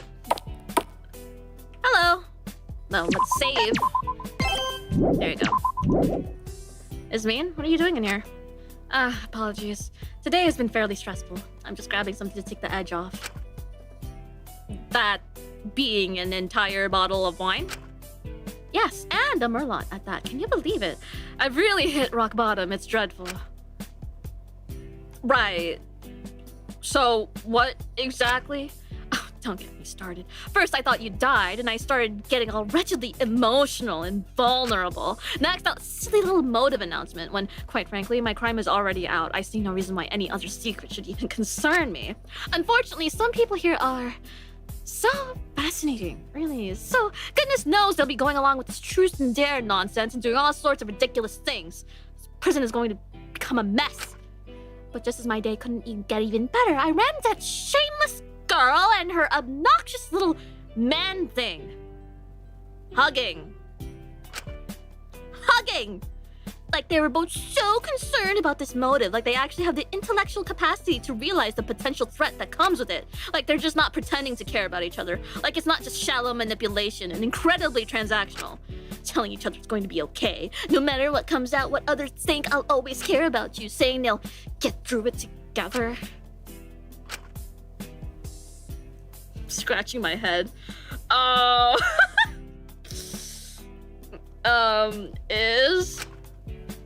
It's Merlot? I didn't know that. They're awful for each other. They're just enabling each other. So why do they have to go and be good to each other every once in a blue moon? It makes me look completely insane for having a problem with what they're doing. That's your problem here? No, not really. Well, yeah, yes, in part, but also, why can't I have that? Goodness gracious, that's disgustingly sappy, but I don't want to seem weak or incompetent or childish. I just want to know I have someone. You have me. Remember our promise? We even have the matching pins and everything. Right. Sorry, I think I just forget sometimes. I'm really glad I have you, Shinku. I was so worried earlier today. I'm so glad you're still here. I'm not going anywhere. Good. Well, if you'd like, I could always find another bottle and you could stay and chat for a while. Not right now. I got some other things to do, but another time, alright? Very well. Have a good evening. She's a lesbian. Sorry. Just out of nowhere. Shinku! I'm fried! I'm absolutely cooked! It's so taka over! Whoa. Slow down. What's up? Alora asked me to take stock of all the medicines, so she knew exactly how to ration things out if the truth or dare thing caused injuries, but I might have made a small little oopsie. How so? Loads of the painkillers are gone! Vanished! Away with the wind! Someone's gone and absconded with them! What? How did that happen? Let's be real with ourselves right now? I don't know. I just don't want Lori to get mad at me. I might get my Taco Treat Tuesdays revoked. Taco Treat Tuesdays? Oh. Well, if I work really, really hard throughout the week, she gives me a little treat on my usual dinner tray once a week. She doesn't do it for any of the others, so don't tell them because they might get jealous that I'm the favorite. I think that's pretty obvious, quite frankly. Well, I was her first lab assistant, so it's only natural I'm the best. But if I want it this week, I have to work super hard. So I'm going to need to lock in, get to the bottom of this. I'll figure out who took all these painkillers, just you wait. Well, good luck with that.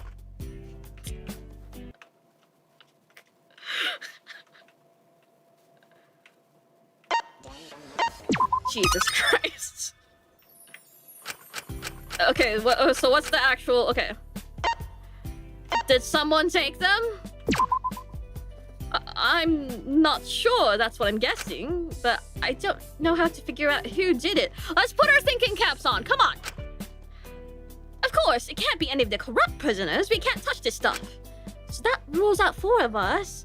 But this could also be the cat's trickery. Or... God, I need to wrap my head around this. I'm sure if I just keep standing here and thinking really, really hard, I'll get to the bottom of it eventually. Sure, you have fun with that. Fuck.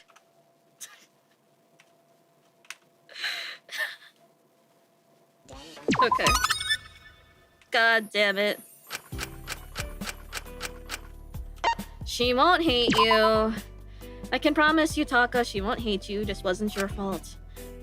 Still, she's done so much for me, and she just keeps on taking more and more jobs onto herself. I don't want her to have to worry about someone stealing the medicine on top of everything else on her plate right now. I have to figure this out, no matter what. Well, if you like, we could stay here and guard for a few hours to see if anyone comes in to get anything else. Wait! That's a really good idea! Are you sure you'd be happy doing that? For real? No. Then why did you offer in the first place? Humph! Get troll bozo. I think that was everyone. So, I'm gonna go clean up Maiko's room. Will the painkillers be used as a murder weapon? I think it's just like a funny thing to be like, who could possibly take in the painkillers? And it's obviously Zeke. But maybe it's not. Maybe you are onto something. Oh, right, I had to talk to Fu. Start salivating. What? Hi. Hey, kid, what's up? Did Pigtail send you in here to deal with me? No, I just thought I'd give her a break. She seems a little uncomfortable. Yeah, she'll barely meet my eyes. Oh well, guess you can't win them all. I'm just worried about how she's going to fare in the motive. Because of her talent? Did I say? Fuck. Right. Her talent is very public image based. She might go with her dare every time to avoid completely tanking her career. Bingo. Even the smallest controversies can absolutely tank that sort of career. I'd be surprised if it isn't already tanked if her crime leaks out from these streams. Well, it's all she really has. I feel like she'll cling to it regardless. Still, she's got a long week ahead of her. We should give her a break. What do you say? You stay with me here for a bit and give her a chance to rest. Oh, fuck. I can't. Oh, well, your loss. Okay. Anyways, I got a room to clean. Asuga, Mint, Molly. Alright. Oh, shit. Let me tidy this up. I mean, at least they're already in bags, right? Like, it could be worse. There, that's a lot neater. No more rubbish. I should report back to Maiko. Okay. Wow, that was really easy. Hello, Maiko. Hey, Mai. It's not a lot, but I made things look a bit nicer in your cell. Should be good for the sleepover now. Huh? Wait, you actually... Oh my gosh! Thank you so much, Shinku! You have no idea how much this means to me! Hey, it's really no big deal. Sure, it was way more effort than I initially thought it was going to be, but I don't want to make her feel bad over that. I just hope this will make things better for her in the future. I really don't know how I can repay you for this! Just have fun at the sleepover. That's all I can ask of you. You're way too nice to me, Shinku. If you keep being this kind to me, I'm going to start getting used to it. Oh, you really are the best. I wouldn't go that far. Clobberator! I'm giving you the wrench.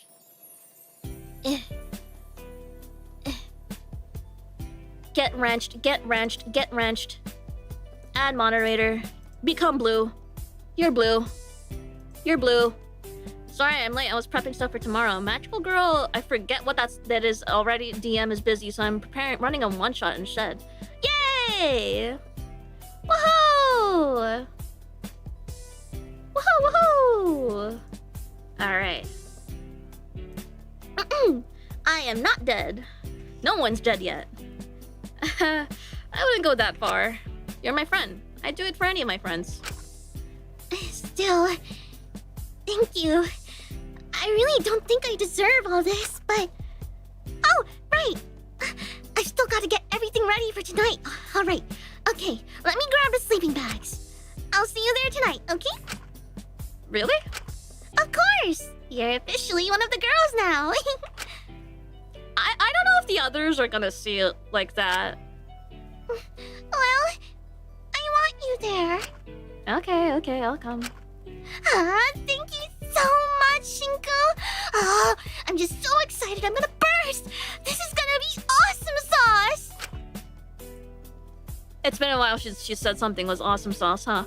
I couldn't help but smile at her excitement. It had been a long time since I'd seen Maiko this happy. Even if cleaning her room was a tricky experience, seeing hope in her eyes for the first time in weeks made it all worth it. Oh my god, yay! Everyone had come together to make Maiko still comfortable enough for the sleepover, bringing sheets, pillows, beanbags, and all sorts. It was really nice to see everyone pitching in to make this nice, despite their own reservations. I suppose part of it was Dr. Lenius's intervention when it came to Maiko since her attempt, especially with the policy around not discussing her crime. There was far less opposition to me joining the girls' sleepover than I would have anticipated. Admittedly, I'd always been curious about what went on in them. Akane constantly seemed to beg my mother to have them, so I always assumed it was where the juiciest gossip was spread, or something.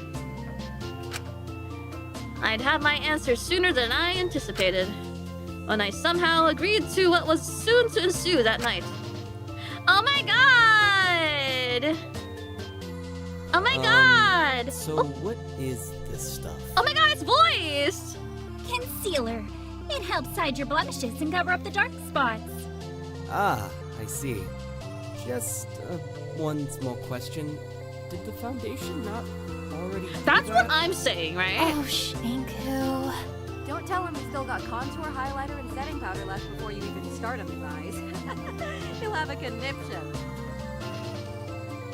Did they skip the primer? That's a lot of steps. Ow! Stop that! Suck it up. Your cuticles are practically overtaking your nails. When was the last time you pushed these back, my dear? But I thought cuticles are like good for your nails, right? You shouldn't be messing with them. I thought you were just going to be painting them. And I thought you'd be better at holding still. Sorry, I just didn't expect you to whip out ancient instruments of torture to do my nails. Guys can be so dramatic, can't they? To be fair to him, some of that nail stuff hurts. Yikes, I do not miss it. But it's gonna be worth it. He's going to look so cute by the end of this. Right. With Chatel's hairstyling, I'm not too sure. What? Her hair, Lyra's hair is so good. Nah, trust in the process. It's gonna look great. Anyone got any hairspray?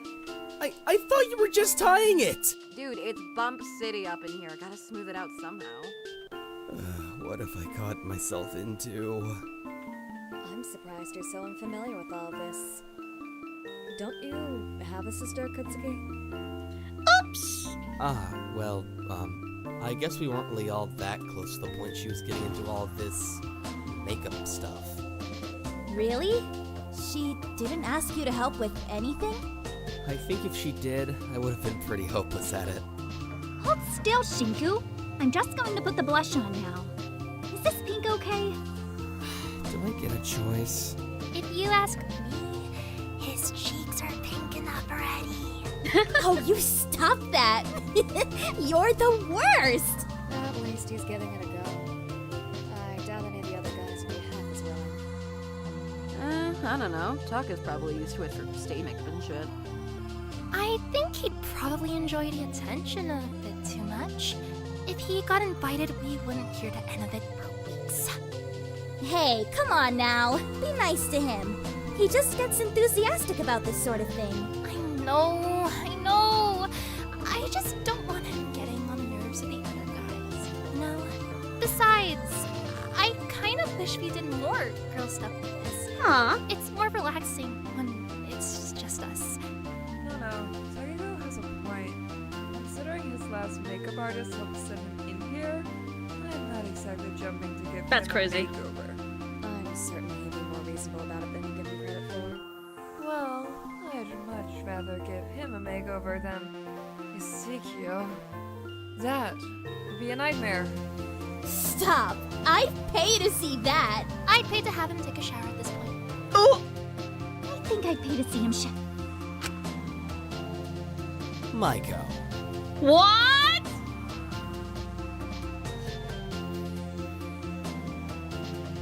Maiko! Hello? Christ. We really don't have to share all of our thoughts. I'm sorry. I'm sorry. I can't help myself. You guys don't think I'm weird, right? Everyone thinks about it sometimes, right? Right? Just stop talking, girl. Guys? Everyone thinks about guys they find attractive in the shower, right? Right? That's normal. Cut the cameras! I'm not judging, but... This is bad. I don't want Maiko to feel weird or bad when we were just starting to make progress on having her talk to the others again. I had to do something. I do it. It's normal. Yeah.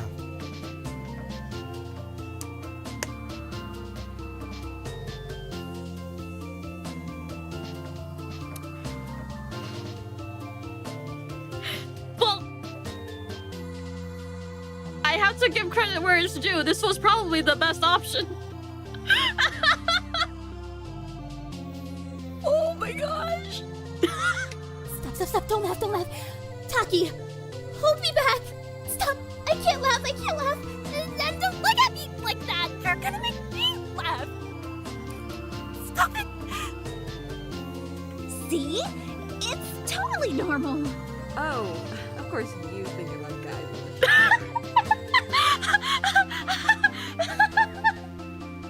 That's...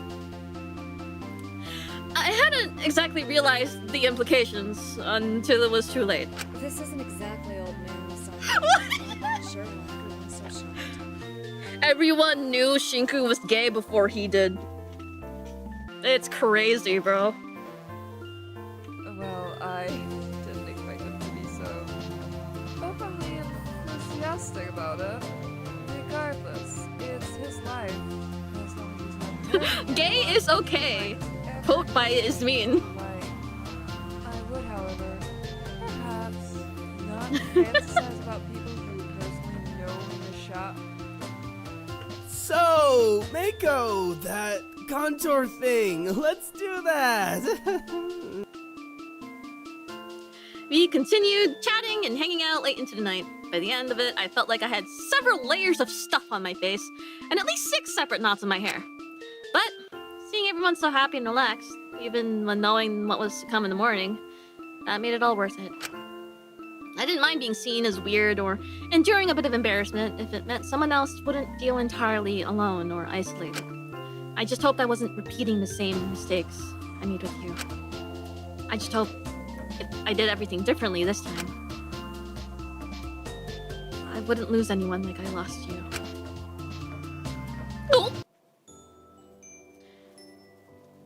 I think Ismin was right. Going to the motive announcement like I did definitely wasn't a good idea. My head was burning up a little bit. It was making it hard to sleep. Well, that and the fear of the impending motive. Which was why, in the middle of the night, I made my way over to the infirmary, trying to find some sort of medicine. After taking a few things I thought might help, I made my way back. But as I did, I saw a vaguely familiar figure mopping the floors. Ooh! Hold on. It's you! Ah, Jesus! Oh, it's you. What's with you and wandering about at this hour? Do you ever sleep?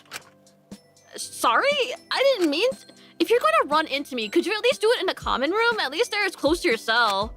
Carrying you back there from here is going to be a pain. You could really stand to lose a few pounds. Hey, give me a break. Well, sorry about this, kid, but... Wait, hey, don't knock me out. Come on, I'm just a little guy.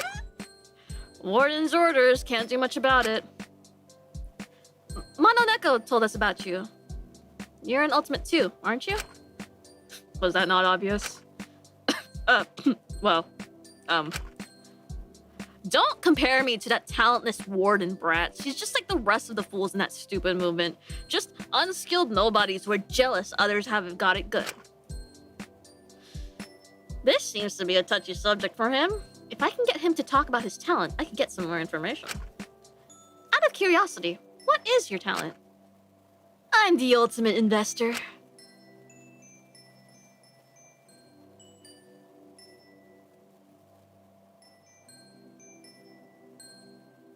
Okay, alright, okay, I kept it in.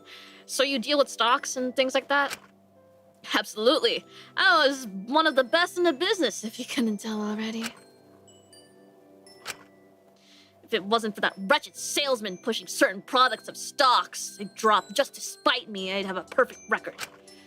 Well, if you ignore my crime as well, but frankly, it wasn't really a crime. They all chose to invest. It's their fault if they lost their money. Wait, you know your crime? Mononeko told us you were meant to be a participant, but I didn't know you were aware of the specifics.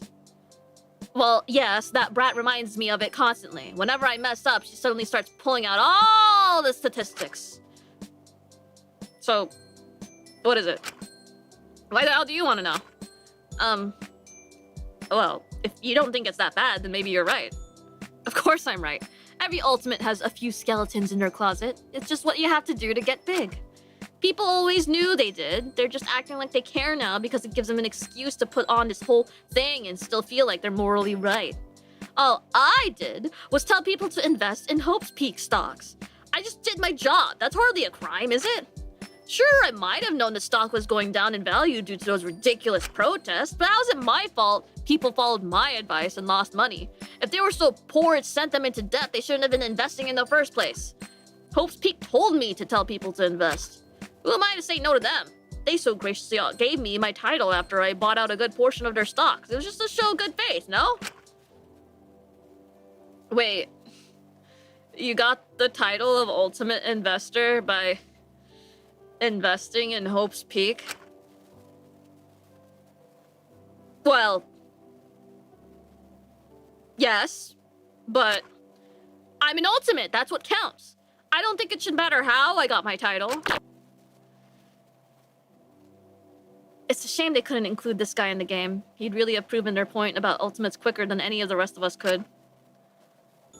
Well, if that's what you think. Come on, I'm not the bad guy here. Us ultimates gotta stick together. Doesn't matter how we got our title or what we do with it or what we've done. That movement wants us all gone. And without ultimates to guide society, where would it be? Who would be advancing fields? Who would people look up to? What reason would people have to try to succeed if there's no goal to reach for? Like it or not, ultimates drive society. The world became disillusioned with politics, disillusioned with democracy.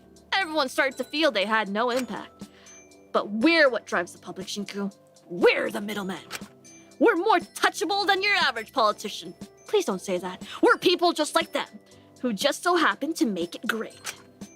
As long as the public thinks they can be an ultimate, people will keep moving in society. People will keep trying to reach it. People will think, if I just work hard enough, then I'll be recognized. Then I can make proper change.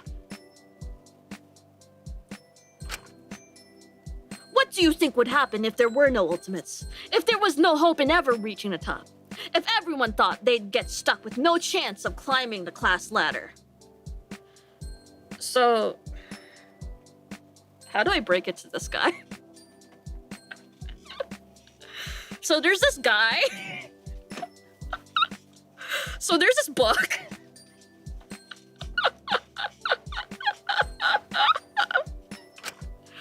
No one would try. What would be the point in living if you thought you'd be stuck working the same boring, low-paying, uninspired minimum wage job your whole life? To make art, memories, connections, things you care about and love? Don't make me laugh. Society doesn't care about that unless you market it, sell it, make something of it. Until then, it's just wasting time. It's pointless. Landlords, governments, and rent payments don't care how many meaningful memories you have. They care about what you can give to society. Ultimates provide a point to pursuing those things. They make you feel like one day if you just stick with it, you could make something of it. You could be noticed and become someone notable. Who cares if they won't actually get there? As long as people have the illusion they can, they'll be happy. Life will at least be bearable. But that's not... Think about it, Kutsuki. Don't fall for their shallow arguments. We, special people, are what keeps society together. Until you realize that, you have no hope of getting out of here alive. Before I could argue back, I got. Okay. So watch what you say. And it all went black once again. Alright. Okay. I'd say he deserves to be in this game, but I don't want to see his ugly ass. True! True! I woke up feeling groggy, the morning dawning on me before I realized. What happened last night? I looked at my bedside table. Same old painkillers and water as last time. At least it's taking care of me afterwards. I let out a sigh, reaching to put the ice pack he placed on my head on the bedside table before I saw a small envelope. It was labeled Day 1. Oh shit, this must be for the motive. I hesitantly picked up the envelope and slipped out of bed, making my way to my desk to open it up. I slit open the top and took a pause, slipping out the paper. There were 2 subtitles on it, Truth and Dare. I guess I had to either choose to do the dare provided or have the truth listed be revealed tomorrow. Let's see. What's the truth? For many years now, when you feel lonely, you have written fiction where you insert yourself into a romantic relationship with your favorite idol, Yui Apina. Oh my god, how do they know about that? It was only a few times, I swear! Come on, that was private, and I was 14! How did they find it? Oh god. It was because of that being sold to Yui Apina and forced to go on tour with her one shot I posted on my alt, wasn't it? Okay. I can't let anyone find out about that. God knows what Ezekiel would do with that information. Let's see what the dare is. Present Prisoner 03 with fiction including you and him having a romantic relationship. I'm sorry? Prisoner 03? Who is that again? 01 is me, 02 is Lyra, 03 is... Oh. That's Ezekiel. Alright, so my options here were to risk Ezekiel murdering me by giving him something like that, or social suicide from everyone finding out about what I used to write about Yui. Okay, great. This is just great. But putting that aside, what sort of stupid motive is this? Sure, it was embarrassing, but no one would seriously kill over this. This had to be a joke. Compared to the hostages, this felt like nothing. I could only help but wonder if we were being lulled into a false sense of security. Mononeko did say it would get worse as the days progressed, so I couldn't worry about that. Right now, I needed to worry about my current situation. As I was assessing if it was better to suck it up and take the scrutiny my truth being outed would bring, or embarrass myself by presenting something like that to Ezekiel and risk straining our relationship further, a realization dawned on me. Wait. Ezekiel is kind of stupid. If I just make it subtext, then he won't notice anything wrong with it. I could just write it as an autobiography of the events here to sell when we get out.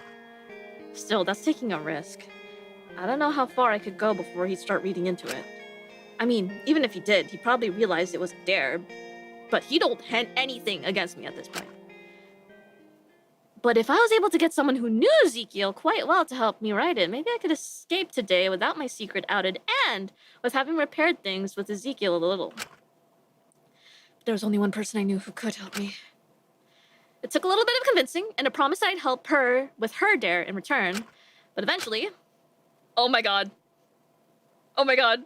Oh my god. Yes! I suppose it's only natural you'd want my expert opinion. Yes! Lyra had eventually agreed to help me write it in a way that wouldn't set Zeke off, and made herself very comfortable in my room. Hey! I didn't tell you that you could go on my bed. Oh, shut up. Don't be a wuss. I took off my shoes. We're good. But honestly, Shinku, I'm surprised. You know, I thought if anyone could write a passionate and steamy story between 2 men, it would be you. Awesome! I don't want it to be passionate or steamy. Oh, you're looking for more of a cute kissy-kissy, hold-hand, fluff-slop sort of deal then? I'm looking for something that Zeke won't immediately register as weird. Guess we can scrap whatever you were planning initially then. That's what your fucked up little mind considers normal. Oh my god, you're impossible. Lyra had been so attached to Zeke this past month that I'd barely gotten to spend any time with her. I'd forgotten what she was like. Can we just get this over with, please? Okay, don't get your panties in a twist. I'm here to help. If you want to go about this without setting off Zeke's gaydar or whatever, it's probably easiest to just write something hyping him up. A lot of, wow, Zeke, I wish I could be like you. Take That's it from crazy. an admiration angle and he'll just think you've become a fanboy or whatever. And he won't find that weird? Dude, any way you go about this, he'll find weird. It's just about doing preemptive damage control at that point. Hello, Raiders! Thank you for the raid, Jewel. Honestly, even if he'll give you shit for it, I think he'd actually appreciate something gassing him up at this point. Especially if it's a sorta, I really look up to you deal. Well, Oh, right, I not all that forgot. The surprising. chat has a 10-minute sub timer because I'm in chapter 2 of a game and I wanted to prevent spoilers. Sammy! Hello, hello. Yeah, after a minute, I think. I don't know, something changed. He doesn't show it a lot, but I don't think he believes a lot of the stuff he says about himself anymore. Probably doesn't help that Iz keeps on insisting that he's gonna ruin me or whatever, or get me killed. Do you think Ismin, like, wants Lyra? Just throwing that out there. Like, okay, it's literally not your business. Like, why are you so obsessed with me? Do you have a crush? Oh, she's thinking the same thing. I think she's just concerned. She might have a crush. Yeah, like, whatever. I know On you, she's not your friend, Zeke. but I don't know. I think she should lay off Zeke a bit. I mean, she wasn't the only person who lost someone, and I wish she'd think about that. It's whatever. I guess he's going to get you killed as a fun change of face from the usual. That foul and evil temptress is going to ruin his life. I think it's a bit of both, honestly. I mean, try to see things from her perspective. You've barely been around since your verdict. You spend most of your time with Ezekiel. It's hard to get a one-on-one moment with you. And you know what happened to the last person who did that. Oh my god, don't even start. Jesus Christ. I'm just concerned. No, you're not. You're just shifting the blame for Mint's death onto Zeke when it was Dracula's fault. That's what's going on here. Me? Isn't it? She seemed to pause for a moment, letting out a sigh. Sorry, that was uncalled for. I know you cared about Dracul, if you are genuinely concerned, really, don't be. I'm all good. This is the best outcome I could have asked for. Really? But you got... Corrupt. Exactly what I am. There's not all that much to say, I don't think. By such a slim margin, though. For someone who's so certain you're corrupt, you don't seem to feel particularly guilty. I mean, it's just the way I am. I know it's bad, yeah, but I'm not gonna beat myself up for something that's just a part of me. For, like, as long as I can remember, I've always been shitty, you know? Getting into trouble at school, using people, leaving when things got tough. It gets to a point where you can't really go back, especially if it's the way you've always been. If I wanted to be forgiven, if I wanted to be actually worthy of redemption, I'd probably have to change myself to a point where I wouldn't even be myself anymore. And at that stage, what's the point? I don't think you'd have to change that much. Nah, let's be realistic here. If I'd managed to get worthy, it would have been because people found me hot or whatever. That's why it was so close, wasn't it? And I guess I can't And really funny. fault You them for forgot that. to say you're hot I'm and way funny. too comfortable with using my looks to get me out of tricky shit. What goes around comes around. I shouldn't be disappointed. But you are, aren't you? I dug myself this hole. I can't complain too much. I used to try really fucking hard to be valued for something else. I'd try to be one of the boys, joke that if a girl was emotional, she was probably just on her period, join in with rating chicks. God, you don't even want to know. Yeah. I figured that way they'd take me seriously or whatever. I used to be so fucking dramatic. Wanting my opinions listened to, wanting to be recognized for my debating. Yet, even after degrading myself like that, I'd always fall back on my looks to be valued. Oh, liar. They can never It make was me just hate easier. you. Then I'd beat myself over it afterwards. God, I was pathetic.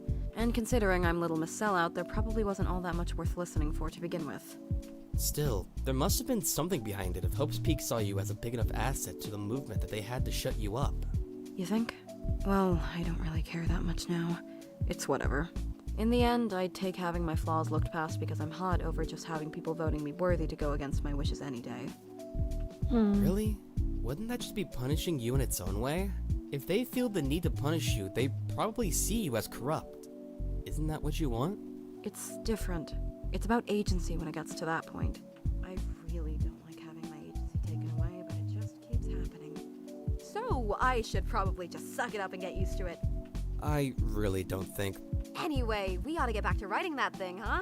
Phew, sorry, got off track for a second. Oh there. yeah, gay fanfic. Alright, let's focus and get this thing done. Lyra and I spent some time writing this short story. We eventually settled on framing it as an autobiography of the events of the prison I was working on. I figured if I just embellished one of the conversations I had with Zeke with some homoerotic subtext, he wouldn't pick up on it. Or at least would be too focused on my character talking about how big his muscles were to think too hard about the rest of it. Really, Shinku? I think you've got your next big hit on your hands here. I really hope I can find some way to get rid of this after we're done with today. No, seriously, I think this needs to be published. The public needs to see this. Shut up, I didn't even want to write it in the first place. Hey, come on, it could be a lot worse. At least we made something that isn't gonna set Zeke off. I'll take that as a win. Yeah, thanks for helping. I really do appreciate it, even if your suggestions were interesting sometimes. Still think we should have kept you calling him Big Z. I don't. I really don't. I think it would have added a lot. Hey, I know I can be impatient with you, but I do enjoy hanging out with you. Sometimes. Really should talk more. I don't want you feeling like Ezekiel is your only option. Come on, man. I just made your life a living hell for the last half hour and you're asking for more? I mean, I know you're a masochist. You're friends with this man, but I didn't know it was that bad. Seriously. I don't know, man. I just think it's better this way for everyone. Zeke gets someone to look out for him after Mint, and no one else has to really deal with him, or me. Even if I have my own personal grievances with both of you, I think we really should try to come together more. That's all. I guess I've just been thinking about what Drickwell said before he died. Caring about someone is never a waste. Do you think he genuinely believed that? I hope he did. I think he's right. I'd like to think, even if things don't work out with someone you care about, you can still take something good from the memories you had. I don't know. I feel like caring about me is a bit of a waste, especially with how quick I am to throw people away. I hate it. I hate how much I'm dwelling on it. I hate how close I was to Worthy. It's just sort of got me thinking. I can barely remember certain people's names or faces anymore. It's so blurry. But I can't help but wonder if they've been able to forget me and move on too. I'm sure they couldn't forget someone like you, Lyra. I wouldn't worry about it. You make quite the impression. I don't really, want to be remembered, though. That's the issue. I just wish they were able to move on with their stupid lives and act like it was no big deal. I just wish they felt like they just used me like I used them. It's easier to think of things that way, when it feels more transactional. You don't let yourself get hurt. You really do think you're a horrible person, don't you? I mean, I am, aren't I? I'm not like Satan or anything, but I just use people carelessly and throw them away when I get bored or scared. It's what I do. I didn't even really know how to get out of it until I took the deal with Hope's Peak. Just felt like a cycle I couldn't escape from. I guess that's why I took the deal. I was just tired at that stage. I really am just a selfish person, but maybe that's okay. It's easier to be a bad person. It makes you feel more in control. If I was the one hurting and using others, they couldn't hurt me, could they? If I left, they couldn't leave me first. Pretty sweet deal, huh? I'm happy being this way. It's easier than having to try and go through shitloads of personal growth in a situation as bad as this. I know people want me to get better, but if I'm not around them a lot, it doesn't really affect them at all. So I don't know why it matters. I'll do my thing, they do theirs. Well, I know you don't want to hear it, but putting everything aside, I don't think you're quite as horrible as you make yourself out to be. I think you're flawed, obviously, but we're all criminals. It'd be hypocritical to not give you a chance.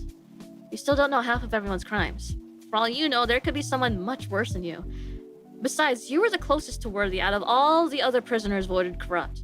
You were only a few votes off of Worthy. Yeah, I know that. Don't you worry. All things considered, I'm doing a lot better than the others. I'm not really looking to improve or whatever. I mean, I'm glad Taka has had some big realization, even if it does just so happen to be right after he's starting to talk to Asuka again, but you know. But I don't really see a killing game as a prime setting for major self-improvement, you know? Like, I don't want to put any more stress on myself here. Besides, just because I think of myself as a bad person doesn't mean I'm unhappy, you feel me? I don't really get it.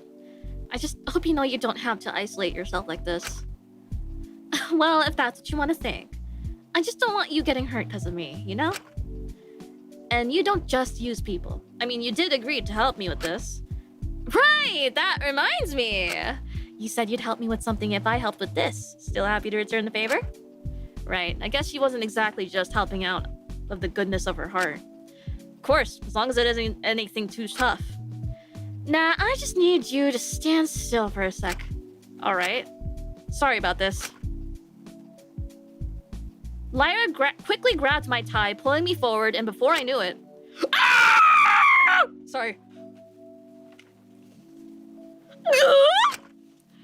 I really don't know what I was expecting, but in an instant her lips were on mine. I was a little stunned, all things considered. It was my first time kissing a girl. I didn't hate it by any means, I was just more confused than anything. Despite the fact that she was the one who kissed me and the one leading it, there was something odd about her own demeanor. When I looked at her, her eyes closed as if she couldn't face what she was doing. She looked so small. But she pulled away almost as quickly as she pulled me in. She let go of my tie and turned around, stretching up her arms. Whew, thanks for that, man. Sorry about that, once again. Wow, I'm flattered. You know, Good luck with giving Zeke the goods, babes. I'll catch you later, you got this. Lyra. Okay, bye! She winked at me before quickly walking out of my cell, leaving me in stunned silence. Lyra, wait! What was that? I wasn't too sure. I was certain it was probably something for the dares, but on the off chance that it wasn't... There's no way! That would be far too sudden. Besides, I wouldn't even know how to start feeling about that. Only Lyra Chattel could come to my cell to help me write what was effectively a love letter to her boyfriend, end up dumping the most diabolical information on herself, and top it all off by kissing me and leaving. I couldn't get a read on her, even if I tried. Her lax attitude to everything, including her crime, made me question if there even was any thought behind any of her actions, or if she was just going with the flow. Maybe it wasn't worth thinking about it at all, but still, no matter how I looked at it, after seeing how small she looked, there was a small part of me who just wanted to keep her close and put down those walls. There's a small part of me who wanted to see her do better, to think about being a better person. A truly bad person wouldn't have seemed that fragile in that moment. I should stop thinking about it. There's probably not that much to it. I'm just overthinking it. I should just get things over and deliver this to Ezekiel. I sighed and picked up the manuscript I written. I should try to find Ezekiel. Okay. Oh lord. Oh Shinku. Damn bitch, you live like this? He's not in his room? Is Fu in his room? Oh shit. Oh my god. Hold on. I shouldn't walk past Ezekiel. He's right there. Ah, fuck! Okay, hold on. She seems to be talking to Ezekiel? I approached Zeke with my manuscript, but stopped in place seeing who he was with. His man was standing next to a stunt performer, avoiding eye contact. There was no way this could end up good. If you got something to say, Isabel, spit it out. I just wanted to say that you... Alright, give me a moment to think here. You could have thought about it before you decided to rock up and waste a bunch of my time. Don't you realize I got shit to do? Oh, I'm sure you do. You're a very busy person. Is that meant to be a compliment? Was that not good enough? Goodness, you're picky. Alright, hold on. You have a very strong smell? What the fuck is that supposed to mean? I don't know, just do something, anything. Goodness, you're impossible. I'm impossible. You're the one who's been holding me up for the last 15 minutes. It's only been 5. Are you seriously that impatient? And I got with a lot of shit to do. Oh, like your girlfriend? No, I mean, I don't have time for this. The one you totally kiss on the mouth and stuff?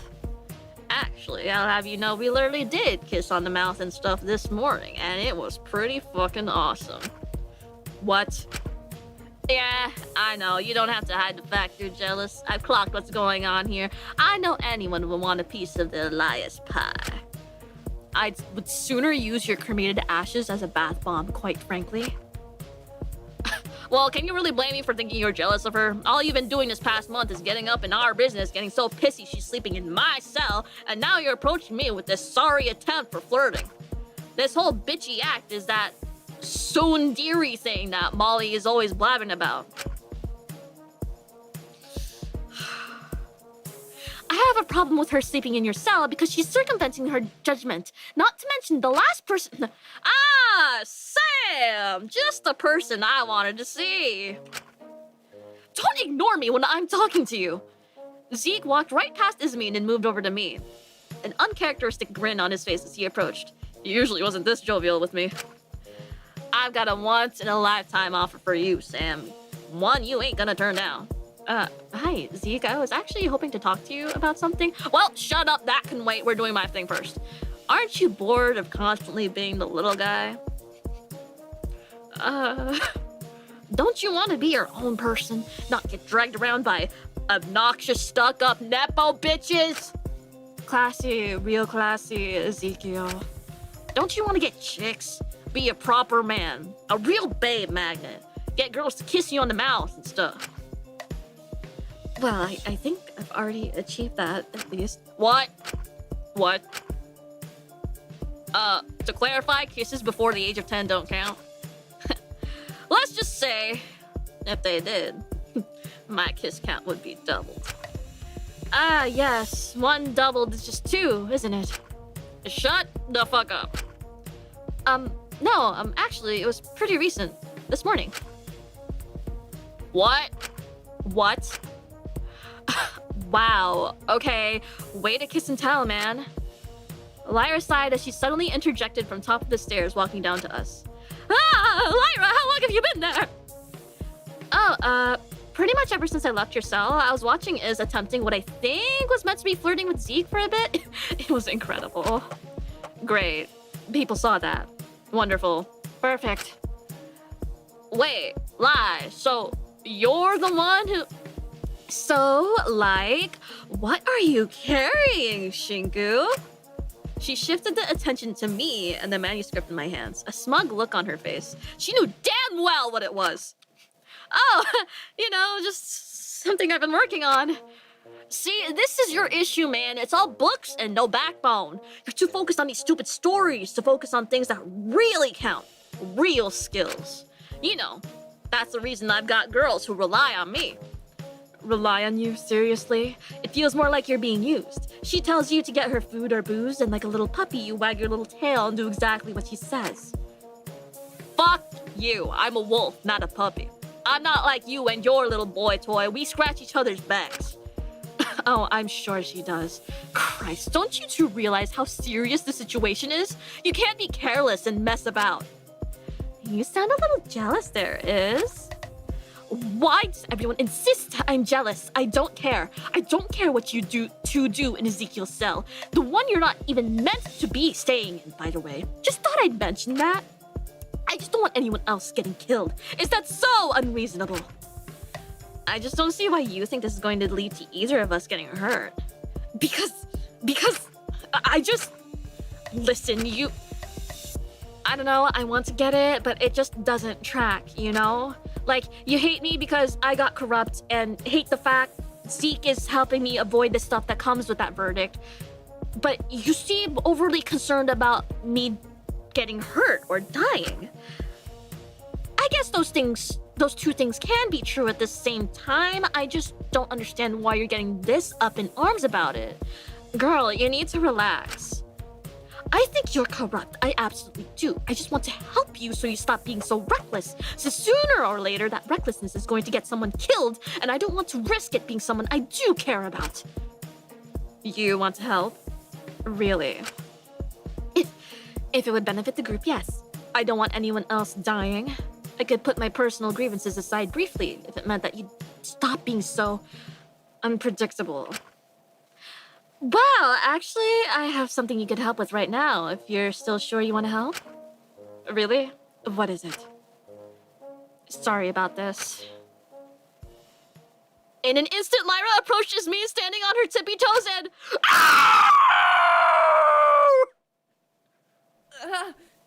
What? Oh my. Ismin's eyes grew wide and her face grew flushed as Lyra held her cheek.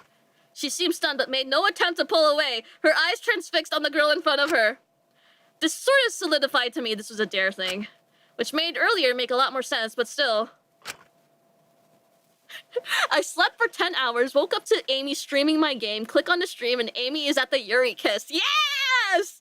Yes! I've been having such a blast, Ripple. Yeah! I wasn't sure if Ismin would understand it to be that way. The kiss lasted a little longer than Lyra's kiss on me, but Lyra pretty quickly pulled away, leaving a breathless, shocked, and a very red Ismin. Well, that's me sorted. She's blushing and sweating. Oh, you got her worked up. Wow. Anyway, Ismin stood stunned and speechless for about 30 seconds, just processing what happened. You shameless girl! Oh, was it not good for you? Sorry. In front of those two boys, you have no shame, none at all? Why I ought to slap you across the face for that. Yeah, you probably should. Sorry, man, I had to do what I had to do.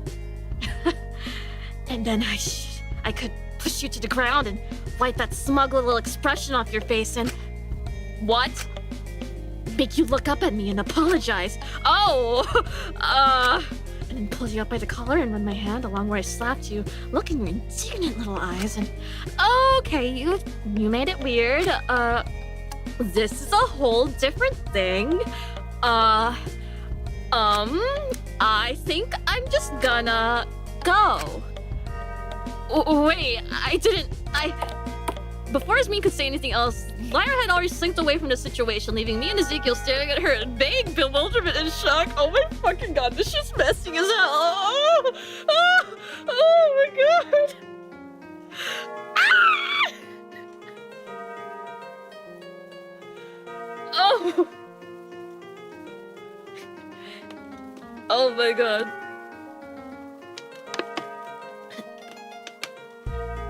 Loathing? Oh god. Hey, so... What the fuck was that about? Don't. I couldn't believe she'd do something so shameless. I just got a little enthusiastic because I was so shocked. Yes. Whatever you want to believe, man. I'm glad we can be in agreement here. Let's not be unreasonable about this. Sure. So, pushing someone down to the ground, what's that? Some degradation shit? Stop! I'm going to leave. This didn't mean anything. Oh my god, you did it again. Oh my god, she got that worked up with my kiss. Ah! She's engaged, by the way.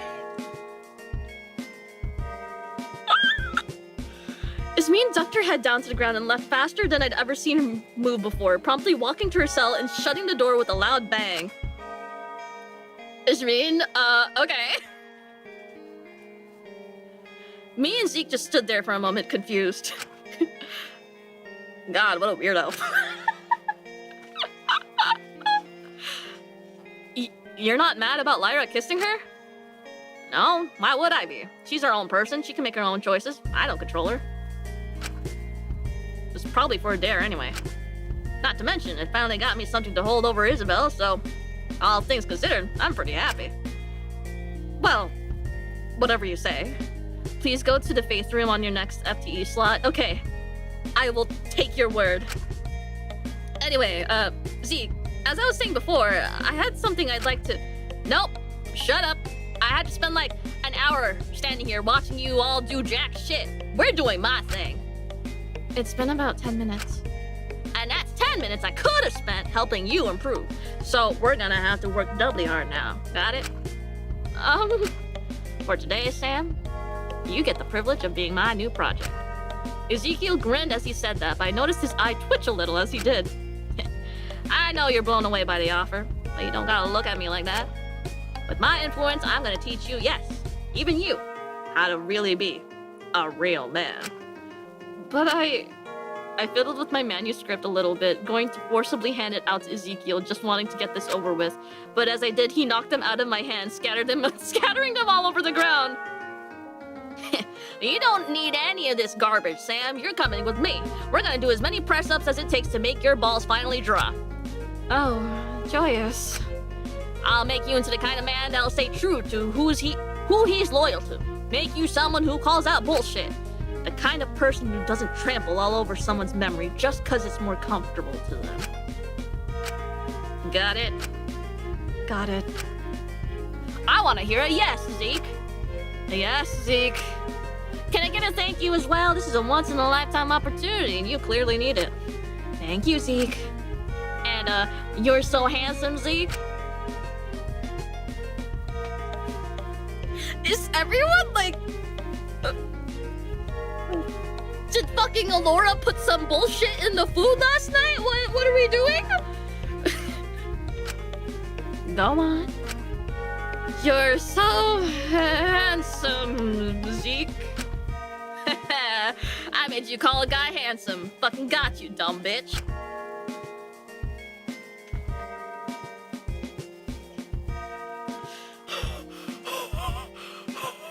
It's not that funny. It's not that funny. It's not that funny! Oh god. This is gonna be a long few hours. Ezekiel took me to the gym and put me to work. He had a lot of snide comments to make as he forced me to do countless exercises and lambasted me with various pieces of man advice. By the end of it, my muscles were sore and worn, but still, I could tell it hurt him just as much as it hurt for me. He almost seemed relieved when I bickered back to him, as if it made the situation less uncomfortably familiar for him. But by the end of it, Ezekiel was too emotionally exhausted to even continue to be mean to me. He seemed more resigned than anything. I wasn't able to show him the manuscript, though. At this rate, it was looking I'd fail my day one dare. And considering how heavy his gaze was by the end, I didn't think I had the heart to bother him anymore. No! I may not have liked Ezekiel, not by any means, but there were certain lines I wasn't willing to cross. And I didn't want to trample on Mint's memory any more than I already had. I'm sorry, Mint. I really did owe it to you, of all people, to see the man who took away your life as fully and completely bad. But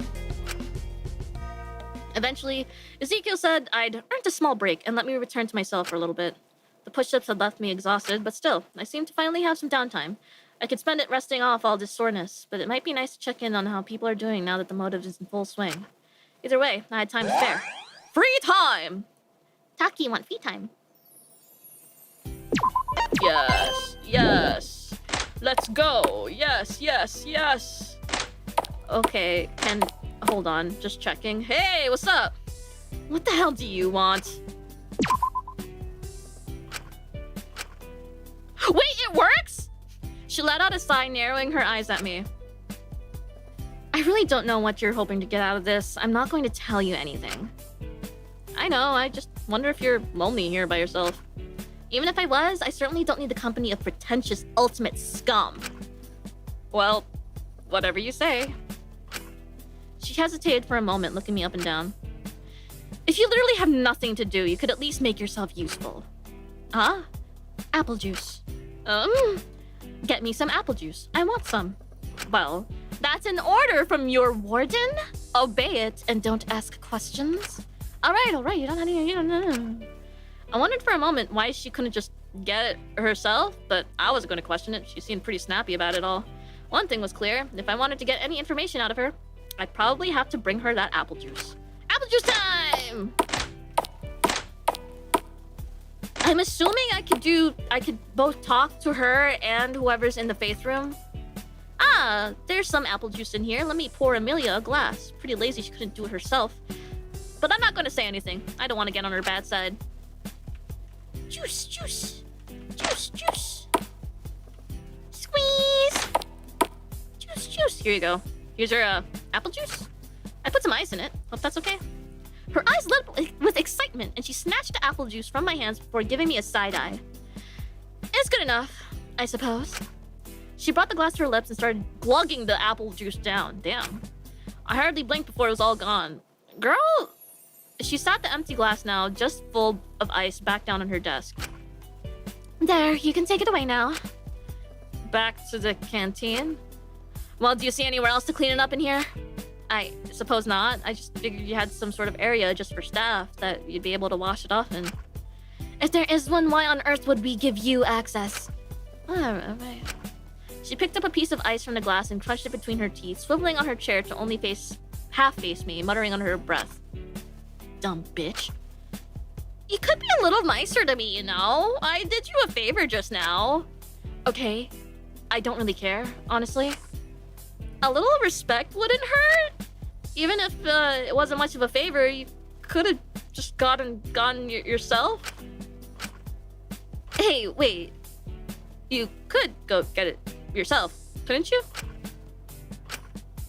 Now that I thought about it, unlike the janitor, I never really seen the warden out of her office. I assumed it was because she didn't want to interact with us, but you're not allowed to leave this room, are you? Shut up. So I'm right? It's just a safety measure. This isn't a big got you moment. Don't get too cocky, O1. You think we're going to hurt you?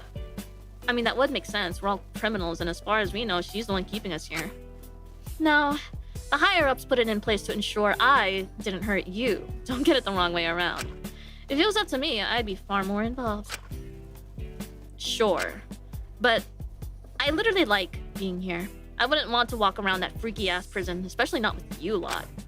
Now I know you can really kill. I'm glad your area is off limits. You guys really are sick, aren't you? Rich coming from her, but I digress. The only annoying part about it is they only really give me water here. I've been missing apple juice like a bitch, to be honest. She took another ice cube from the glass and crunched it once more. It sucks, but hey, I'm glad I'm part of this. I'm happy to not have a few luxuries for the sake of making sure this thing succeeds. You're really set on this, huh? If everything goes to plan, the whole world will change. Are you sure it'll be for the better? I don't know how it could get any worse than the direction it was headed before we stepped in. You know, O1, what you did to Akari, to us, it was fucked. But without it, there wouldn't be the uproar to be able to host something like this successfully. I suppose, in a roundabout messed up sense, we have you to thank that something is finally changing. No, but I won't let you take the credit. No way. I hated her when she was alive. I couldn't stand her. Akari, that is.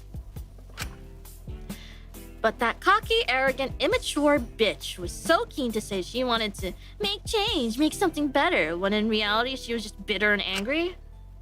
Was really the only person who was just like me, even in her own little way. Either way, it doesn't matter what I think of her. Point is, she shouldn't be dead right now. Both you and I know that. And there's only one person to blame. O1. Don't you dare give me an empty sorry. Your apologies might be hollow, but my threats aren't. Take my glass and leave if you know what's good for you. I picked up the glass and left.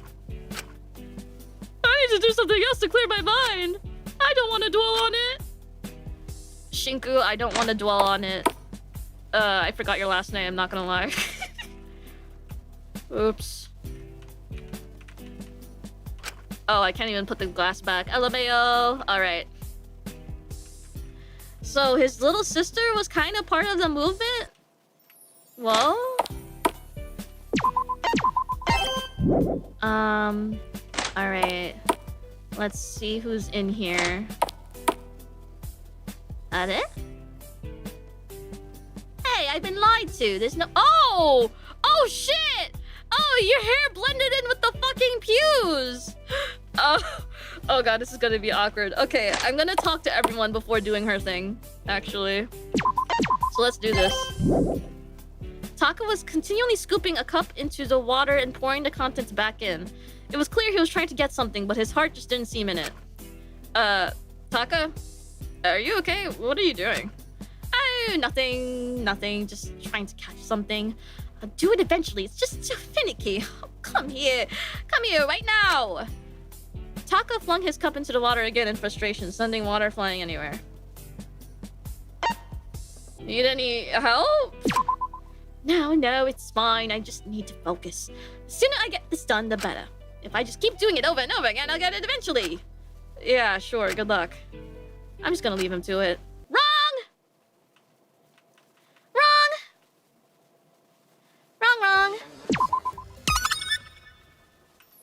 Come here. Maybe you should take a break?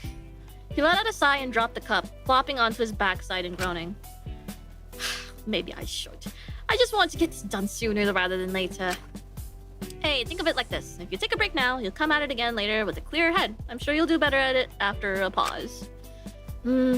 Alright. If you'd like, Shinky Poo, you could join me for my break. I mean, you're here anyway. What do you say? Say yes.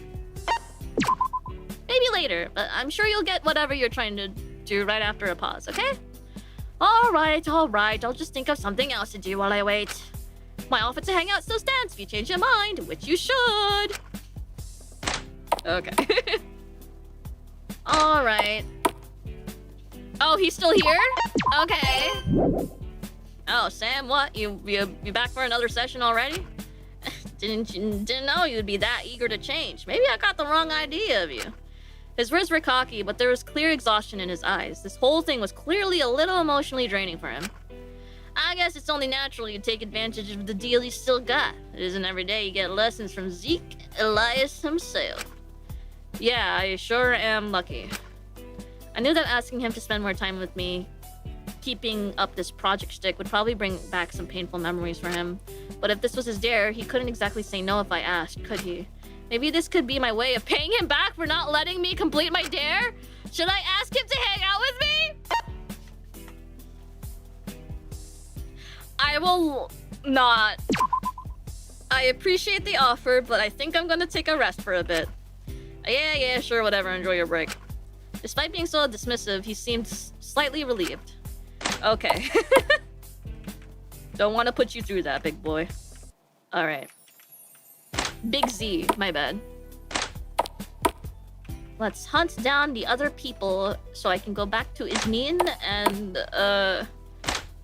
talk her down of whatever she's doing. Is she repenting to God? Is that what she's doing? Shit. Alright. Hello, Maiko. Maiko, are you doing okay? How are you holding up considering the motive? Oh, Shinku, I'm okay. I think I'll be fine, although I might need some help with my dare later, if you don't mind. Although, no worries if not. I really don't want to be a bother. Not at all. Hey, no matter what you need, you can come to me, okay? I want to be there for you no matter what. We're friends, Maiko. Shinku, you really are the best ever in the whole wide world. I love you so much. You're way too kind to me. Maiko flung her arms around me and hugged me tightly, basically nuzzling her cheek into mine. Hey, hang on. This is a bit much. I'm not your boyfriend, Maiko. Come on. Yeah, no way. You're way more important to me than any dumb boyfriend would be. Jeez. Huh? Did I say something wrong? No, it's fine. I hope you'll be okay today. Let me know if you need anything. Well, I'm a little lonely right now, honestly. I'm just trying to psych myself up for later. So, if you're free, would you mind staying and talking to me for a bit? You really don't have to if you don't want to. Really? Maybe later. Oh, that's okay. No worries. I don't mind. Just one thing. I don't hate you, Maiko. You haven't messed up. You look nice today. You're not annoying me. Thank you. Fool! Come here! Come here! Okay, it was nice at first, but now this confinement shit is pissing me off. Not so much of a 5-star vacation anymore, huh? It would be fine if it weren't for this stupid game. I don't know how they expect me to do any of my dares stuck here. Unless you want to help me out, kid, but I doubt it. Guess you're gonna have to have your truth come out, huh? Now it feels like there's actual consequences for attacking Blondie. Oh well, when there's a will, there's a way. This old man's got a few tricks up his sleeve, I'll figure it out.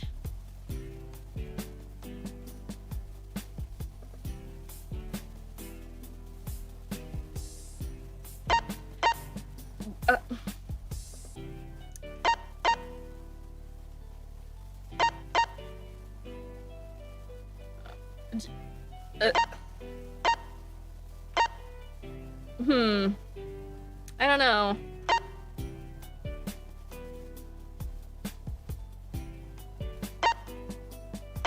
Just pick truth, man. Nah, no way. I can't just sit and let that come out. It would ruin my whole rep. I've got an image to uphold, you know? I promise you, your reputation could not possibly get worse. It's not that. Forget it, kid. You wouldn't get it. Run along now. I'm sure you've got something you need to do.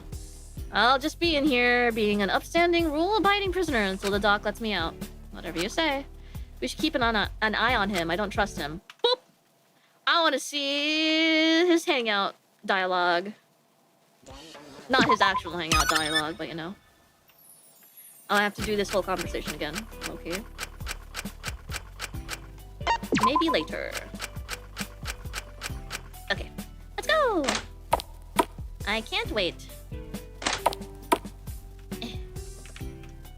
Alright, and save. Boom. Dr. Lenius might help you? Let you out? Maybe. I've been on good behavior all this time. What has she got over me anymore? Well... Oh, wait, why am I giving you the southern accent? Well, you know, aside from stabbing Blondie, but he's guarded me plenty and I haven't tried a single thing. I'm basically an angel. Whatever you say. I'll just be here being an upstanding, rule-abiding prisoner until the doc lets me out. Feel free to report how perfect I've been. It would help out a bunch. Sure. Fuck! Ah! I have to play into his ego. Oh, I'm sure you will. What's with that tone, kid? Don't believe me? No, I'm sure you'll find a way. I just imagine it's gonna be inconvenient for the rest of us. What can I say? It's the Wang way. But hey, if you're so worried about it, you're free to stay here and guard me. Make sure I get up to no trouble. What do you say? No. No point. You'll find a way regardless. Aw, that's no fun. Well, if you change your mind, I'll be stuck in here, kid. Or maybe not. If my next guard doesn't show up soon, wonder where they went. Right, that's a little concerning. Yeah, where is she? I can try to find her. Let's go to the other side of her school then.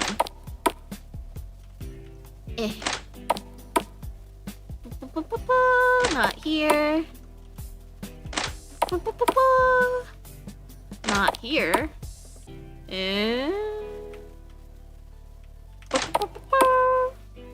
Oh, hey! I really hate this stupid motive. Tell me about it. I mean, it's not too bad for you. It could definitely be worse. What do you mean? Oh, everyone already knows you're kind of a freak. With your books and their subject matter and all.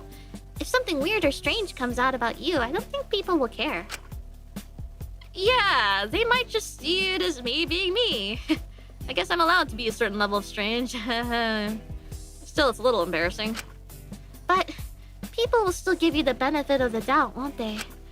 I wish I had that luxury. If something comes out about me, everyone's just gonna jump on it and tear me apart. It just totally won't match people's image of me.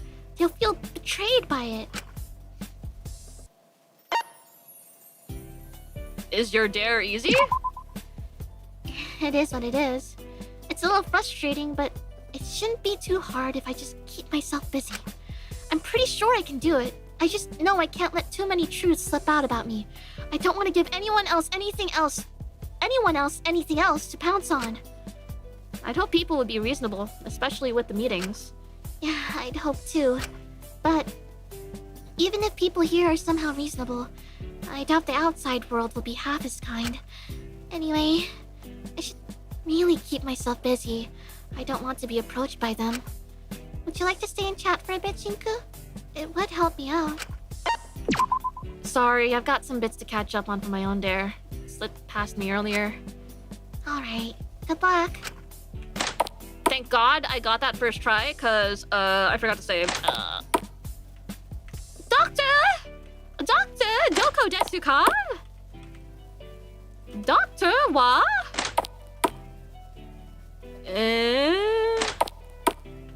What the hell? Is she showering? The fuck? Oh. That's not who I expected to find. Asuka was sitting by the mirror with a small pouch filled with makeup. That's... Oh, they seem pretty untouched though. Asuka? What are you doing? Oh, nothing all that important. No need to worry. I considered doing my dare, but nah, ain't worth it. It's silly. I know it's a real simple thing to do, but it just feels real tiring, you know? I don't want to make myself feel worse than I do right now, only to be accused of hiding something for doing my dare, you know? I get that. This motive really is putting all of us in a tricky situation, huh? I just don't know why they're digging up so much from the past. If this stuff is all about redemption and moving forward, why would the past matter? Are you okay? Eh? What do you mean? You're sitting down. You can hardly even see the mirror from here. It's getting kind of tricky to stand up for long periods of time. I don't know why, but it's hard for my stomach muscles to support me. That sounds pretty serious. Nah, don't worry. I'll be fine soon. Just a bit longer and I'll be in tip-top shape again and be able to perform once more. Nothing can bring me down. It's been a month already, though. How long until we have to call it quits and accept they're not going to fully recover? Just please take it easy. Really, don't worry. I don't want people to assume I'm suddenly all weak and incapable. I can do it all myself. Don't you worry. I don't want to overstep. I feel like if I push this, I'm just gonna push Asuka away. Whatever you say. I should leave them be. Fuck. Fuck. No, I'm pretty sure I saved just then. See?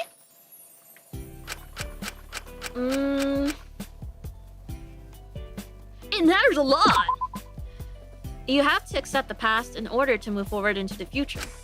Yeah, I know that. But this isn't accepting the past, it's just bringing it up again for no reason. I guess so. I've already accepted the past. There's nothing I can do to change it. I can just keep moving forward. Stuff like this, it just feels like it's making me miserable for no reason. Asuka sighed and zipped up the makeup bag, holding it for a moment. Good luck with your dare, Shinku. I should leave them to it. Man, I'm really bad at this. Oops. Alright, this time I'll get them for sure. Ugh. This whole game doesn't make sense. You can say that again. Everything this game throws at us just contradicts whatever they said before. It's so stupid. But I'm gonna keep going despite it all. Huh? I don't care what they throw at me. I don't care how much this game tries to beat me down. I want to keep getting up no matter what happens. Despite them. This game is awful. It's made to break us down, degrade us, make us show animals to be poked and prodded and watched. It sucks. So, I think the best thing we can do is be happy, connect with others, and keep going regardless of it all. Refuse to be broken down. Refuse to play into it. I think that's a really nice way of going about things, Asuka. Aw, thanks, Shinku. Hey, I might have fumbled my dare, but that doesn't mean my day is just gone. I could spend the day doing something much more productive, like having fun. So, how's about it? Why don't we just ditch this stupid motive and hang out instead? Sorry, I have a lesbian to attend to. Maybe another time? Alrighty, no worries. Just be careful, okay? Don't push yourself too hard. I won't. Don't you worry about little old me. I've got this. I'm here if you need me. What a sweetie. But that means Alora wasn't here either. Did I miss a place? I wonder where Alora is. Maybe her room? Oh, hey. Oh, did I save? There you go. Are you not busy with your dare today, Dr. Elenius? Absolutely not. I see no reason to engage in mine. It feels needlessly frustrating. My truth is embarrassing, yes, but it's not worth engaging in my dare to hide it. Besides, doing so would just hinder progress on finding an escape, which is the last thing I want to do right now. With this new motive in place, time is precious. I just hope you'll all understand when my truth comes out tomorrow. I don't want people being unreasonable about it. You do so much? I don't think we give a fuck. What do you mean? I mean, you're always doing so much to help around here. Helping with the corrupt prisoners, planning the escape, helping Asuka heal, keeping Taka in check. You could do something absolutely awful and we'd still forgive you. We rely on you. Is that so? Something about what I'd said seemed to have disturbed Dr. Elenia slightly, but she turned to her work to hide it. Well, I'm going to get on with my work. Stay safe, Kutsuki. I should leave for her to get on with things. I think I'd said something wrong. I love saying the wrong thing. Fuck! Fuck my life! I don't know. You've seen some of the people here. Asking them to be reasonable is practically futile. I mean, I'm convinced some people here just want to cause issues for no reason. Ah, right, I'd forgotten. I suppose I'll just have to brace myself for ridicule. I hoped I'd be able to avoid it. Maybe I'll prepare an explanation in advance. That might be wise. Dr. Alenia's turned back to her work, her mind drifting elsewhere. I shouldn't disturb her, she's probably busy. I'm so bad at this, dog. Oh, Lord. It's probably not bad. I mean, you said it yourself. Your secret is more embarrassing than anything. I don't see any reason why anyone will have any hang-ups about it if it's not that bad at all. I suppose. Just seems some people here will jump onto anything. Not to mention, I'm sure some people are growing frustrated by how long it's taking me to make progress. They'll be looking for any reason to justify that frustration. But for every one person who thinks that, there's about 3 of us who appreciate all the hard work you're putting in, so don't worry, we'll defend you. Thank you, Kutsuki. If you'd like, you're free to keep me company while I work. It might be best to stay away from the others today if they're busy with their dares. Maybe another time, but good luck with all this. Thank you, Kutsuki. Stay safe. What if Allura has a plan to kill someone and Shinku telling her that they rely on her is making her pause? No! To be fair, they're all really picky. The options aren't helping. Go? Teehee, it's okay, I get it. Alright. Okay. Hold on. Oh, what was it? Push her to the ground and make her wipe that cheeky smirk off her face? Grab her chin? What? Oh wait, where is Lyra? Did I talk to Lyra? Wait, where is she? Did I just somehow miss her?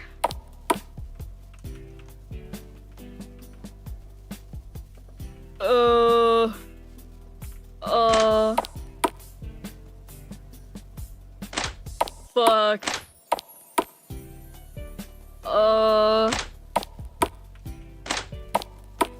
She's probably in her room, right? Let's go. I'd be like, so that was fucking crazy, am I right? She's not here? Where the fuck is she? In Zeke's room? Oh my god. Okay, bet. Oh, Shinku, you're back. What, you want more? I mean, kinda messed up to want to do it in Zeke's cell. I didn't think you'd be that kind of guy. I'm not. Come on, jeez. I didn't... Aw, no need to be shy. It's obvious why you're here. All that stuff earlier about caring or thinking I'm not bad. No need to beat around the bush. I know you didn't actually mean any of that shit. I did. Yeah, and I donate to charity. You're impossible. How'd giving the manuscript to Zeke go? Did he react well? I gave up in the end. Huh? Why? I felt bad for him. He had this awful dare that reminded him of Mint, I think. I couldn't give it to him after that. I couldn't do that to him. I didn't want to make his day any worse. Huh. Maybe you're not too bad, Shinku. What do you mean? Doesn't matter. Anyway, I finished my dare and I got the whole day to kill. If you're not planning on going through with yours, want to hang out together instead? Sorry. Maybe another time? Okay, well, I'm here if you need me. Now I can go!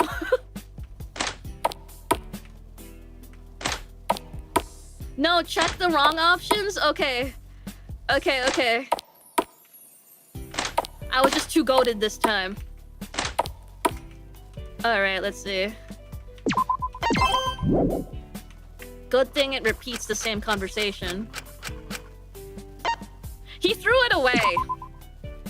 He threw it out of my hands before I even had a chance to give it to him. Okay, I'm sorry. That's hilarious. Not for me. It means my truth is coming out tomorrow. Oh, come on. It can't be that bad. Stop. It's really embarrassing, isn't it? Oh, I can't wait. I'm gonna have a field day with this one. Hey, it's not. Your silence speaks volume, babes. It's gonna be great. I should get out of here and save myself from the embarrassment. Oh, God. Waku waku. Let's see. What's the last option? Aw, you chickened out? Didn't want you to think you had a little crush. You saw how he was about Iz. I'd get eaten alive. Oh my god. What was that with Iz earlier? It was definitely something that happened. I mean, I'd go for it still. Like, it's weird, but kind of, you know, like, I wouldn't mind getting slapped around a bit. I'm used to it. That's nice, Lyra.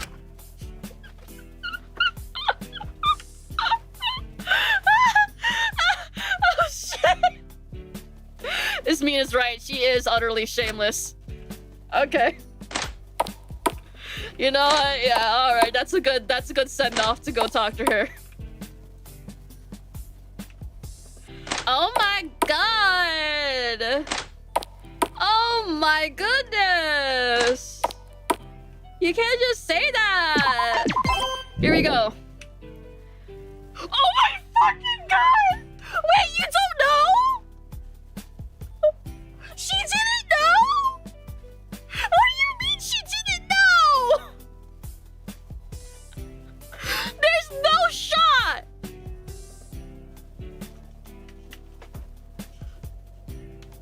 There's no fucking way! I don't like girls, I don't like girls, I don't like girls, I'm not like that, I don't like...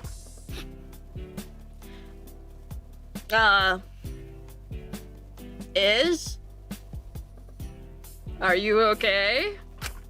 Ah, Shinku! It's lovely to see you, truly. How are you doing? Good.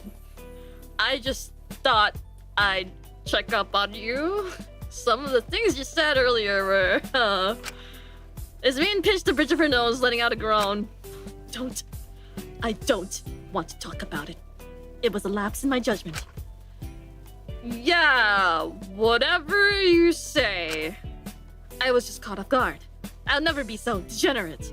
I just wanted to make sure she got punished rightly for being so shameless. I mean, what was she thinking, going around kissing all three of us? I mean, Ezekiel makes sense, but why me? I've explicitly shown I have no interest in her or any of her wretched little games and reckless behaviors. It's like she wants to corrupt me, which then Oh my goodness. I do not need to know all of this. You don't have to say all of that. Oh my fucking god. Which then leads me on to... Do you think it was for a dare? Ah, yes. That would make sense. I think maybe you're overthinking it, Is. It's probably not as big of a deal as you're making it out to be. And maybe I am. I just can't stop thinking about the whole thing. I need a distraction. Thinking about it is going to do me no good. Are you free to chat for a bit? I promise I won't say or dare anything like that again. Okay. Sure? I mean, I've kind of given up on my dare. Not much else to do. Wonderful. I was admittedly a bit apprehensive about talking to Ismain one-on-one like this, but I did feel as though someone had to talk to her. She's very good at going a bit too far. I thought maybe I might be able to talk some sense into her, or understand her rationale a little better.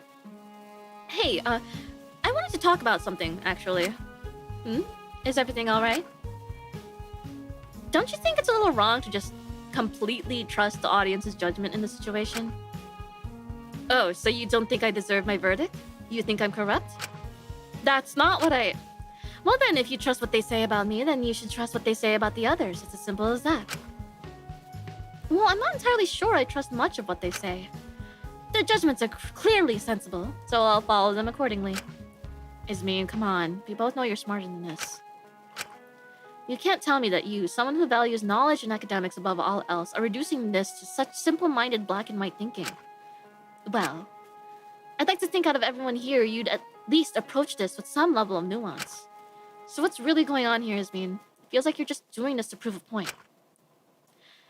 Admittedly, I'm aware I should approach this with far more nuance than I have, but ultimately, it's been groundbreaking to finally be validated that what I did to my friends wasn't wrong.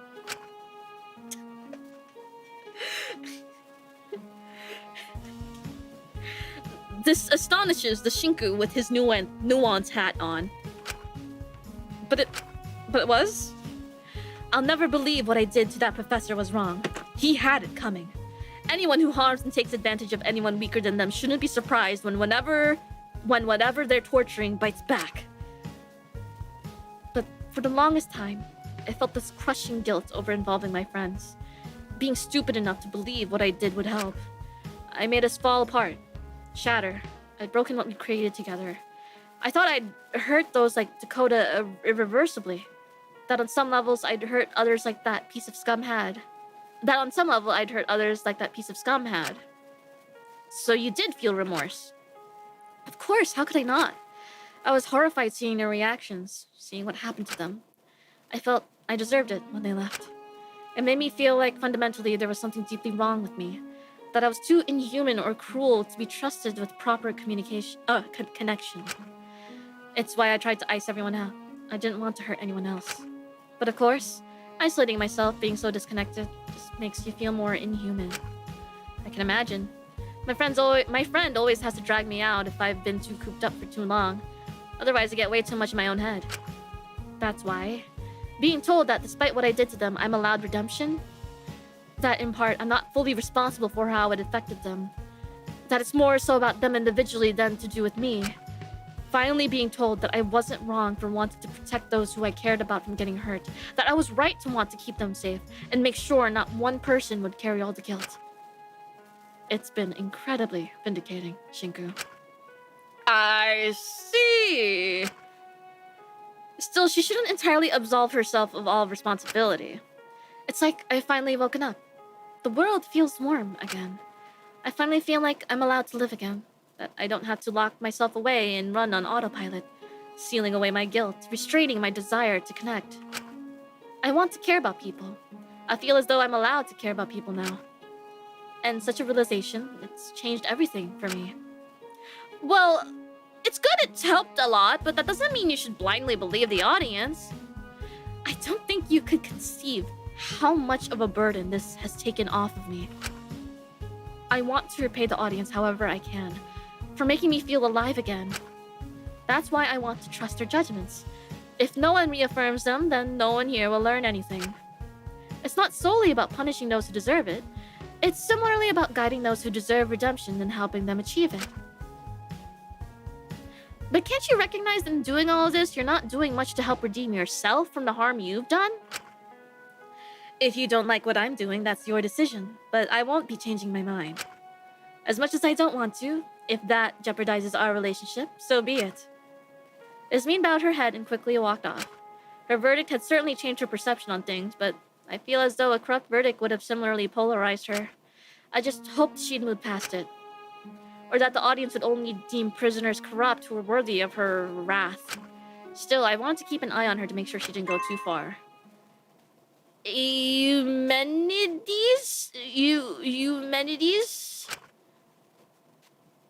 Probably that's how that's pronounced, maybe? I don't know. The afternoon came without much fanfare. Most others were busy around the prison doing their various dares. I was still a little upset that I hadn't gotten a chance to complete mine, but perhaps it was better to just take the embarrassment of my secret being outed. It wasn't like it was anything that bad.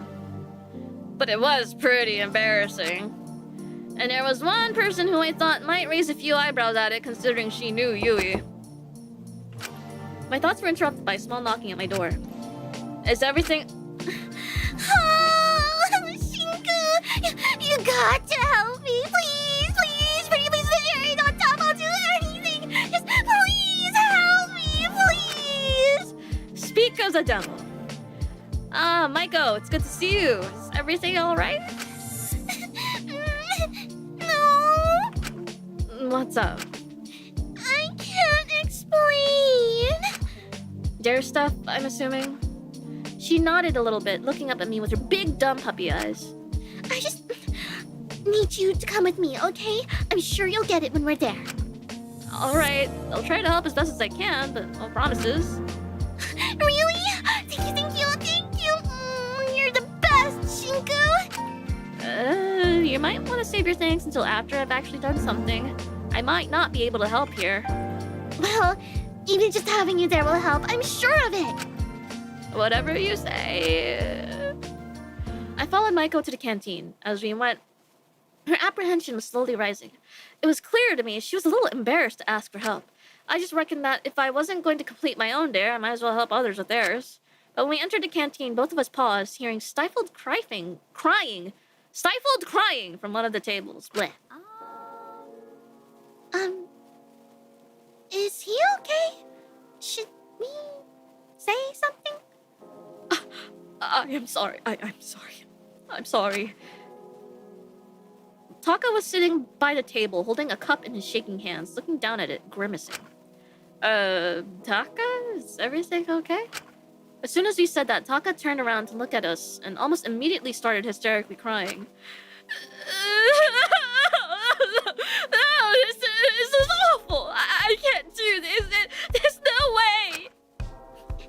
Hey, it's okay. What were they trying? Maiko cautiously stepped over to him and seemed to freeze as she saw what was in the cup. Oh. Hey, it's okay. They can't even feel pain, can they? I can't do it. I just can't. It's not worth it. I don't care what you all think of me tomorrow. I can't. Were they trying to make him drink whatever was in the cup?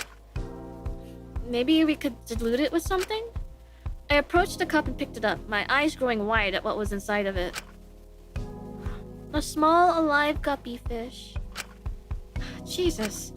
Where did you even find this? In the courtyard ponds where we found the frogs. I started going to watch them and feed them when I needed company. I wanted to keep one in myself, but I'd be worried about his vein destroying it. But my dare this morning, it was... Wait, don't say it! You could get punished! And from this, we could put the pieces together well enough without him spelling it out for us. They're making you do something like that? Taka nodded solemnly. I can't! I just can't! There's no way! It's totally messed up they're making you do something like that in the first place. That's leagues darker than my first dare. I've only just started making progress with getting the others to like me again, but I don't want something to come out about me that'll change stuff. This is totally sick. I can't do this. Jesus. I'm sure people will understand. Your truth can't be that bad. It's so pathetic. What's the nicest way to say we've already seen just how pathetic Taka can be by this point? Whatever it is, I'm sure there's worse things, I promise you. Yeah, and Lori's holding the morning meeting specifically so we can discuss the truths. I'm sure you can explain then. I just don't want Sugi to hate me. So that was the root of things here. Honestly, I think they'd hate you more if you went through with this dare. It's pretty messed up. Then I really can't do it. Not to boy. There's no way. I'll just have to bear a little more scrutiny. I should be used to it by now. It's fine. You already named it? I think I'm just going to release him back into the pond. I'll be back in a little bit. He named the guppy fish Boy.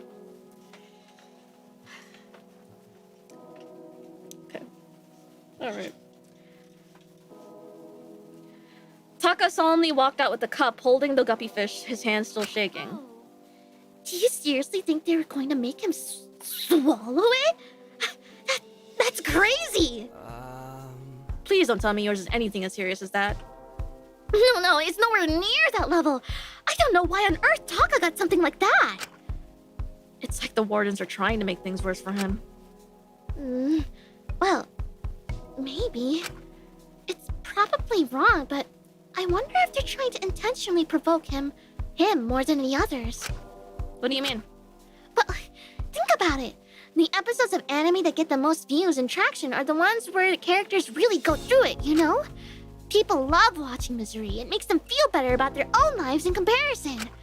I think for a while, after his corrupt verdict, Taka was like that. He just kept getting kicked down.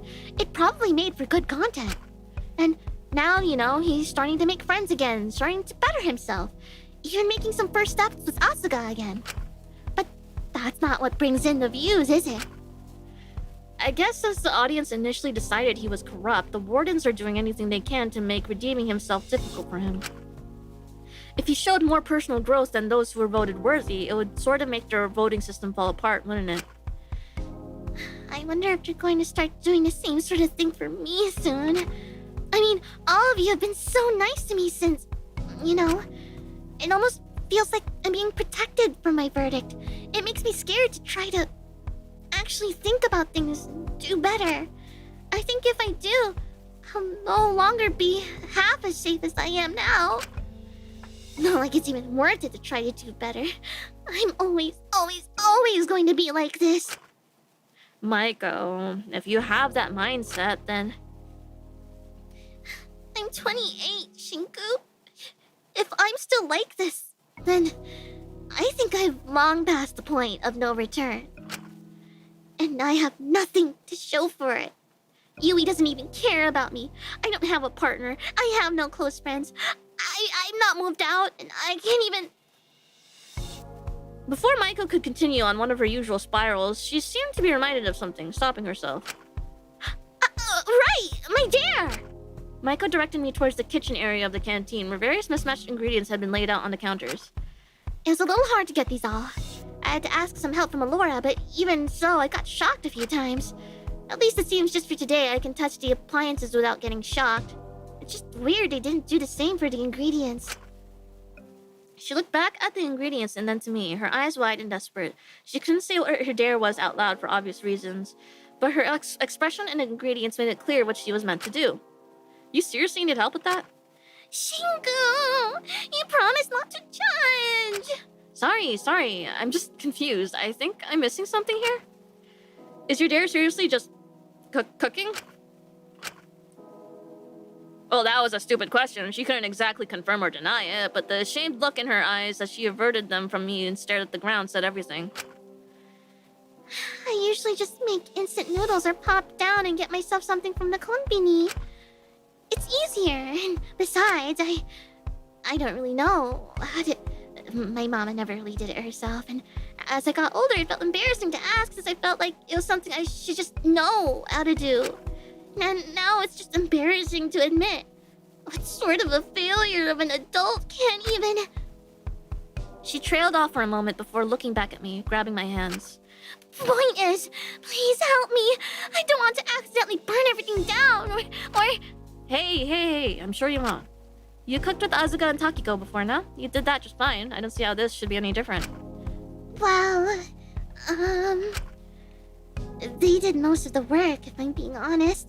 I was only really there because I liked being around them, so I wasn't really trusted to do a lot of the work. Taki had so much experience cooking for her sister, and Sugi cooked for their troupe. They were the experts. I kind of just felt like I was there for moral support. I see.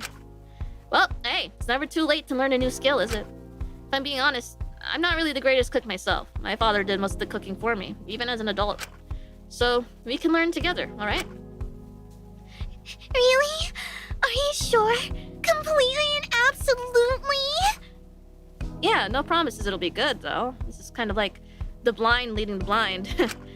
Well, I don't mind. It's a lot less scary when someone else is also learning with you.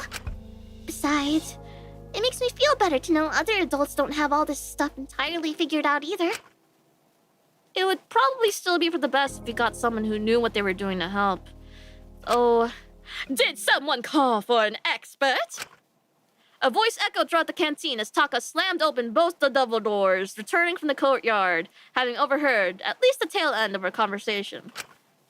He seemed to be doing a lot better after he'd released the fish. It was like a weight had been lifted from his shoulders. He still seemed anxious, but I was certain that some kind of distraction would probably do him good right now. Wait, Taka, do you know how to... Why, of course! I've hosted plenty of cooking shows. I'm practically a shorter Gordon Ramsay with better hair. Sure. If you're looking for help, I'm your guy. I'll make sure we can make the most scrumptious snack together, and that's a promise. Really? I mean, you don't have to help. I really don't want to be a bother. Nonsense! If my reputation is going down the drain again tomorrow anyway, I might as well help pull someone else out the gutter and prove that I'm serious about wanting to do better. Well, if you insist, I'm just surprised you know how to do this. Let's begin! There's no time like the present! Taka hopped over the counter and joined us, seemingly overjoyed to be able to help people for once. He had a dumb smile on his face as he perused the ingredients Michael had laid out, deliberating in his mind what could be made for them before he clicked his fingers. Ah! I've got it! Oh, voice! Places, everyone! Huh? Okay. Taka got us all into position and cleared his throat, getting ready to instruct us. Aw, cute!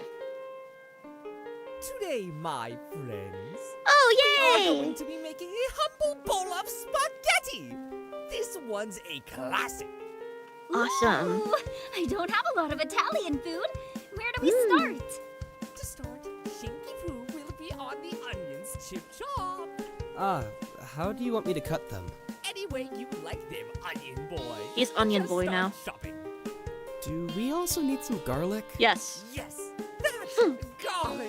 I was getting to that. You do the garlic as well? Yes, yes! What should Oh, I Michael's so do? cute here. You, my dear, have an incredibly important job. Boil the water! Those noodles are gonna be salty as fuck. Now, boiling the water may seem simple at a first glance, but don't underestimate it. In order to boil the water, you need to learn how to turn on the stove. It may seem Shit, easy, I didn't even think about that. He got me there. to master it. All those knobs and settings can be intimidating at first. I would do it myself, but you know, I don't want to. Sure. I'm sure you don't either. If you're too scared, you could just ask Shinky. Oh, I can do that easy. What? That was simple. Whew. It's nice not Aw. being shocked for once. It appears you do have some mastery over the stove, but don't get cocky.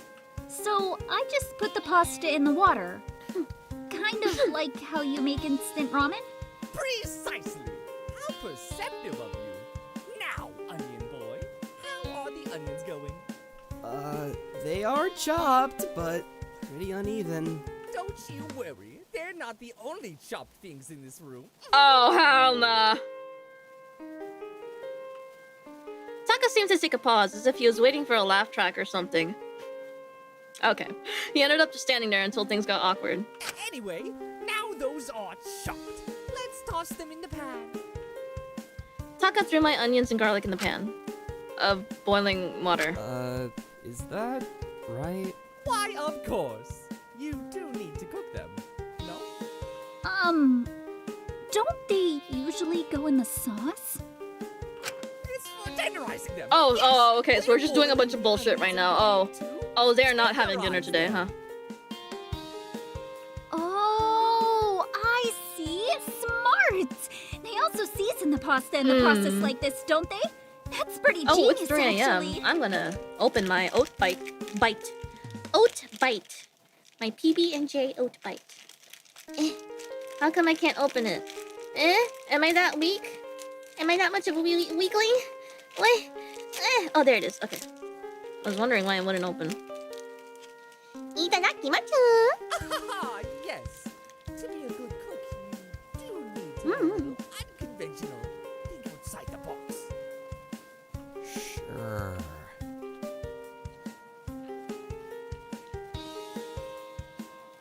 I was starting to really doubt Taka's cooking expertise, but who was I to say anything? Have you heard of Cinnabon? Cinnabon? Like, the chain? Oh, cute! Now, for the rest of the sauce. Smash some tomatoes, you two! I don't think that's how you're supposed to do that. Yes, let out your anger. Smash them with your fists. Think about something that just enrages you and pulverize them. The passion will make the sauce taste spicier. Right. I started crushing the tomatoes with my fists, but was swiftly interrupted. No, no, no! Not like that! Not at all! You need to say what makes you angry as you crush them. Otherwise, it won't work. I appreciate the slice of life. I'm assuming bitches are gonna die soon, right? I really don't think that. Unfinished fix! There are bigger problems in this world! Before I could finish my... Wait, that reminds me. Hold on. I wanted to check if that Akishu fic, room number 9 was completed or if it was abandoned. Hold on. Daily life is 8 hours long on YouTube. Oh, I'm boned, aren't I?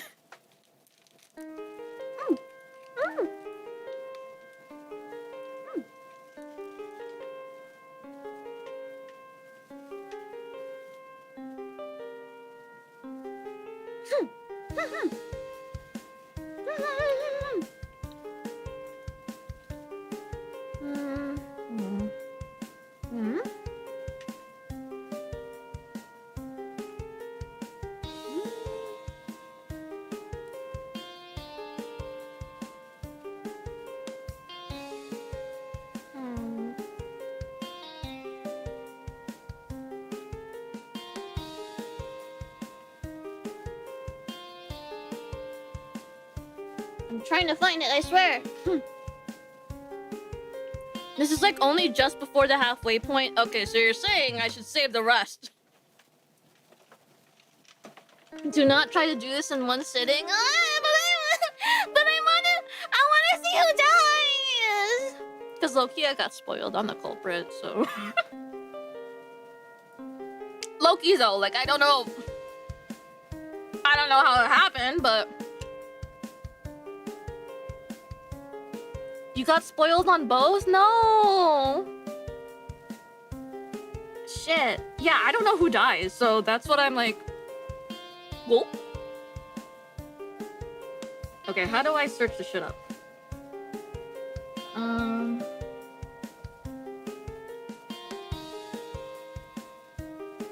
Okay, I'm still looking for that fic, by the way. Okay. Do not check the Wikia if you're curious. Why the fuck would you ever? Okay, that's on you, man. Oh, that sucks. It's 15 out of 17 chapters, and it was last updated in 2022. Oh! Damn, that sucks. But for what it is, I still really enjoyed it, so.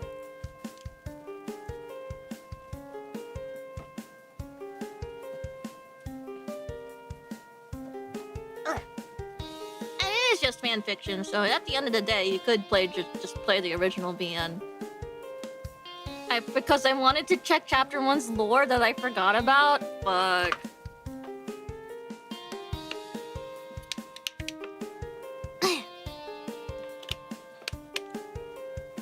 Alright. Okay, nice oat bite consumed. Before I could finish my sentence, Micah was already passionately yelling as she smashed the tomatoes. Yes! Just like that! Yuri being overshadowed by Yaoi! Okay, yep. Non-mirrored RP literacy! Yes. No, okay, so you guys know how I talked about... like, me discovering people role-playing, like, Danganronpa with their OCs, but, like, so, like, sometimes it's not even strictly Danganronpa. It could be, like, different settings, but still with the killing game format. So, like, about that... I decided to take the plunge. I decided to join this one RP. It was like a trial run before, like, while they were accepting applications for the characters for the actual campaign. They had a trial run. It was like a mock trial, right?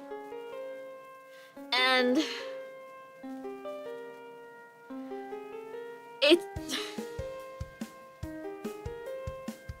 I tried, okay?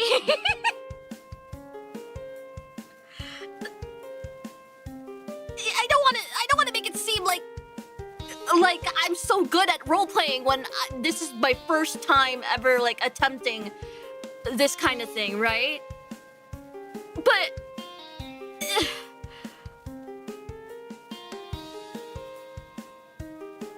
maybe it's just on me for expecting much of Danganronpa fans. I just don't know.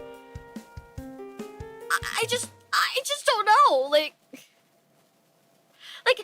grammar, like stuff like proper stuff like capitalization is like, I don't care, right?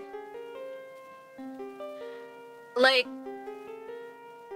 things like not putting apostrophes for conjunctions. It's like, yeah, okay, that's a bit annoying. Like, imagine she would into she'd, but they forget the apostrophe, so it's just shed all the time.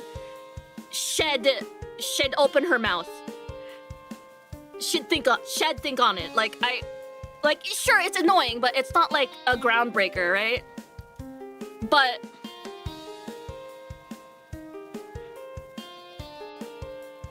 it's like, it's a Danganronpa. It's a murder mystery thing, right? I really tried to, you know, nudge things along. Like, hey, let's talk about one thing at a time. We can't make any definitive statements, right? Mind you, all this while being in character. Okay? I was still in character. I was playing the part of a clumsy grown woman. Cause, you know, a little bit, sometimes you gotta put some of yourself in the character, right? Clumsy grown woman trying to make things, trying to, like, kinda like Maiko, not gonna lie. Low-key, right? Maiko if she was an office lady, right?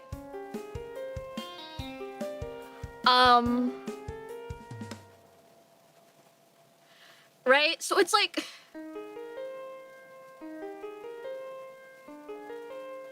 so yeah, I try to nudge things along. I try to be like, well, just because they used this doesn't mean it was the murder weapon. There's still other things to consider, considering we haven't talked about anything else from the clues we've been given. And then they'd be like, yeah, you're right. That does make sense. We should say that this was the murder weapon and move on to the other clues. Like, did you not read what I just said? Did you not read that? Like, oh my god. And there's be some people where there's just a clear grammar gap, right? Like they'd use the wrong forms of words. Like, let's see.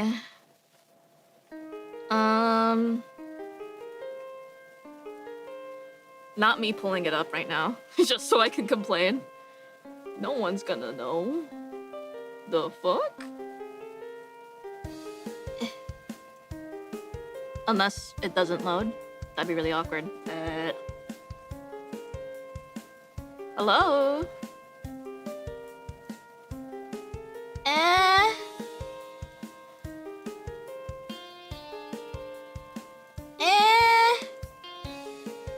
Shit! No! It got archived! I can't look at it anymore! Fuck! I can't complain! Shit! I haven't Dangan RP'd since I was 16, 17, and I stopped because typical Dangan OCs were something. It's like, one of them was playing a character that was being a brat. Like, But it was like I get the character they were going for. It was just completely like, why are we going to this trial room? Why are we even doing any of this? I just want to go home. And it's like, I think a character who would say that type of shit wouldn't be doing it right off the cuff. We gotta build into that first, man. You just saw a decapitated body, right? Like, I don't know. It's very nitpicky, and I learned it wasn't for me. But I feel like it could be really fun, you know? I feel like it could. It's just really frustrating.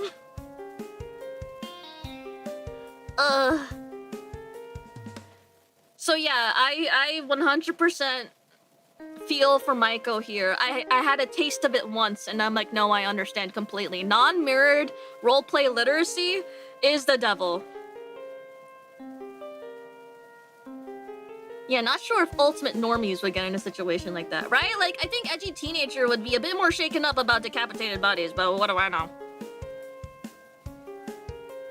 Finding the right people is insanely hard nowadays. I don't know. Maybe not the literacy, but level of effort people put in? No, it's... I definitely feel like... That's the thing, I don't feel like they were not putting in effort. They were definitely putting in effort. It's just not... It's just like... I'm the grown woman role-playing Danganronpa here. And I realized I'm out of my depth. And I should leave.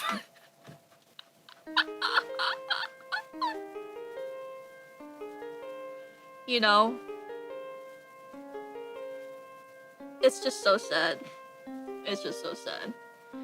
It's a combination of literacy, being able to read the room and tell what makes sense for the story, on top of lack of effort from some people that makes good roleplay partners hard to find. Amen. Amen. Alright, thank you. If you had a group of friends...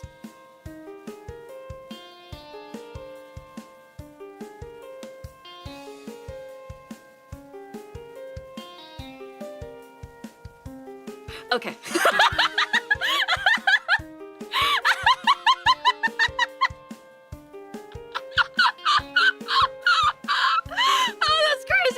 Okay, if you had a group of friends who were down, I think you would really enjoy the Vampire the Masquerade tabletop RPG. The rules allow for a lot of creativity. No, don't misunderstand. I skimmed the whole message first before reading it out loud. I knew what you were suggesting, and I still wanted to make the joke.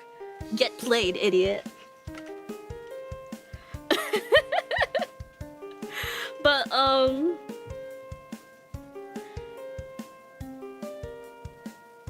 I do wonder, like, I feel like, cause, I don't know, I feel like I've talked about this before, but I've done,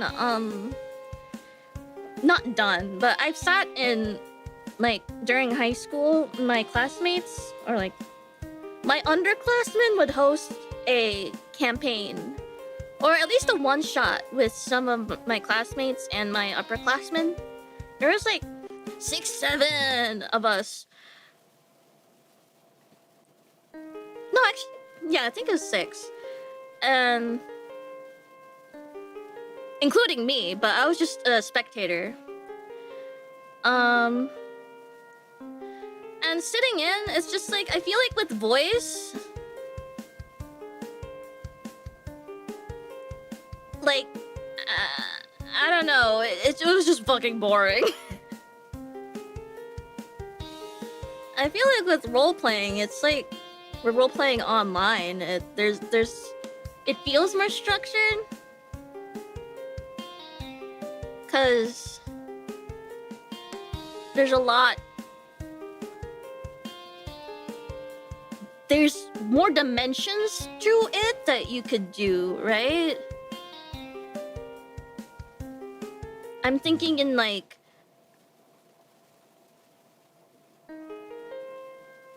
I don't know. I just have this weird fucked up idea of what role-playing is like, because I never did it.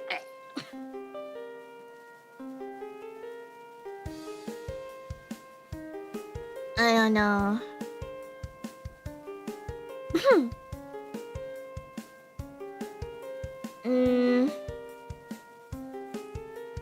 I don't know. So yeah, that's my gripes with role playing. Oh wow. Taha. Teehee. Uh-huh. Alright. Thank you, Maiko, for letting me have a yap. Early casting! Oh. More! Teachers who treated me different because I was mixed! Being seen as too ugly for TV!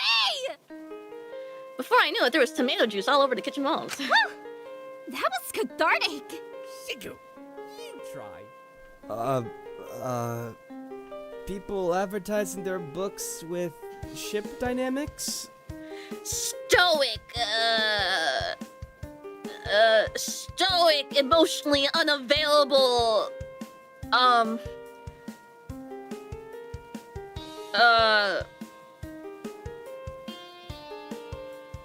bagel baker versus, upbeat, peppy, new to town girl. Oh, good one. I hate that. I need more passion, more anger. Let it all out. People misinterpreting my characters. More. Ezekiel.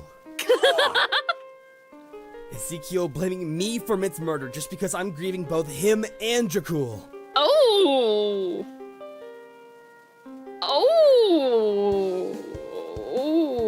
Okay. Him removing my agency as a person and thinking I'm just someone Iz drags around. Him acting like he's the only one who's allowed to be affected by what happened. Before I knew it, my hands were stained with the red sticky tomato juice. I hadn't expected that to come out. Ooh. Whoa. Shinku, do you... Shinku's kinda... Yeah, no, don't say that. That's a bit deeper than I... Sorry about that. Should we take a quick pause to... No, we're good. Let's move on to the next step. Oh yeah, spaghetti. Yay! Michael's so cute. Right, I think the pasta should be done. This should be our final step. I hate this part. Let me handle this. Taka rolled up his sleeves and...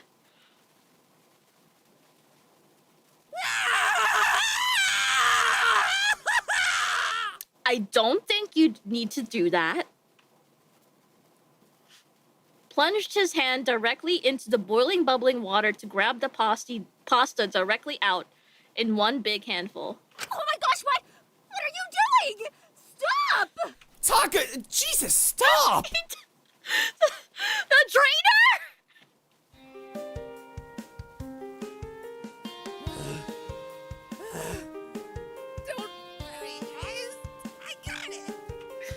He dumped the pasta onto the plate, a dumb grin on his face despite the tears in his eyes. Your hand! Oh my gosh! Come here! Maiko grabbed Taka's hand and ran it under cold water as quickly as she could, clearly panicking. Don't you worry, it's just a regular part of cooking. You can't make a good dish without a healthy side portion of pain. No, I think his arm looks a bit fleshy right now. Nicely cooked pasta is worth it.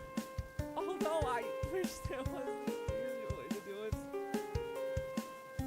You could use a strainer to separate the pasta from the boiling water? Taka's eyes seemed to twitch a little.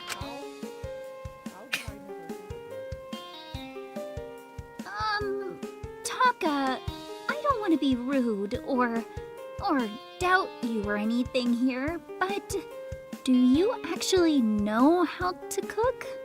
Well, it was probably better than anything you two would have made, so. Oh, I just thought I could probably figure it out. I have hosted a bunch of cooking shows, and that's basically the same thing as cooking myself. Taka. And I was right. Our spaghetti is finished. Bon appetit! I scraped the crushed up tomatoes on top of the slightly undercooked garlicky and oniony pasta. In Taka's defense, it almost looked like real spaghetti. If spaghetti didn't have meatballs, or seasoning, or if you didn't really know what spaghetti was. Well, regardless, I think we all learned a lot today. Isn't that what counts? Well, we did make something edible at the very least. I see that as a win. Right! He wants the honors of trying it first. We all fell silent. But slowly, both Maiko and Taka's eyes gravitated towards me. No, thank you. I think Taka should have the honors. It was his recipe, after all. Well, it was your first time making spaghetti, so really, it should be you. Hey, it was also Maiko's. Why should I have to eat it? Well, it can be your reward for helping me. Reward? Don't be rude about it, Shinku. This is practically our child. Before I could protest any further, Maiko loaded up a small forkful of the spaghetti and held it up to my mouth. Say Shinku. No way! I'm not doing it. Not first. Here comes the airplane. It's gonna crash if I have any say in it. Come on, Shinku. Please?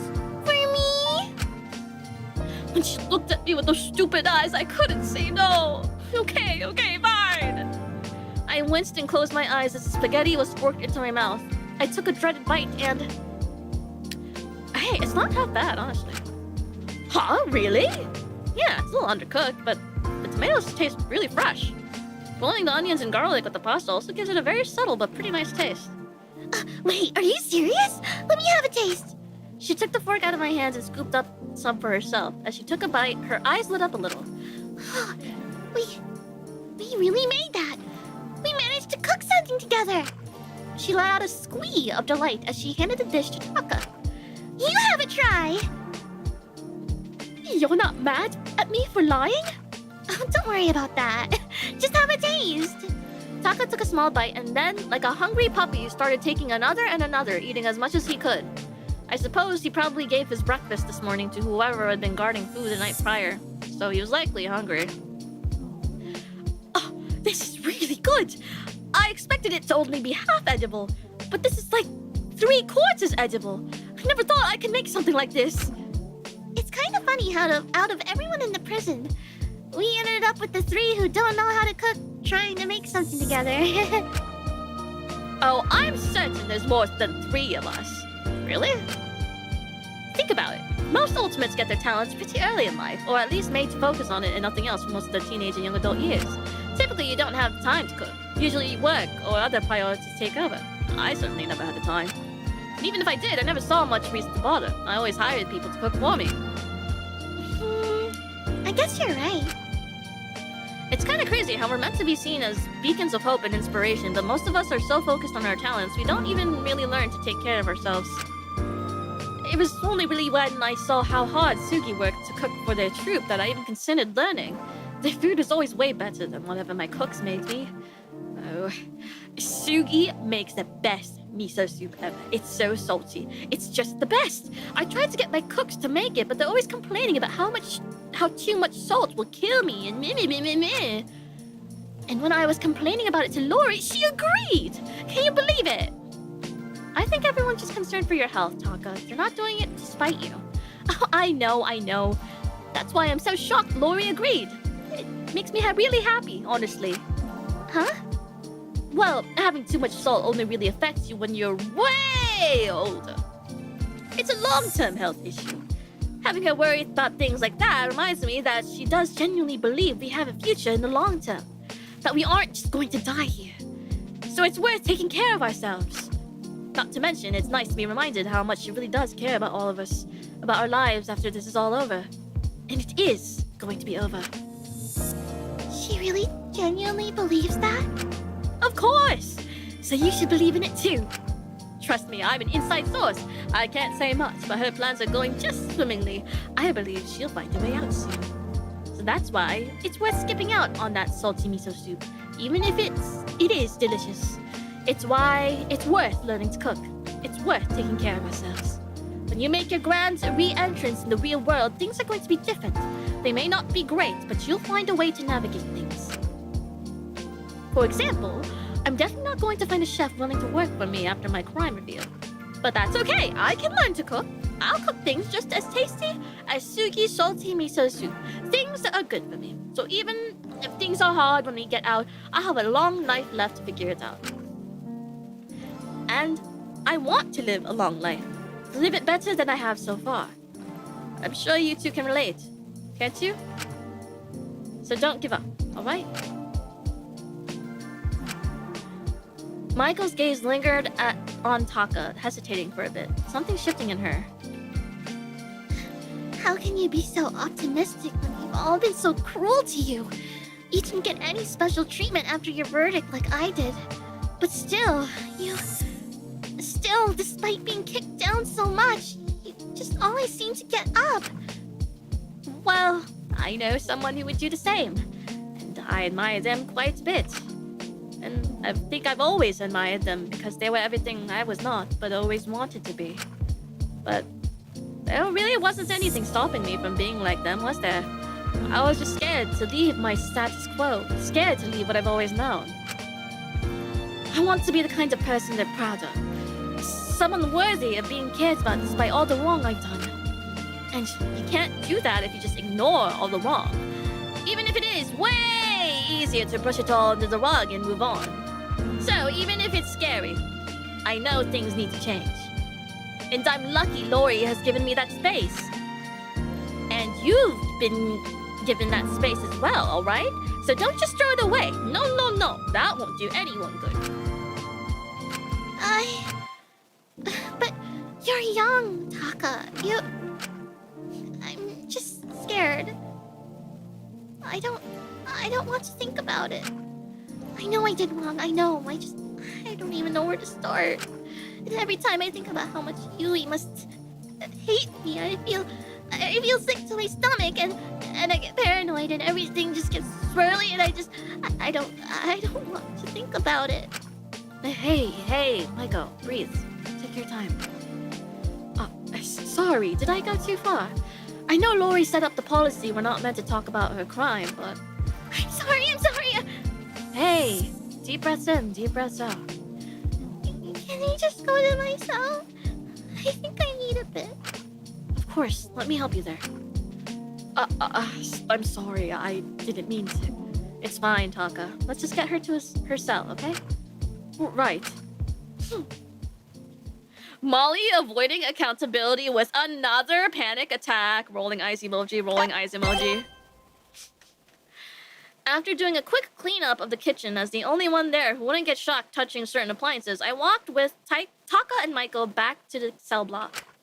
I knew Taka had good intentions until Michael actually faced what she'd done. We made no progress, but maybe Lyra was right. A killing game isn't exactly the prime space for self-improvement. I couldn't fault Michael for not making massive self-improvements when she was already going through so much, but it got to a point where I couldn't help but think how much her incompetence was genuine. Either way, we went to take her back to her cell. But on the way there, we were stopped, observing a strange altercation occurring in the common room. Oi, stop that!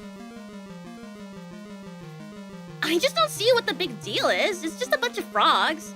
It's not like I'm excusing him for all his actions or anything. Come on, Taki, what's your problem? You're sweeping everything under the rug. All of it. You took a stance and I respected it. You know why? Because it was reasonable. He's careless, Sugi. He hurts people. You said it yourself. He's just so short-sighted. I just don't understand why you of all people are defending him after everything he's put you through. You took a stab wound for him, and yet you're acting like you still owe him something. Are you serious? I'm not... can you listen? Oh, can I? Really? That's what you're asking? Really? You're asking me that like I haven't spent ages listening to you complaining about him, how hurt he made you feel, and now you're just running right back to him? I'm not trying to be mean. I'm trying to help you, Sugi. I don't want you getting hurt. Taki, I know he's a bad person. Yes, because you're not dumb. That's what's so frustrating here. Please, you have to understand. Because I don't. I don't understand. You know just how harmful he can be. You felt awful because of him. And now you're making excuses? I just think you're being unfair, Taki. I don't know where all of this is coming from. Usually you're so calm about this sort of thing. We always talk things like things like this. Wait, bleh. We always talk things like this out. Why are you being so unreasonable? Takiko let out a stifled giggle, looking at Asuka in disbelief. No, that's not what we do, is it? What do you mean? You talk, I listen. I listen, and I listen. And I smile and nod. I watch you run back to him randomly because you're feeling lonely and I don't say a word. Because if I do say something, I'll become the bad guy. Suddenly, I'm just controlling, aren't I? And then, giving Taka a 14th chance seems like a more appealing option to you. Even if it hurts you. That's not what Because it doesn't matter, does it? I'm not stupid. I'm not, and I'm tired of pretending I am. It's exhausting. Taka? Takiko? TV personality? Someone also in the entertainment industry? Lucky coincidence, huh? It doesn't matter how much I listen. It doesn't matter how much time we spend together. I'm not enough. God, Sugi. What do I need to do to be enough? To not just be filling in for someone all the time. You're not listening to me, though. You're barely giving me a chance to speak. You're acting just like... Oops. Uh-oh! Uh-oh! Asuka's eyes drifted to Taka standing on the ledge above, freezing slightly. Then they looked back at Takiko. Suddenly, Asuka seemed to calm down a little bit. Oh! That's what's going on here. You had me worried for a second there, Taki. I really don't want to hurt you or anything, so don't worry. I know you don't mean this stuff. This is all for a dare, isn't it? Hey, it's okay. This must be hard for you. Just say whatever you need to say. I won't be mad.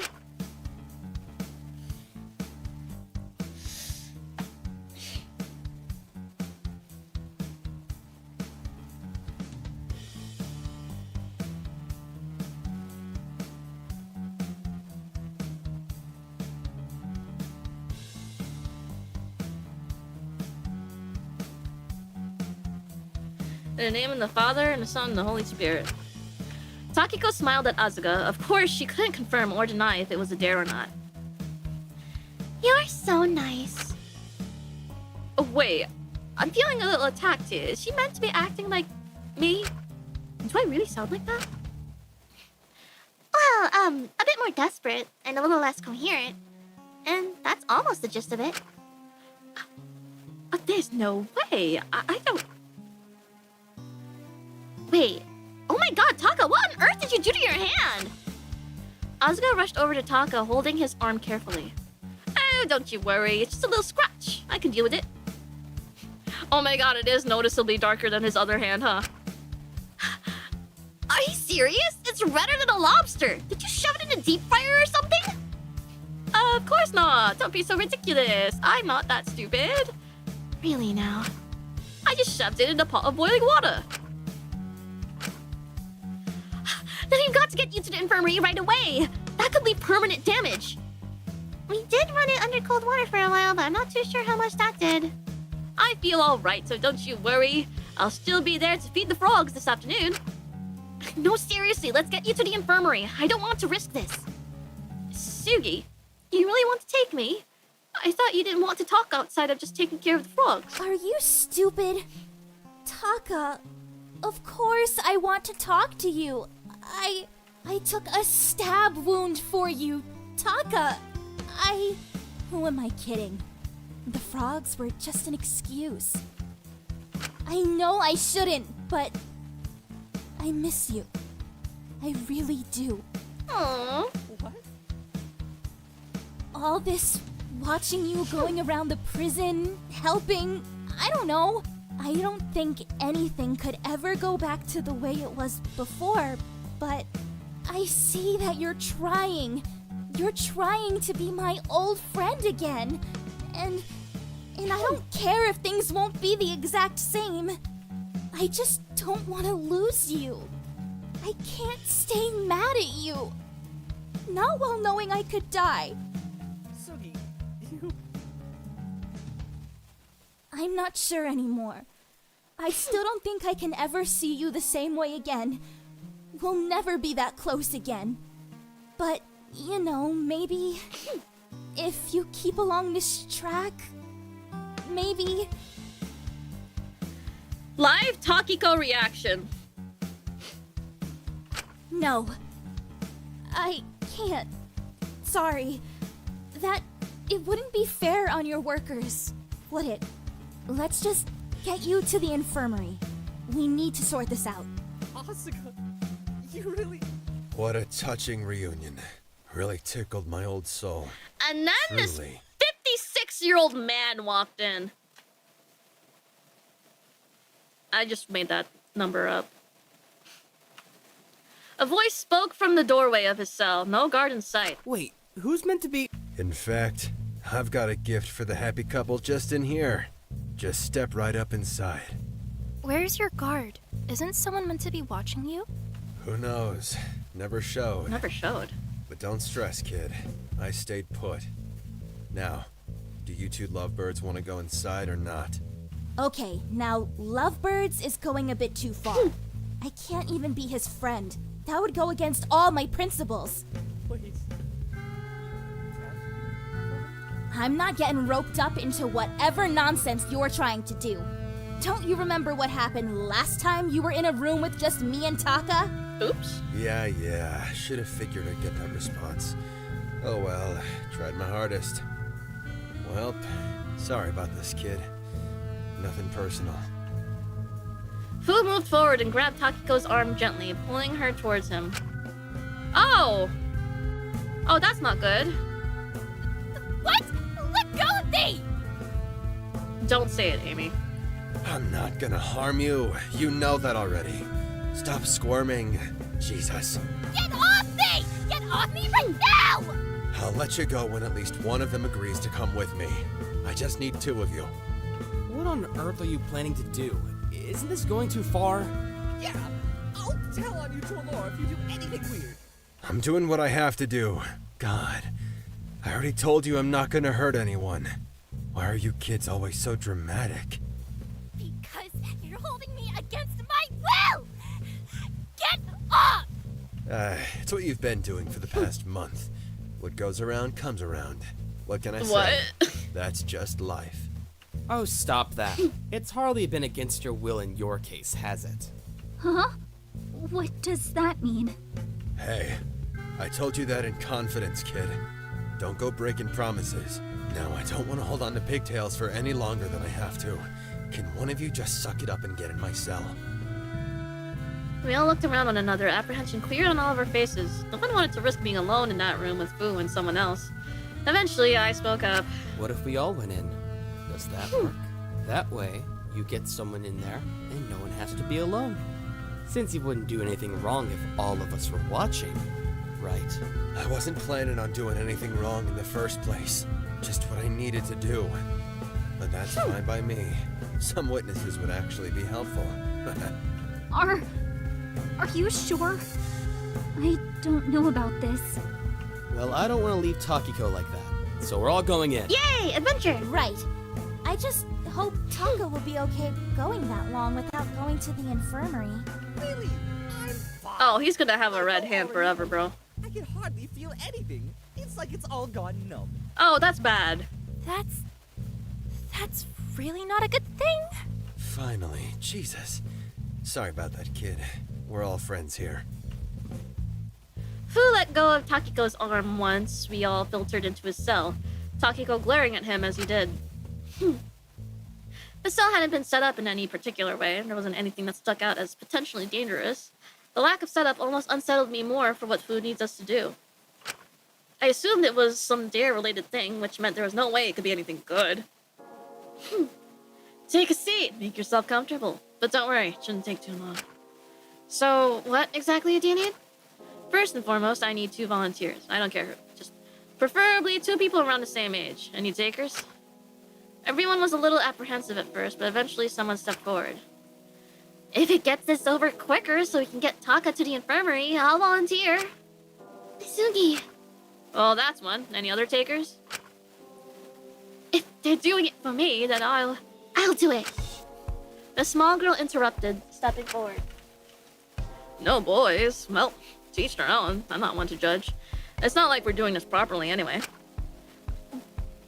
What's that meant? Let's just get this started. What do we need to do? Alright, very well. First and foremost, Fu pointed to a small red teapot placed on his desk, steam pouring out from the top of it. You 2 pour everyone tea. Pigtails, you give some to Taka and me. Bowhead, you do Shinku and Pinky. That's all? Yep, simple, right? Told you I wasn't gonna harm you. Alright. Takiko didn't say a word as she approached the teapot and poured 2 of the gold-rimmed cups, walking over to Fu and silently handing him it. Whoa. Slow down there, kid. I'm just doing exactly what you asked. What's wrong? Fu looked away as if he couldn't bear to meet Takiko's eyes. I need you both to bow slightly and thank whoever you're giving it to as you do it.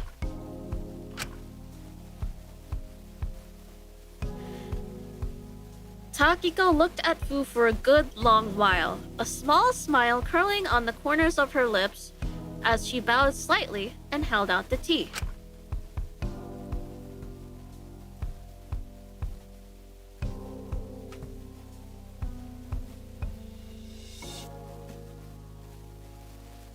I haven't even read the line out loud and I'm kind of gagged right now. I'm gagged.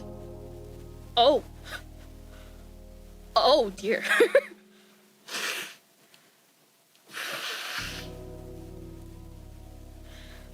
Takiko coin is going up. Oh my god. Thank you for being such a wonderful father. I'm sure your daughter is lucky to have you. It's a shame she can't be here. Isn't it, Mr. Wang? Fu seemed to flinch at that as he took the tea. Yeah, isn't it just? Asuka approached me and Michael, clearly apprehensive about this all themselves, but just trying to get through it for the sake of getting Taka help. Michael, thank you for being strong enough to keep going despite everything. I know I've been distant lately, but I'm glad you're still here with us. I hope you can continue to find it in you to keep going. Maiko nodded quietly as she took the tea, taking a sip and almost immediately pulling back, burning her tongue on it a little bit. Asuka next turned to me, handing me a cup with a small bow. And Shinku, thanks for taking care of Maiko. I'm really grateful someone's keeping an eye on her. Thank you. I hope you can continue to guide her through this. Just don't put it all on yourself, okay? I took the tea from Asuka, seeing a small lotus root in the bottom of the cup sweetening it. This whole thing seemed a little strange to me. Regardless, I took a small sip of the tea and nodded my head in gratitude. As I did, I saw Takiko approaching Taka, holding the cup of tea and staring at him for a good while before lowering herself slightly into a bow. Taka, thank you. Thank you for taking care of Suki when they need it.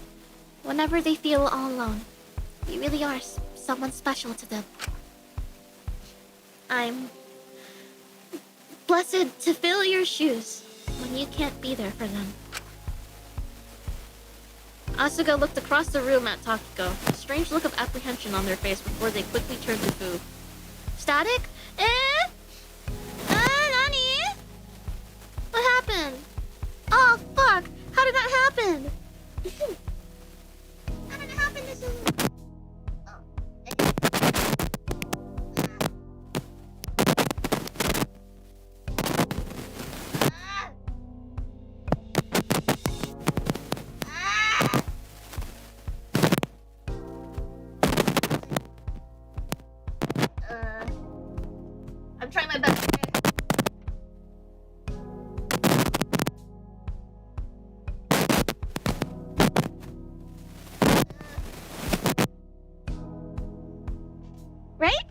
good, right? Yes, yes. Sorry.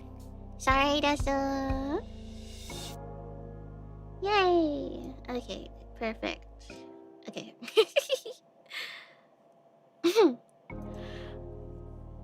Wait. Okay, we did your silly tea thing. Can we go now? Soon. Just one more thing. You two meet together. It'll be quick, I promise. The two of them shuffled over to stand right in front of Fu, the two of them looking directly at each other, but it felt like there was distance between them. I need you to bow 3 times. Once to the heavens and the earth. To the heavens? Asuka quickly bowed. And the earth? Takiko followed suit, keeping her eyes on Asuka. Secondly, to your parents. To my mother? To my parents. God bless their souls. God rest their souls. Oh, poor girl. They both bowed once more. And finally, to each other, and the years of happiness ahead of you. To you. Asuka swiftly bowed to Takiko. To the years of happiness we have ahead of us, and to you, Asuka. Takiko bowed to her friend. May you grow old together, hand in hand, never leaving each other's sides. Wait, was this? Right, we've done it now, haven't we? We can go, right? Yep, that's just about a wrap. Thank you both. That wasn't that bad, was it? Live Takiko reaction. Oh my fucking god.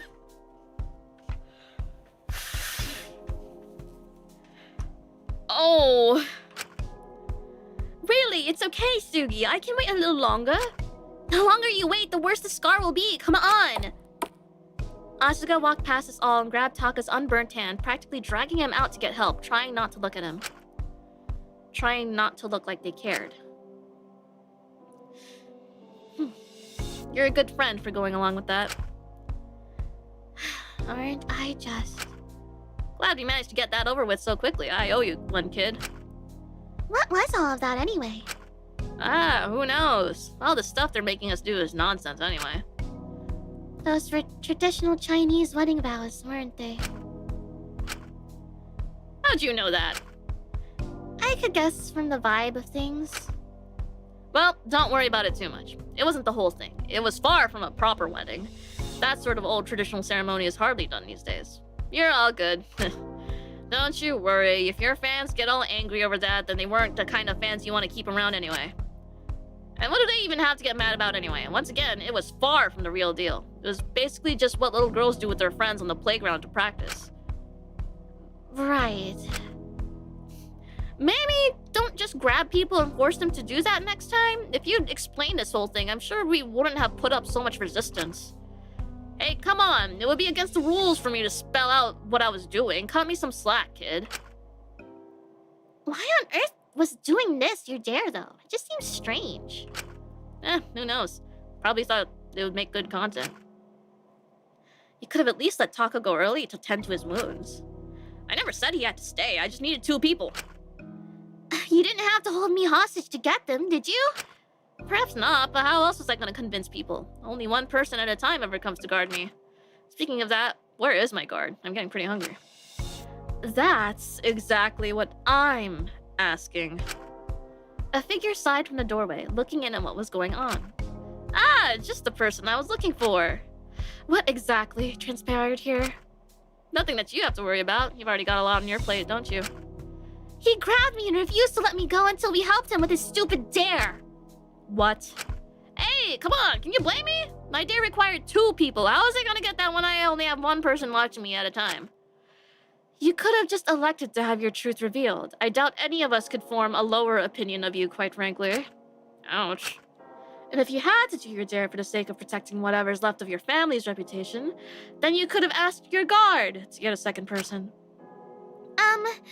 That's the problem? No one showed up to guard him this slot. What? I made it very clear we needed to stick to the schedule. It was meant to be... Is Taka alright? Has anyone seen him? It was meant to be his shift. He was just with us. He was helping us with our dares earlier.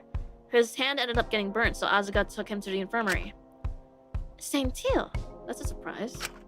She seemed weirdly proud for a moment. Wait, so he skipped his shift? My guess is he was too preoccupied with his dare, he must have forgotten. Strange that he would, though. I thought he was making an effort to help out however he could, to prove he was trying to be better. Skipping his guard shift seems a little counterintuitive, no? I didn't account for people having to do their dares when I made the schedule. I can't fault him for skipping it. He might have just forgotten. Well, what do I know? It must have just slipped his mind, huh? It's strange food didn't just run out, though. You'd have thought he would have taken the opportunity to leave. I told you, I'm on my best behavior. You have nothing to worry about. Yep, nothing at all, aside from not letting me leave until people agreed to come into your cell. Give me a break. Go. Excuse me? That is not your daughter! Oh! Oh. Point is, I've been on good behavior. You've got nothing to worry about, Doc. I'm hearing the opposite, quite frankly. Well, you know, if you wanted to stop any more little disputes, maybe we could let me go? I mean, it's been a month. Absolutely not. Come on now, I've been well behaved this whole month, and it's a little unfair to keep me trapped here with the motive in full effect. But if I need to do something for a dare, that would require me to be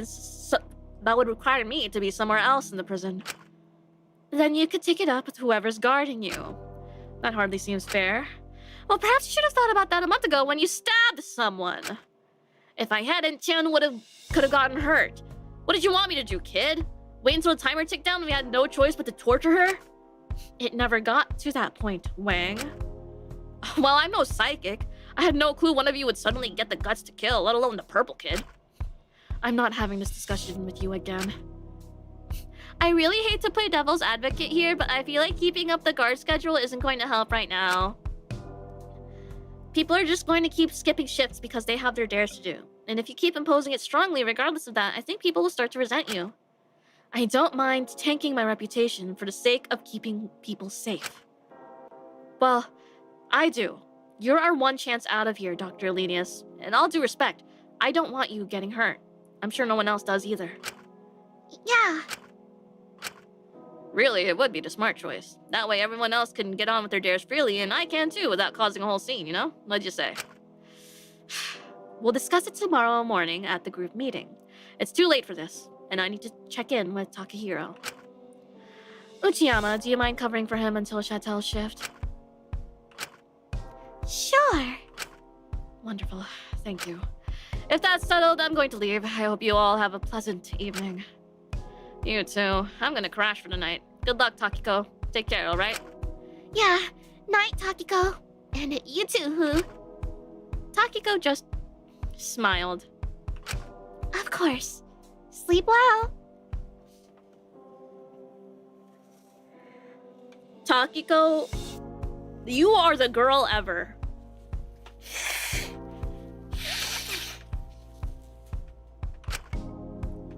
Don't die, thanks once again. Who is such a weirdo and for what? I'm saying. I watched Dr. Elenius walk off to the infirmary fairly quickly, leaving me and Maiko standing in the common room. Luckily, Takiko wouldn't be left with Fu for long, and it was almost in time for the night shift. I was just about to go to my cell for the night when Maiko stopped me. Shinku? Maiko. Is everything okay? Yeah, of course. I just wanted to say thank you, really. What for? I don't think I've done anything all that special. For helping with my dare, for being patient with me, for letting me do things at my own pace. I haven't felt this cared about in a long time, Shinku. So, thank you. If you keep being this nice to me, I'm really, really going to get way used to this. So you better stop before it's too late. I'm not giving up on you, Maiko. I want to be there if you need me, alright? You promise? I promise. Before I could say anything, I felt Maiko wrap her arms around me and squeeze me into a tight hug. It felt just like... Oh, I wonder. Good night, Shishi. I'll see you tomorrow, okay? Shishi? What? I think it's a cute nickname. Don't you like it? Sorry, did I say something weird or... No, it's fine. You can call me Shishi. Really? Yay! Maiko giggled and let go of me, beaming at me. Now you've got to come up with a nickname for me to match. Oh, only if you want to, of course. I just think it would be nice. I'll give it a think. You better come up with something cute. Okay, I'll try my best. I'll see you in the morning, Shishi. Sweet dreams. Night-night. She cooed and waved at me, looking at me as I turned to enter my cell, just standing there. Are you waiting for something? Oh, it's just, never mind, it's silly. Don't even worry about it. Just tell me what it is. Are you gonna say it back? She's sort of needy, isn't she? Well, I'd rather indulge in it than risk her doing something drastic. Night-night, Maiko, sweet dreams. Her face lit up as I said that. Soon after, she left to her cell, and I left to mine. Perhaps indulging in all of this, coddling her, stepping around her crime, and trying my best to not discuss it was not the best thing to do here. But in truth, I wasn't sure what I was meant to do. I just knew I couldn't let her attempt again. I couldn't let anyone down like that. I was only doing all this to make up for what happened. But after feeling that hug, maybe there was another reason I was doing this.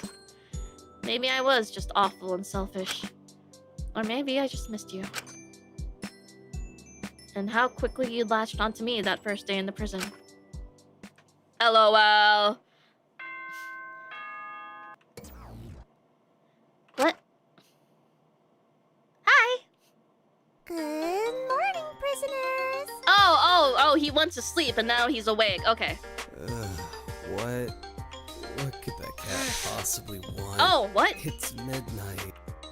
The monitor in my room had switched on right as the clock struck 12, waking me up from my rare bit of slumber. Your first day of Truth or Dare has officially concluded. Congratulations to everyone who managed to do their dares. The Omega Lulz on the right? Yeah, I just noticed that. Those who failed to do their dares and thus chose truth by default are the following prisoners.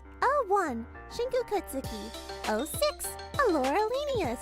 07, Taka Takahiro. 08, Izumi Cersei. And prisoner 10, Asuga Santil. Your level 1 truths will now be revealed to the rest of the prisoners. And subsequently right posted now? on all your social media accounts and supplied to various media outlets. Let's start with Shinku's first truth. Yay! For many years now, when you feel lonely, you have written fiction where you inserted yourself into a romantic relationship with your favorite idol, Yui Apenya. Oh god, Ezekiel's never gonna shut up about this one. Okay, that one's just pathetic. Really fucking funny though, not gonna lie. Oh yes, okay, time to lock it. Let's see what the other secrets are. Now on to Alora. Despite your stoic nature, you have an extensive doll collection you spend absurd amounts of money on. That's not even bad. Kinda more telling that you consider that a secret than the secret itself. But perhaps you're not quite as mature as you want people to think. It was kind of endearing, to be honest, but I'm sure she'd find it embarrassing. Let's see about your little lab assistant next. Taka's first truth is the following. You used to make alternative social media accounts of fake people to interact with you and pretend to be your friends. That's just sad, man. Sounds about right for Taka. It's pathetic, but not worth swallowing a live fish I over. don't even know what to say about that one. That's just kind of sad and pathetic. Luckily, we have something even more pathetic. Izumini's first truth. Oh, shit! As a teen, you used to repeatedly fantasize about being a goddess with a harem of nymphs who were unconditionally in love with you. Yeah. Wow, what a freak. That's just straight up weirdo behavior. Yeah, not surprised after what I saw her say earlier, Christ. And finally, let's finish off with Asuka's first truth. The highest score you've gotten on a test is 40%. Damn. And you're pretty proud of it. Oh, Asuka, honey. Huh. That's kind of strange. Asuka always seems sort of wise, or at least sensible to me.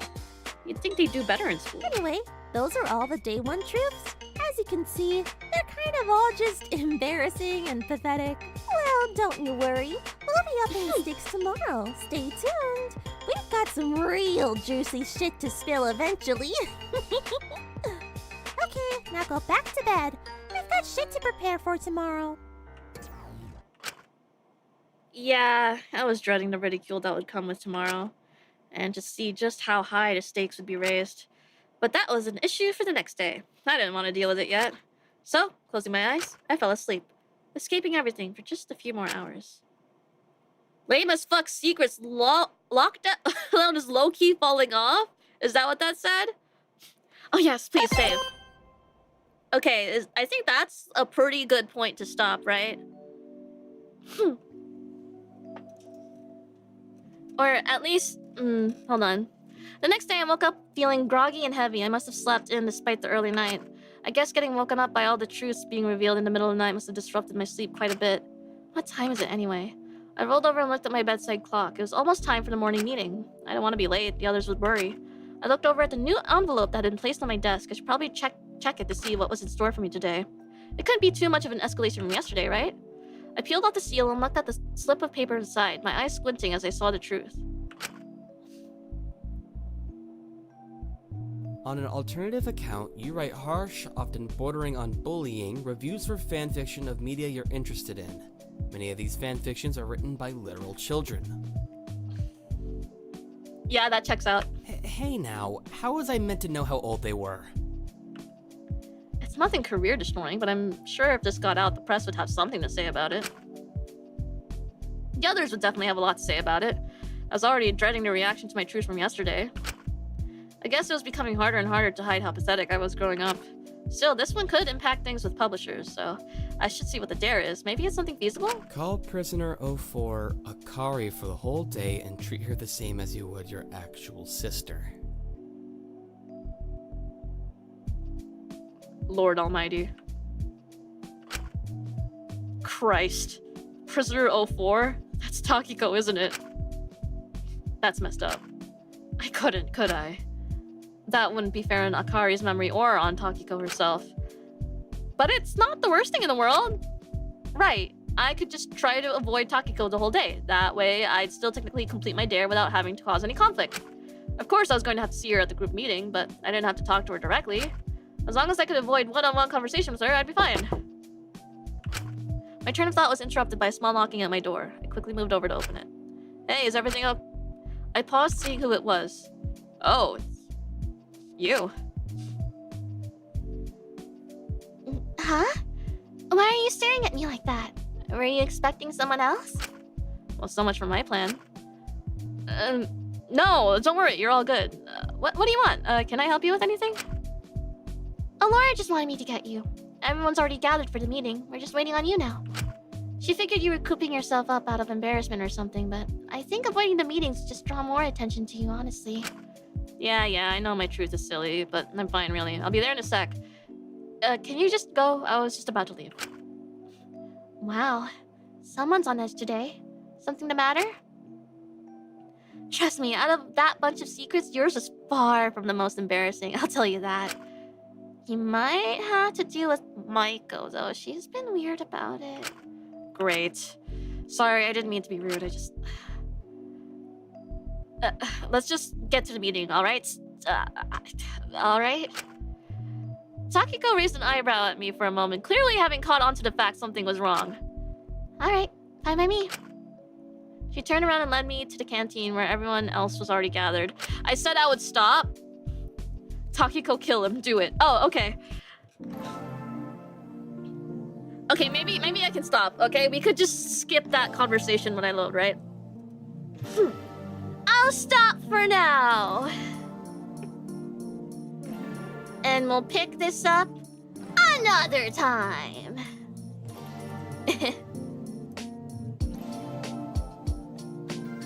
Woohoo, woohoo, woohoo.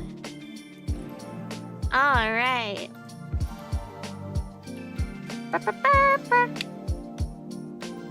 Scram before bed? I don't wanna.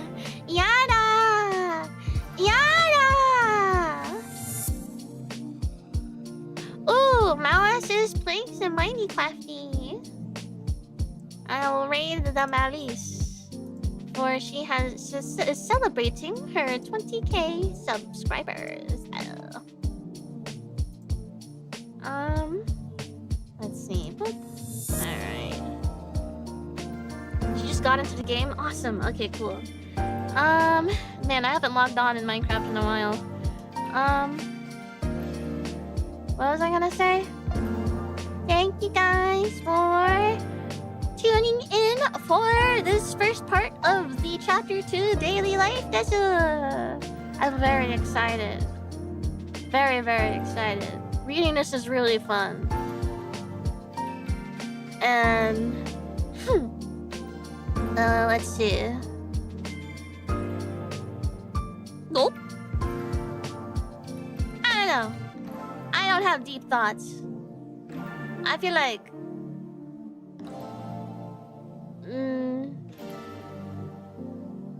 I feel kind of hungry, I'm not gonna lie.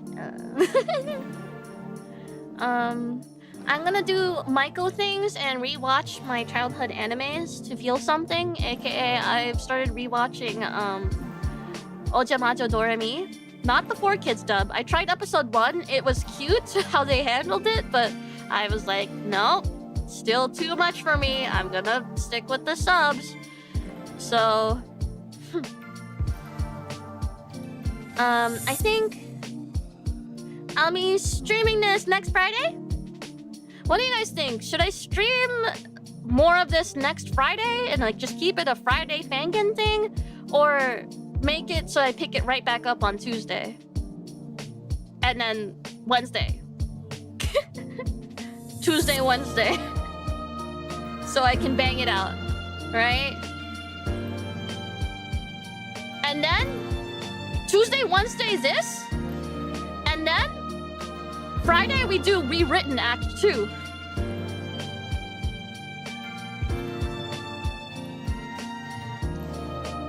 Do you think it'll be on your mind the whole weekend? No, I think we're at a pretty good point where it's like, oh, I wonder what's gonna happen next, but nothing too like, nothing too like compulsive for me to be like. Fangen week. You just want to stick with Friday? Okay. Okay. We can do that. We'll be finishing Daily Life next week then. And then...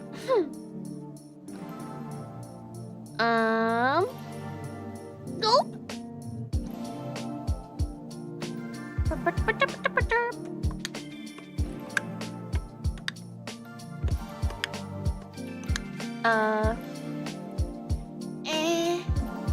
Nani? I forgot.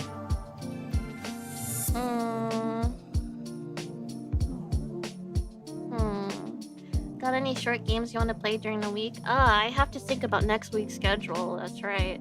I forgot I'm doing those again. Oh, right! I have to... Oh, right! When was that again? I think you guys are gonna be in for a treat this week, actually.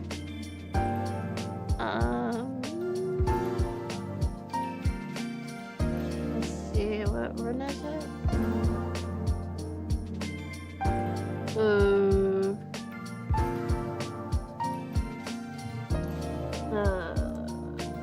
Okay. Yes.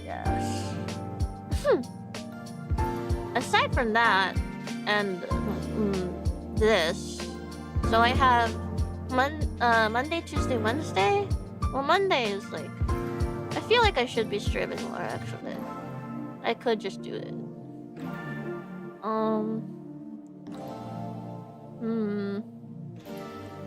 Yeah, I don't think...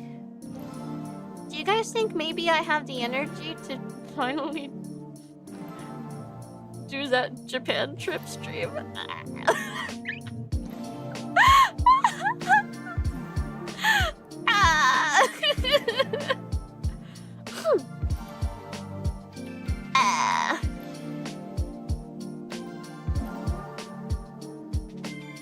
You guys would like that very much. Okay. I'll think about it, okay? Because I do have a lot of photos. And I feel like it's been enough time that I can be like, yeah, I was here. You know? Actually, one of my main fears is that, you know how like when you go to touristy areas, there's like these people vlogging with those like really tall, like they have these really tall sticks, and at the top there's like this 360 camera. I got nervous about that.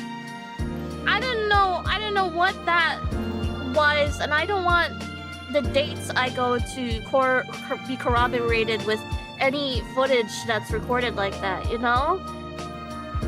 That's scary. So I think, yeah, a lot of my apprehension with doing that stream was censoring the dates that got stamped on the photos.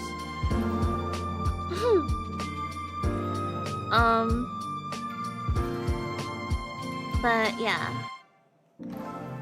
I think maybe I will have the power in me.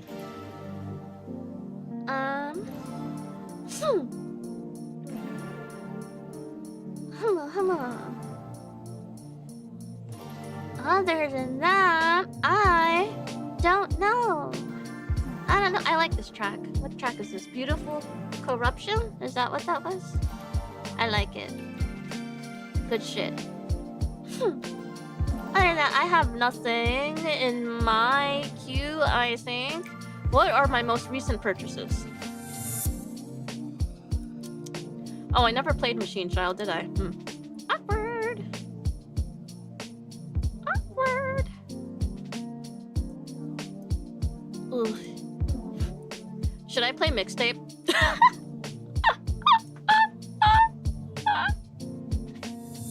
I don't think there's anything productive. I don't think I have any commentary that would be special for Mixtape, you know? I don't think it's... yeah, I don't think anyone would be happy, really.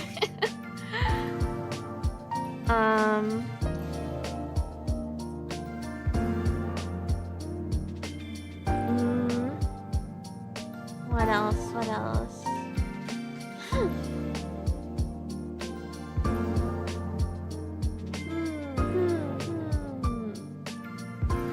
Oh.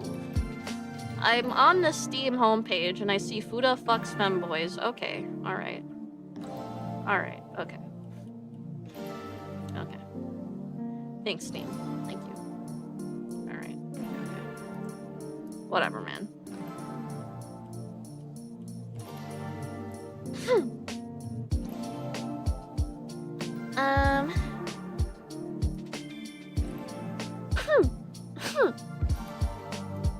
Why is that on your front page?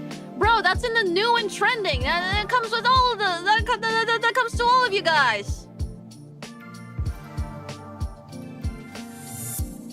Oh. I don't know if I want to play that, though. I don't know. I'll have to look and see. You know what I don't do? I don't seem to do, like, themed Zatsus or, like, creative streams that much. I feel like I gotta dip my toes. I'm kinda just like find a game to play, hop on, and then whatever I yap about, you know? She's not lying, I saw that shit too. I'm saying toe cam. No. What are you talking about? Hello? Let's see.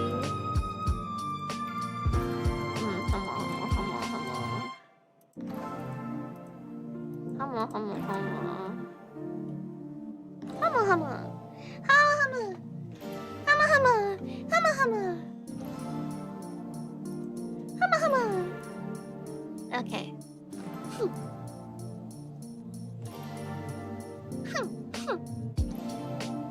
You were saying dip your toes. Oh, I did, didn't I?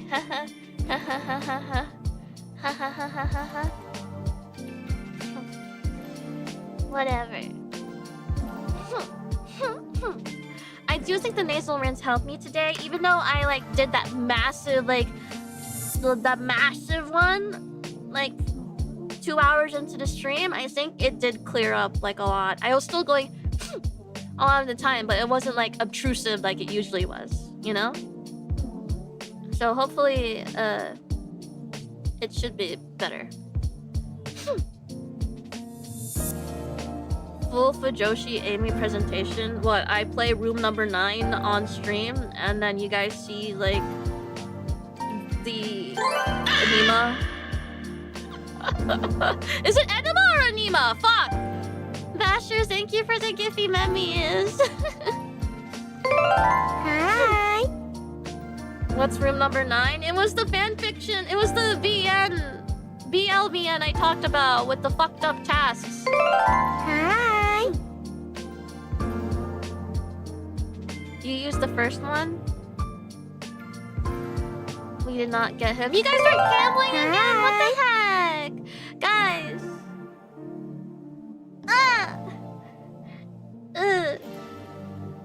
I feel weird. Hi. I feel weird because I know Giphy members are good, right? But I feel like what if someone who doesn't fuck with me gets gifted and they use my vulnerability? They use my members only vulnerability. You know? You get what I mean? You get what I mean? You know?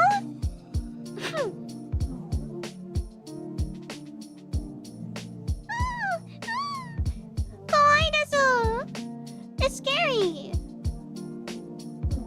It's like, oh, I got gifted an Eimi membership and she's streaming for members only right now. Let's see.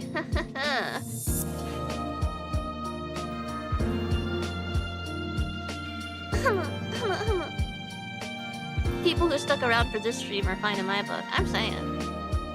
I feel like, yeah, I feel like when I play like the fan games and like smaller games and stuff, like when I streamed Hello Charlotte, I feel like those are the people that I feel comfortable yapping to, you know?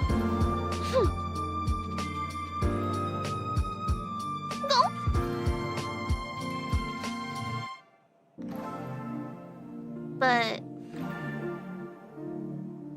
I mean, it's not like it's just literally me complaining about this is just because I want to complain in members. I want to be like, I be talking mad shit. But that's not very productive for anyone, right? Members shouldn't be an outlet for me to beat lab hams with.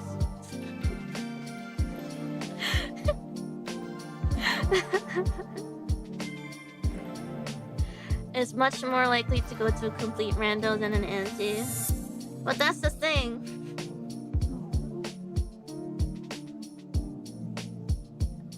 You do seem to delete member streams often. I don't know. It's like the same thing with the Valentine's 3D stream. I was like super vulnerable at the end of that and I was saying shit. I was saying a lot of shit.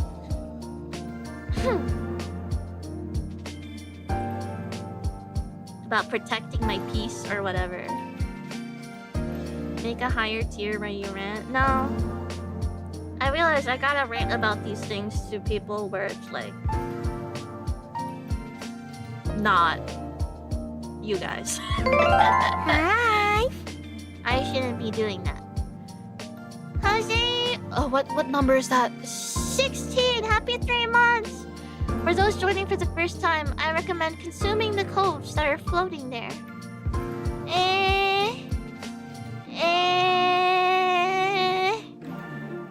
Floating where?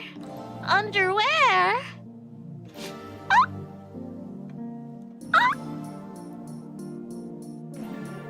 Your psychiatrist, yeah.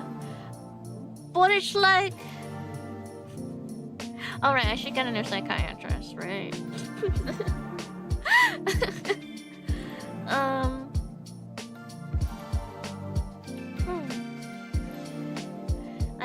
appreciate when we have vulnerable moments. Yeah, there's some things that might be too vulnerable. I'm saying.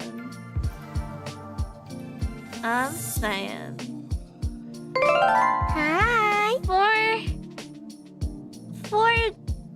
For to haters.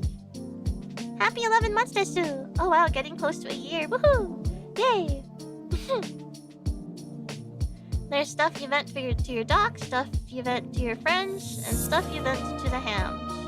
I'm working on the friends part. I'm working on it.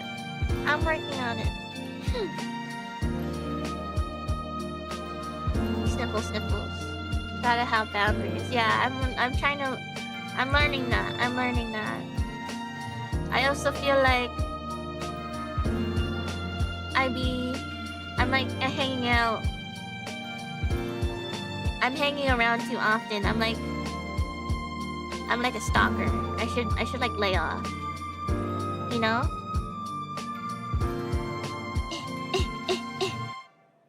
I like going back to older streams, but some ones I like are others in the Roblox ones because randos on there are crazy. Yeah.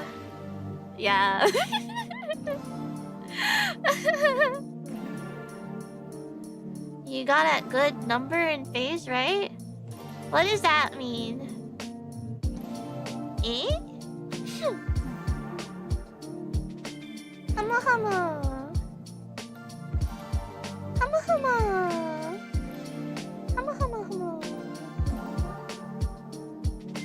Oh, yeah.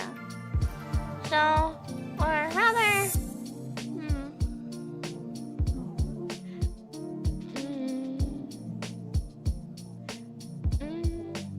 some things are just not for me to talk about, you know?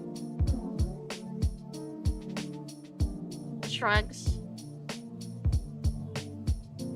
So,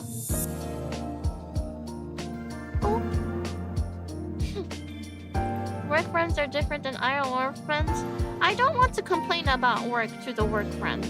How about that? That kind of thing. Euphoria, it's different because we're all in this shit together, I think. Right? But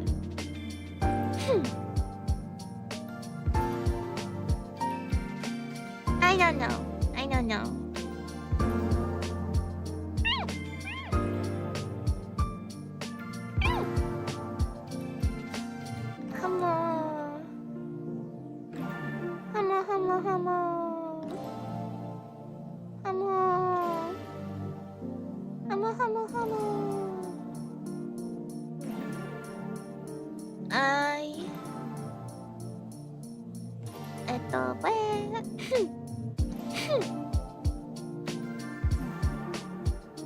What was I saying?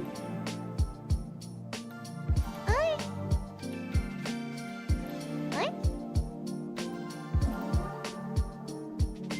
I feel like...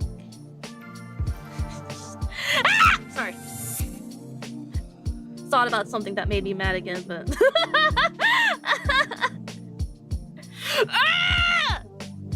That pisses me off! Sorry. My cortisol spiked, yeah. Sorry. That happens sometimes. See, that's why I need, like... That's why I got issues. Remembered something that pissed me off, but I gotta remind myself of where I am and who I'm talking to.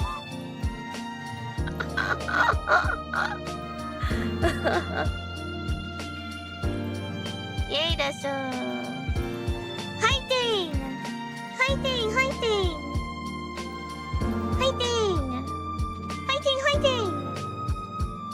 Ganbarimasu! Ganbaranakya! Yay! And thus, I read the malice evermore.